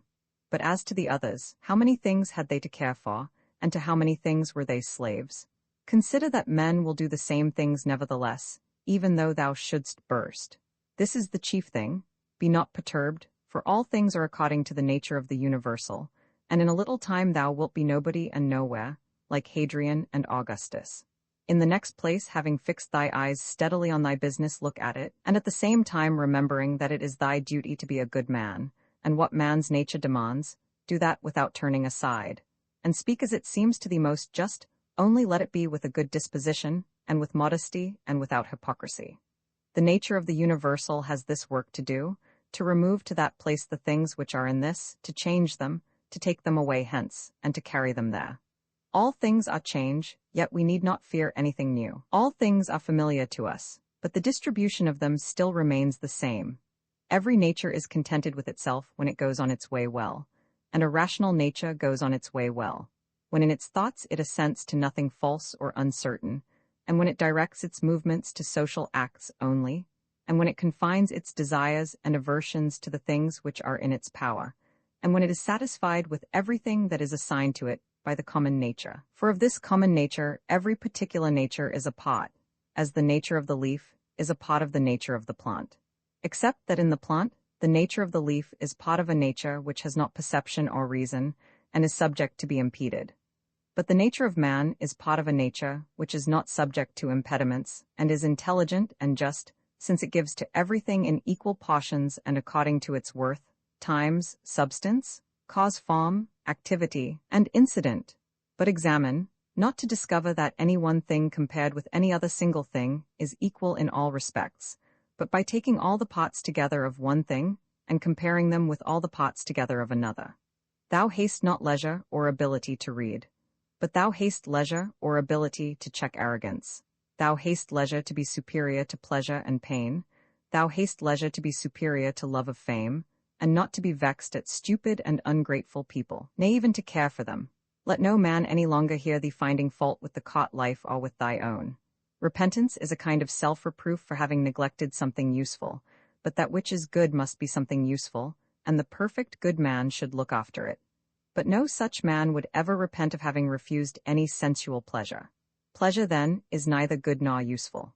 This thing, what is it in itself, in its own constitution? What is its substance and material? And what its causal nature or form? And what is it doing in the world? And how long does it subsist? When thou risest from sleep with reluctance, remember that it is according to thy constitution and according to human nature to perform social acts, but sleeping is common also to irrational animals. But that which is according to each individual's nature is also more peculiarly its own, and more suitable to its nature, and indeed also more agreeable. Constantly and, if it be possible, on the occasion of every impression on the soul, apply to it the principles of physic, of ethic, and of dialectic. Whatever man thou meetest with, immediately say to thyself, what opinions has this man about good and bad? For if with respect to pleasure and pain and the causes of each, and with respect to fame and ignominy, death and life, he has such and such opinions, it will seem nothing wonderful or strange to me, if he does such and such things. And I shall bear in mind that he is compelled to do so. 71. Remember that as it is a shame to be surprised if the fig tree produces figs, so it is to be surprised if the world produces such and such things of which it is productive. And for the physician and the helmsman, it is a shame to be surprised if a man has a fever, or if the wind is unfavorable. Remember that to change thy opinion and to follow him who corrects thy error is as consistent with freedom as it is to persist in thy error. For it is thy own, the activity which is exerted according to thy own movement and judgment, and indeed according to thy own understanding too. If a thing is in thy own power, why dost thou do it? But if it is in the power of another, whom dost thou blame? The atoms chance or the gods, both are foolish. Thou must blame nobody. For if thou canst, correct that which is the cause. But if thou canst not do this, correct at least the thing itself. But if thou canst not do even this, of what use is it to thee to find fault? For nothing should be done without a purpose. That which has died falls not out of the universe. If it stays here, it also changes here, and is dissolved into its proper parts, which are elements of the universe and of thyself. And these two change, and they murmur not. Everything exists for some end, a house, a vine. Why dost thou wonder? Even the sun will say, I am for some purpose, and the rest of the gods will say the same. For what purpose then art thou? To enjoy pleasure? See if common sense allows this. Nature has had regard in everything no less to the end than to the beginning and the continuance, just like the man who throws up a ball. What good is it then for the ball to be thrown up, or harm for it to come down, or even to have fallen? And what good is it to the bubble while it holds together, or what harm when it is burst? The same may be said of a light also. Turn it the body inside out and see what kind of thing it is, and when it has grown old, what kind of thing it becomes, and when it is diseased. Short-lived are both the praiser and the praised, and the rememberer and the remembered, and all this in a nook of this part of the world. And not even here do all agree, no, not anyone with himself, and the whole earth too is a point. Attend to the matter which is before thee, whether it is an opinion, or an act, or a word. Thou sufferest this justly, for thou choosest rather to become good tomorrow than to be good today. Am I doing anything? I do it with reference to the good of mankind. Does anything happen to me?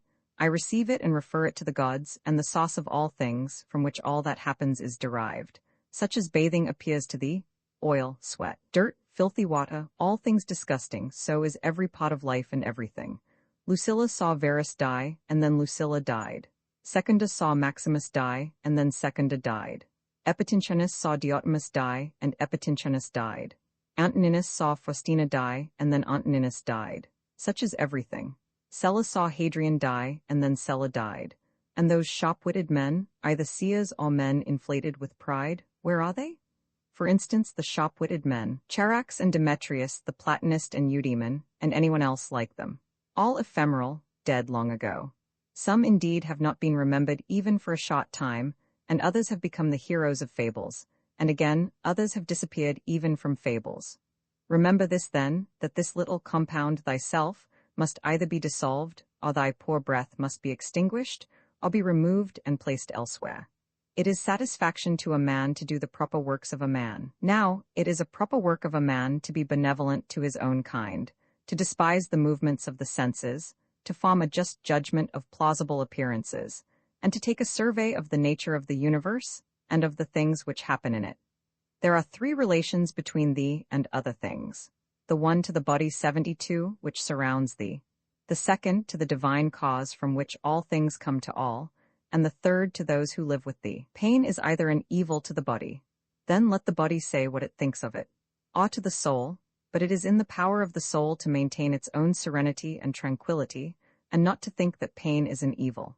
For every judgment and movement and desire and aversion is within, and no evil ascends so high. Wipe out thy imaginations by often saying to thyself, now it is in my power to let no badness be in this soul, nor desire nor any perturbation at all. But looking at all things I see what is their nature, and I use each according to its value. Remember this power which thou hast from nature. Speak both in the Senate and to every man, whoever he may be, appropriately, not with any affectation. Use plain discourse. Augustus caught wife, daughter, descendants, ancestors, sister, Agrippa, kinsmen, intimates, friends, Arius, 73 Maecenas, physicians and sacrificing priests. The whole caught is dead. Then turn to the rest, not considering the death of a single man, but of a whole race, as of the Pompeii, and that which is inscribed on the tombs, the last of his race.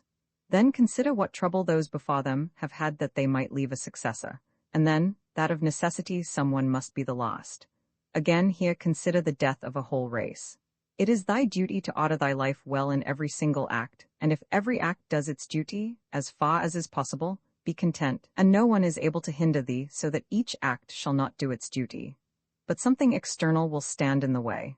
Nothing will stand in the way of thy acting justly and soberly and considerately. But perhaps some other, active power will be hindered. Well, but by acquiescing in the hindrance, and by being content to transfer thy efforts to that which is allowed, another opportunity of action is immediately put before thee in place of that which was hindered, and one which will adapt itself to this ordering of which we are speaking. Receive wealth or prosperity without arrogance, and be ready to let it go. If thou didst ever see a hand cut off, or a foot, or a head, lying anywhere apart from the rest of the body, such does a man make himself as far as he can, who is not content with what happens, and separates himself from others, or does anything unsocial. Suppose that thou hast detached thyself from the natural unity, for thou wast made by nature apart, but now thou hast cut thyself off. Yet here there is this beautiful provision, that it is in thy power again to unite thyself. God has allowed this to no other part, after it has been separated and cut asunder, to come together again. But consider the kindness by which he has distinguished man, for he has put it in his power not to be separated at all from the universal, and when he has been separated, he has allowed him to return and to be united, and to resume his place as a part. As the nature of the universal has given to every rational being all the other powers that it has, so we have received from it this power also. For as the universal nature converts and fixes in its predestined place everything which stands in the way and opposes it, and makes such things a part of itself, so also the rational animal is able to make every hindrance its own material, and to use it for such purposes as it may have designed. 7 Fa, do not disturb thyself by thinking of the whole of thy life.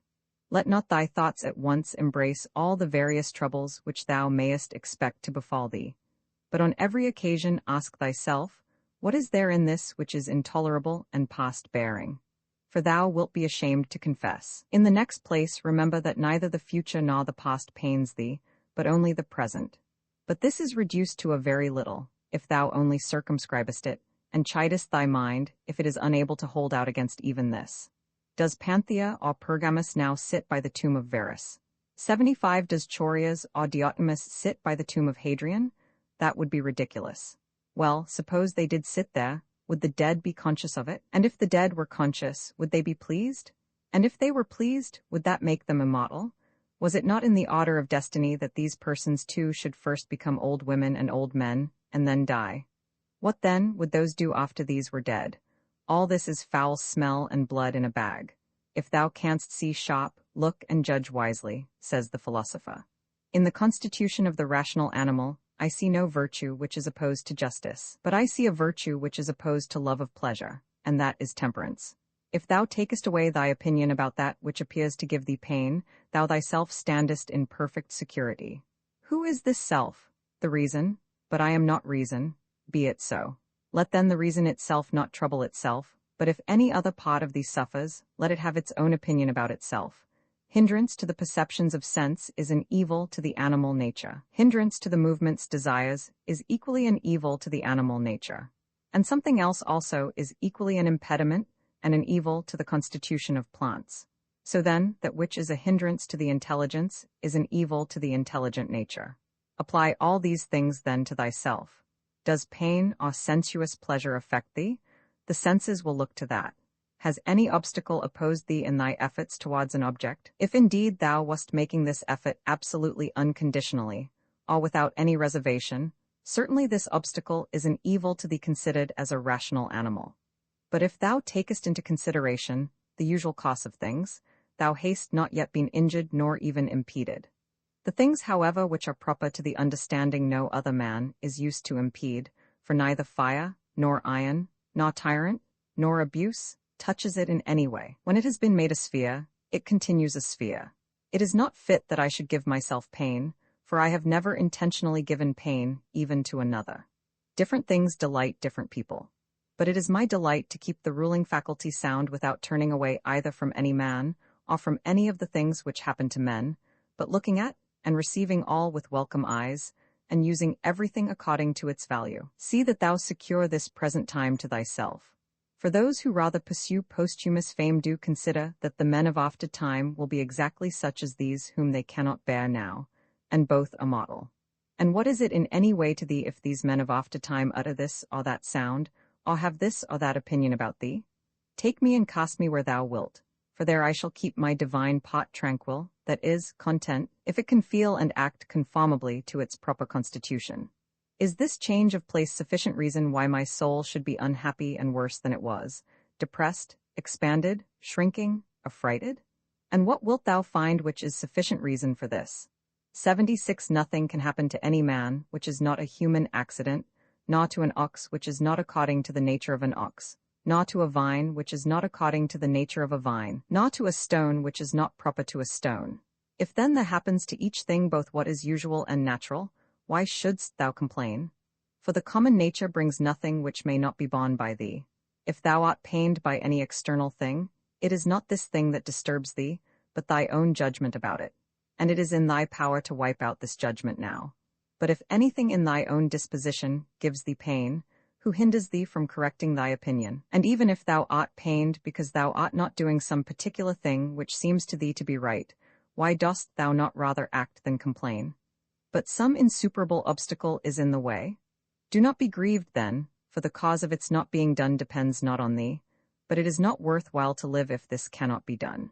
Take thy departure then from life contentedly, just as he dies who is in full activity, and well pleased too with the things which are obstacles. Remember that the ruling faculty is invincible. When self-collected it is satisfied with itself. If it does nothing which it does not choose to do, even if it resist from mere obstinacy.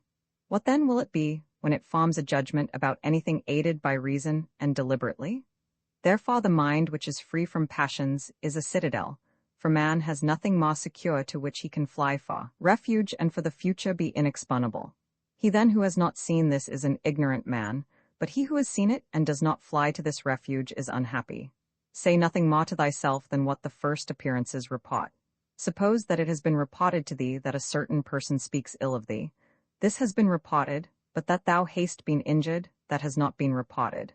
I see that my child is sick, I do see, but that he is in danger, I do not see. Thus then always abide by the first appearances, and add nothing thyself from within, and then nothing happens to thee. Or rather add something, like a man who knows everything that happens in the world. A cucumber is bitter, throw it away. There are briars in the road, turn aside from them. This is enough. Do not add, and why were such things made in the world?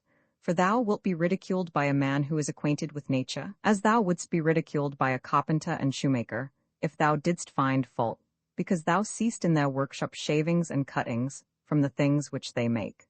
And yet they have places into which they can throw these shavings and cuttings, and the universal nature has no external space. But the wondrous part of her art is that though she has circumscribed herself, everything within her, which appears to decay and to grow old and to be useless, she changes into herself, and again makes other new things from these very same, so that she requires neither substance from without nor wants a place into which she may cast that which decays. She is content then with her own space, and her own matter, and her own art. Neither in thy actions be sluggish, nor in thy conversation without method, nor wandering in thy thoughts, nor let there be in thy soul inward contention, nor external effusion, nor in life be so busy as to have no leisure. Suppose that men kill thee, cut thee in pieces, curse thee. What then can these things do to prevent thy mind from remaining pure, wise, sober, just? For instance, if a man should stand by a limpid, pure spring, and curse it, the spring never ceases sending up potable water, and if he should cast clay into it or filth, it will speedily disperse them and wash them out, and will not be at all polluted. How then shalt thou possess a perpetual fountain and not a mere well? By forming thyself hourly to freedom conjoined with contentment, simplicity, and modesty. He who does not know what the world is, does not know where he is. And he who does not know for what purpose the world exists, does not know who he is, nor what the world is. But he who has failed in any one of these things could not even say for what purpose he exists himself. What then dost thou think of him who avoids or seeks the praise of those who applaud, of men who know not either where they are or who they are? Dost thou wish to be praised by a man who curses himself thrice every hour? Wouldst thou wish to please a man who does not please himself? Does a man please himself who repents of nearly everything that he does? No longer let thy breathing only act in concert with the air which surrounds thee, but let thy intelligence also now be in harmony with the intelligence which embraces all things. For the intelligent power is no less diffused in all parts, and pervades all things for him who is willing to draw it to him, than the aerial power for him who is able to respire it. Generally, wickedness does no harm at all to the universe, and particularly, the wickedness of one man does no harm to another. It is only harmful to him who has it in his power to be released from it, as soon as he shall choose. To my own free will the free will of my neighbor is just as indifferent as his poor breath and flesh. For though we are made especially for the sake of one another, still the ruling power of each of us has its own office, for otherwise my neighbor's wickedness would be my harm, which God has not willed in order that my unhappiness may not depend on another. The sun appears to be pawed down, and in all directions indeed it is diffused, yet it is not effused, for this diffusion is extension. Accordingly, its rays are called extensions because they are extended. 77, but one may judge what kind of a thing a ray is, if he looks at the sun's light passing through a narrow opening into a darkened room, for it is extended in a right line, and as it were is divided when it meets with any solid body, which stands in the way and intercepts the air beyond. But there the light remains fixed and does not glide or fall off. Such then ought to be the outpouring and diffusion of the understanding, and it should in no way be an effusion, but an extension, and it should make no violent or impetuous collision with the obstacles which are in its way, nor yet fall down, but be fixed and enlighten that which receives it. For a body will deprive itself of the illumination, if it does not admit it. He who fears death either fears the loss of sensation, or a different kind of sensation. But if thou shalt have no sensation, neither wilt thou feel any harm, and if thou shalt acquire another kind of sensation, thou wilt be a different kind of living being, and thou wilt not cease to live. Men exist for the sake of one another. Teach them then, or bear with them. In one way an arrow moves, in another way the mind. The mind indeed, both when it exercises caution and when it is employed about inquiry, moves straight onward not the less, and to its object. Enter into every man's ruling faculty, and also let every other man enter into thine. 78. Book Roman 9, he who acts unjustly acts impiously. For since the universal nature has made rational animals for the sake of one another, to help one another according to their deserts, but in no way to injure one another, he who transgresses her will is clearly guilty of impiety towards the highest divinity. And he too who lies is guilty of impiety to the same divinity, for the universal nature is the nature of things that are, and things that are have a relation to all things that come into existence. 79 and further. This universal nature is named truth, and is the prime cause of all things that are true. He then who lies intentionally is guilty of impiety inasmuch as he acts unjustly by deceiving, and he also who lies unintentionally, inasmuch as he is at variance with the universal nature, and inasmuch as he disturbs the order by fighting against the nature of the world. For he fights against it, who is moved of himself to that which is contrary to truth. For he had received powers from nature, through the neglect of which he is not able now to distinguish falsehood from truth. And indeed he who pursues pleasure as good, and avoids pain as evil, is guilty of impiety. For of necessity such a man must often find fault with the universal nature, alleging that it assigns things to the bad and the good contrary to their deserts, because frequently the bad are in the enjoyment of pleasure, and possess the things which procure pleasure, but the good have pain for their share, and the things which cause pain. And further, he who is afraid of pain will sometimes also be afraid of some of the things which will happen in the world, and even this is impiety. And he who pursues pleasure will not abstain from injustice, and this is plainly impiety. Now, with respect to the things towards which the universal nature is equally affected, for it would not have made both, unless it was equally affected towards both. Towards these they who wish to follow nature should be of the same mind with it, and equally affected. With respect to pain, then, and pleasure, or death and life, or honor and dishonor, which the universal nature employs equally, whoever is not equally affected is manifestly acting impiously. And I say that the universal nature employs them equally, instead of saying that they happen alike to those who are produced in continuous series, and to those who come after them by virtue of a certain original movement of providence, according to which it moved from a certain beginning to this ordering of things, having conceived certain principles of the things which were to be, and having determined powers productive of beings and of changes, and of such like successions. It would be a man's happiest lot to depart from mankind without having had any taste of lying and hypocrisy and luxury and pride. However, to breathe out one's life when a man has had enough of these things is the next best voyage, as the saying is. Haste thou determined to abide with vice, and has not experience yet induced thee to fly from this pestilence.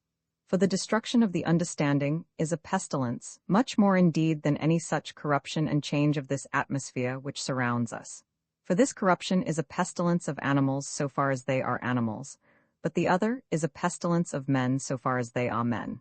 Do not despise death, but be well content with it, since this too is one of those things which nature wills. For such as it is to be young and to grow old, and to increase and to reach maturity, and to have teeth and beard and gray hairs, and to beget, and to be pregnant, and to bring forth, and all the other natural operations which the seasons of thy life bring, such also is dissolution. This, then, is consistent with the character of a reflecting man, to be neither careless nor impatient nor contemptuous with respect to death, but to wait for it as one of the operations of nature. As thou now waitest for the time when the child shall come out of thy wife's womb, so be ready for the time when thy soul shall fall out of this envelope. But if thou requirest also a vulgar kind of comfort which shall reach thy heart, thou wilt be made best reconciled to death by observing the objects from which thou art going to be removed, and the morals of those with whom thy soul will no longer be mingled. For it is no way right to be offended with men, but it is thy duty to care for them, and to bear with them gently, and yet to remember that thy departure will be not from men who have the same principles as thyself. For this is the only thing, if there be any, which could draw us the contrary way and attach us to life, to be permitted to live with those who have the same principles as ourselves. But now thou seest how great is the trouble arising from the discordance of those who live together, so that thou mayest say, Come quick, O death, lest perchance I, too, should forget myself. He who does wrong against himself. He who acts unjustly to himself, because he makes himself bad. He often acts unjustly who does not do a certain thing, not only he who does a certain thing. Thy present opinion founded on understanding, and thy present conduct directed to social good, and thy present disposition of contentment with everything which happens, that is enough. Wipe out imagination, check desire, extinguish appetite, keep the ruling faculty in its own power. Among the animals which have not reason one life is distributed, but among reasonable animals one intelligent soul is distributed. Just as there is one earth of all things which are of an earthy nature, and we see by one light, and breathe one air, all of us that have the faculty of vision, and all that have life. All things which participate in anything which is common to them, all move towards that which is of the same kind with themselves. Everything which is earthy turns towards the earth, everything which is liquid flows together, and everything which is of an aerial kind does the same, so that they require something to keep them asunder, and the application of force. Fire indeed moves upwards on account of the elemental fire, but it is so ready to be kindled together, with all the fire which is here, that even every substance which is somewhat dry is easily ignited, because there is less mingled with it of that which is a hindrance to ignition. Accordingly, then, everything also which participates in the common intelligent nature moves in like manner towards that which is of the same kind with itself, or moves even more.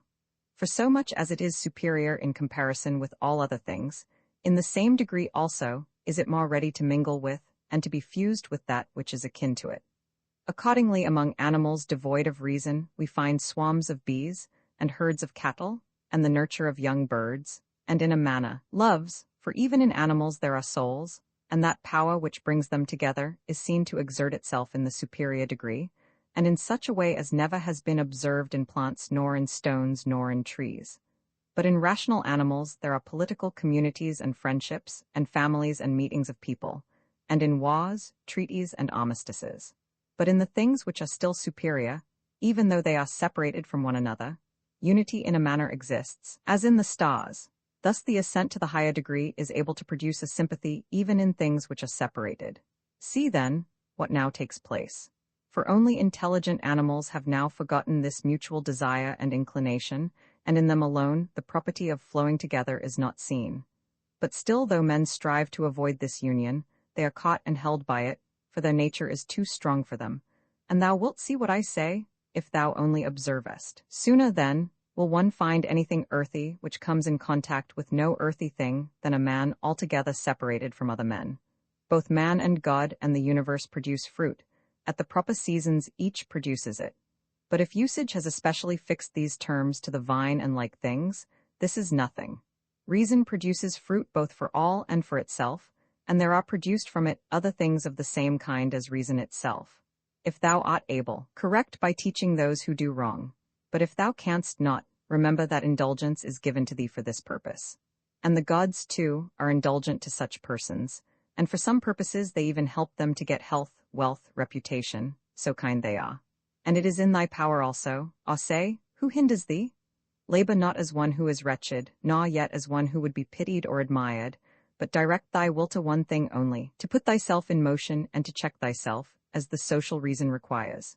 Today I have got out of all trouble, or rather I have cast out all trouble, for it was not outside, but within and in my opinions. All things are the same, familiar in experience and ephemeral in time, and worthless in the matter. Everything now is just as it was in the time of those whom we have buried. Things stand outside of us, themselves by themselves, neither knowing aught of themselves, nor expressing any judgment. What is it, then, which does judge about them? The ruling faculty.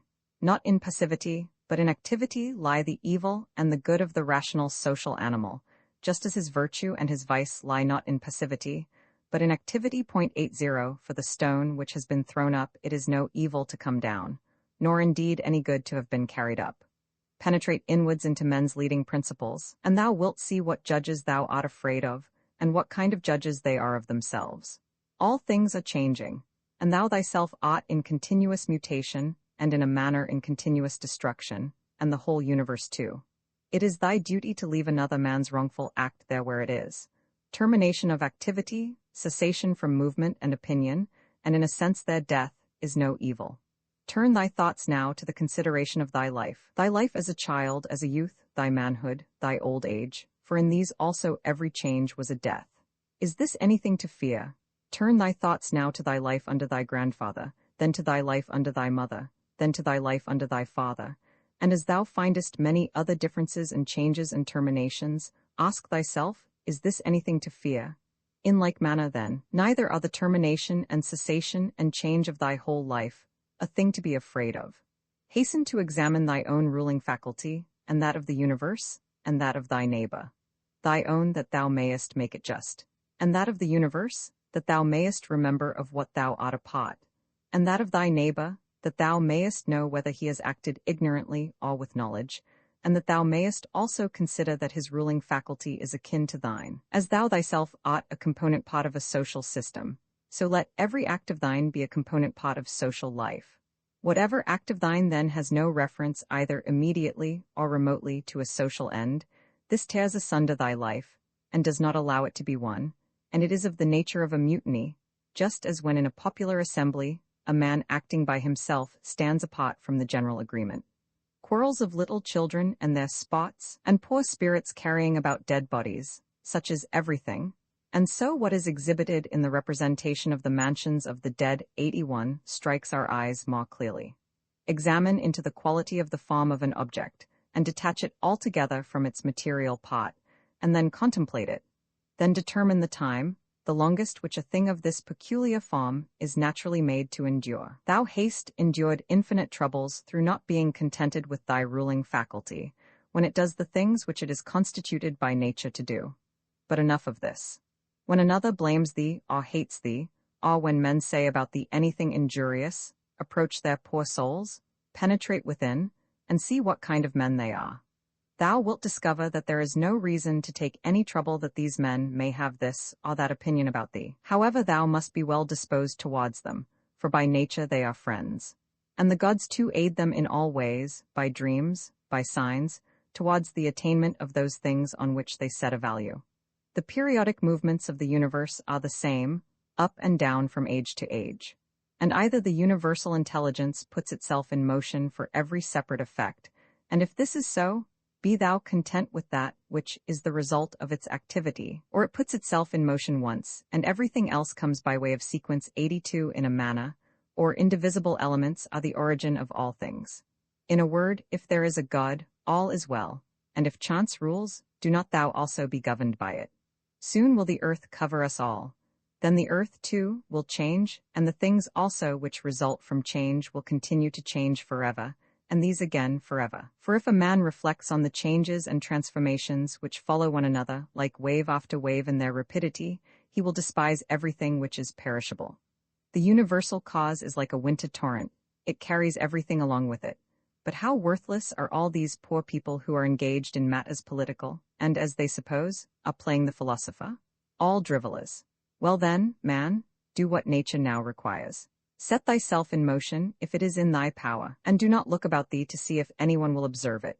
Nor yet expect Plato's Republic, 83, but be content if the smallest thing goes on well, and consider such an event to be no small matter. For who can change men's opinions? And without a change of opinions, what else is there than the slavery of men who groan while they pretend to obey? Come now, and tell me of Alexander and Philip and Demetrius of Phalerum. They themselves shall judge whether they discovered what the common nature required, and trained themselves accordingly. But if they acted like tragedy heroes, no one has condemned me to imitate them. Simple and modest is the work of philosophy. Draw me not aside to indolence and pride. Look down from above on the countless herds of men and their countless solemnities, and the infinitely varied voyagings in storms and calms, and the differences among those who are born, who live together, and die.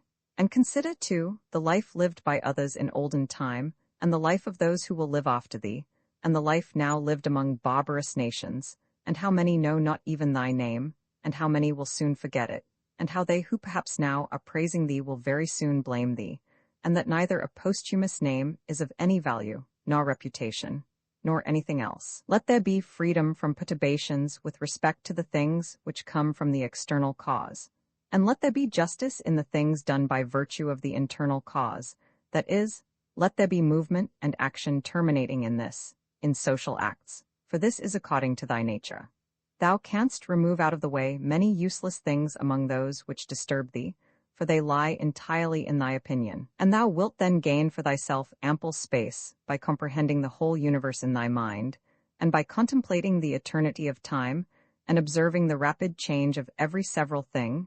How short is the time from birth to dissolution, and the illimitable time before birth, as well as the equally boundless time after dissolution. All that thou seest will quickly perish, and those who have been spectators of its dissolution will very soon perish too, and he who dies at the extremest old age will be brought into the same condition with him who died prematurely. What are these men's leading principles, and about what kind of things are they busy, and for what kind of reasons do they love and honor? Imagine that thou seest their poor souls laid bare. When they think that they do harm by their blame or good by their praise, what an idea! Loss is nothing else than change. But the universal nature delights in change, and in obedience to her all things are now done well, and from eternity have been done in like form, and will be such to time without end. What then, dost thou say? That all things have been and all things always will be bad, and that no power has ever been found in so many gods to rectify these things, but the world has been condemned to be found in never-ceasing evil. The rottenness of the matter which is the foundation of everything? Water, dust, bones, filth, or again, marble rocks, the callosities of the earth, and gold and silver, the sediments and garments, only bits of hair, and purple dye, blood, and everything else is of the same kind. And that which is of the nature of breath is also another thing of the same kind, changing from this to that. Enough of this wretched life and murmuring and apish tricks. Why art thou disturbed? What is there new in this? What unsettles thee? Is it the form of the thing? Look at it. Or is it the matter? Look at it. But besides these there is nothing. Towards the gods, then, now become at last more simple and better. It is the same whether we examine these things for 100 years or 3. If any man has done wrong, the harm is his own, but perhaps he has not done wrong. Either all things proceed from one intelligent source and come together as in one body, and the pot ought not to find fault with what is done for the benefit of the whole, or there are only atoms, and nothing else than mixture and dispersion. Why then art thou disturbed? Say to the ruling faculty, art thou dead? Art thou corrupted? Art thou playing the hypocrite? Art thou become a beast? Dost thou herd and feed with the rest? 84. Either the gods have no power or they have power. If then they have no power, why dost thou pray to them? But if they have power, why dost thou not pray for them to give thee the faculty of not fearing any of the things which thou fearest, or of not desiring any of the things which thou desirest, or not being pained at anything, rather than pray that any of these things should not happen or happen? For certainly if they can cooperate with men, they can cooperate for these purposes. But perhaps thou wilt say, the gods have placed them in thy power. Well then, is it not better to use what is in thy power like a free man, than to desire in a slavish and abject way what is not in thy power? And who has told thee that the gods do not aid us even in the things which are in our power? Begin, then, to pray for such things, and thou wilt see. One man prays thus, How shall I be able to lie with that woman? Do thou pray thus, How shall I not desire to lie with her? Another prays thus, How shall I be released from this? Another prays, How shall I not desire to be released? Another thus, How shall I not lose my little son? Thou thus, How shall I not be afraid to lose him? In fine, turn thy prayers this way, and see what comes. Epicurus says, In my sickness my conversation was not about my bodily sufferings, nor, says he, did I talk on such subjects to those who visited me. But I continued to discourse on the nature of things as before, keeping to this main point, how the mind, while participating in such movements as go on in the poor flesh, shall be free from perturbations and maintain its proper good.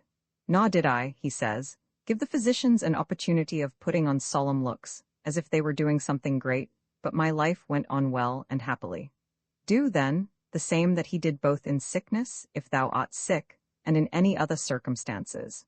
For never to desert philosophy in any events that may befall us, nor to hold trifling talk either with an ignorant man, or with one unacquainted with nature, is a principle of all schools of philosophy, but to be intent only on that which thou art now doing, and on the instrument by which thou dost it.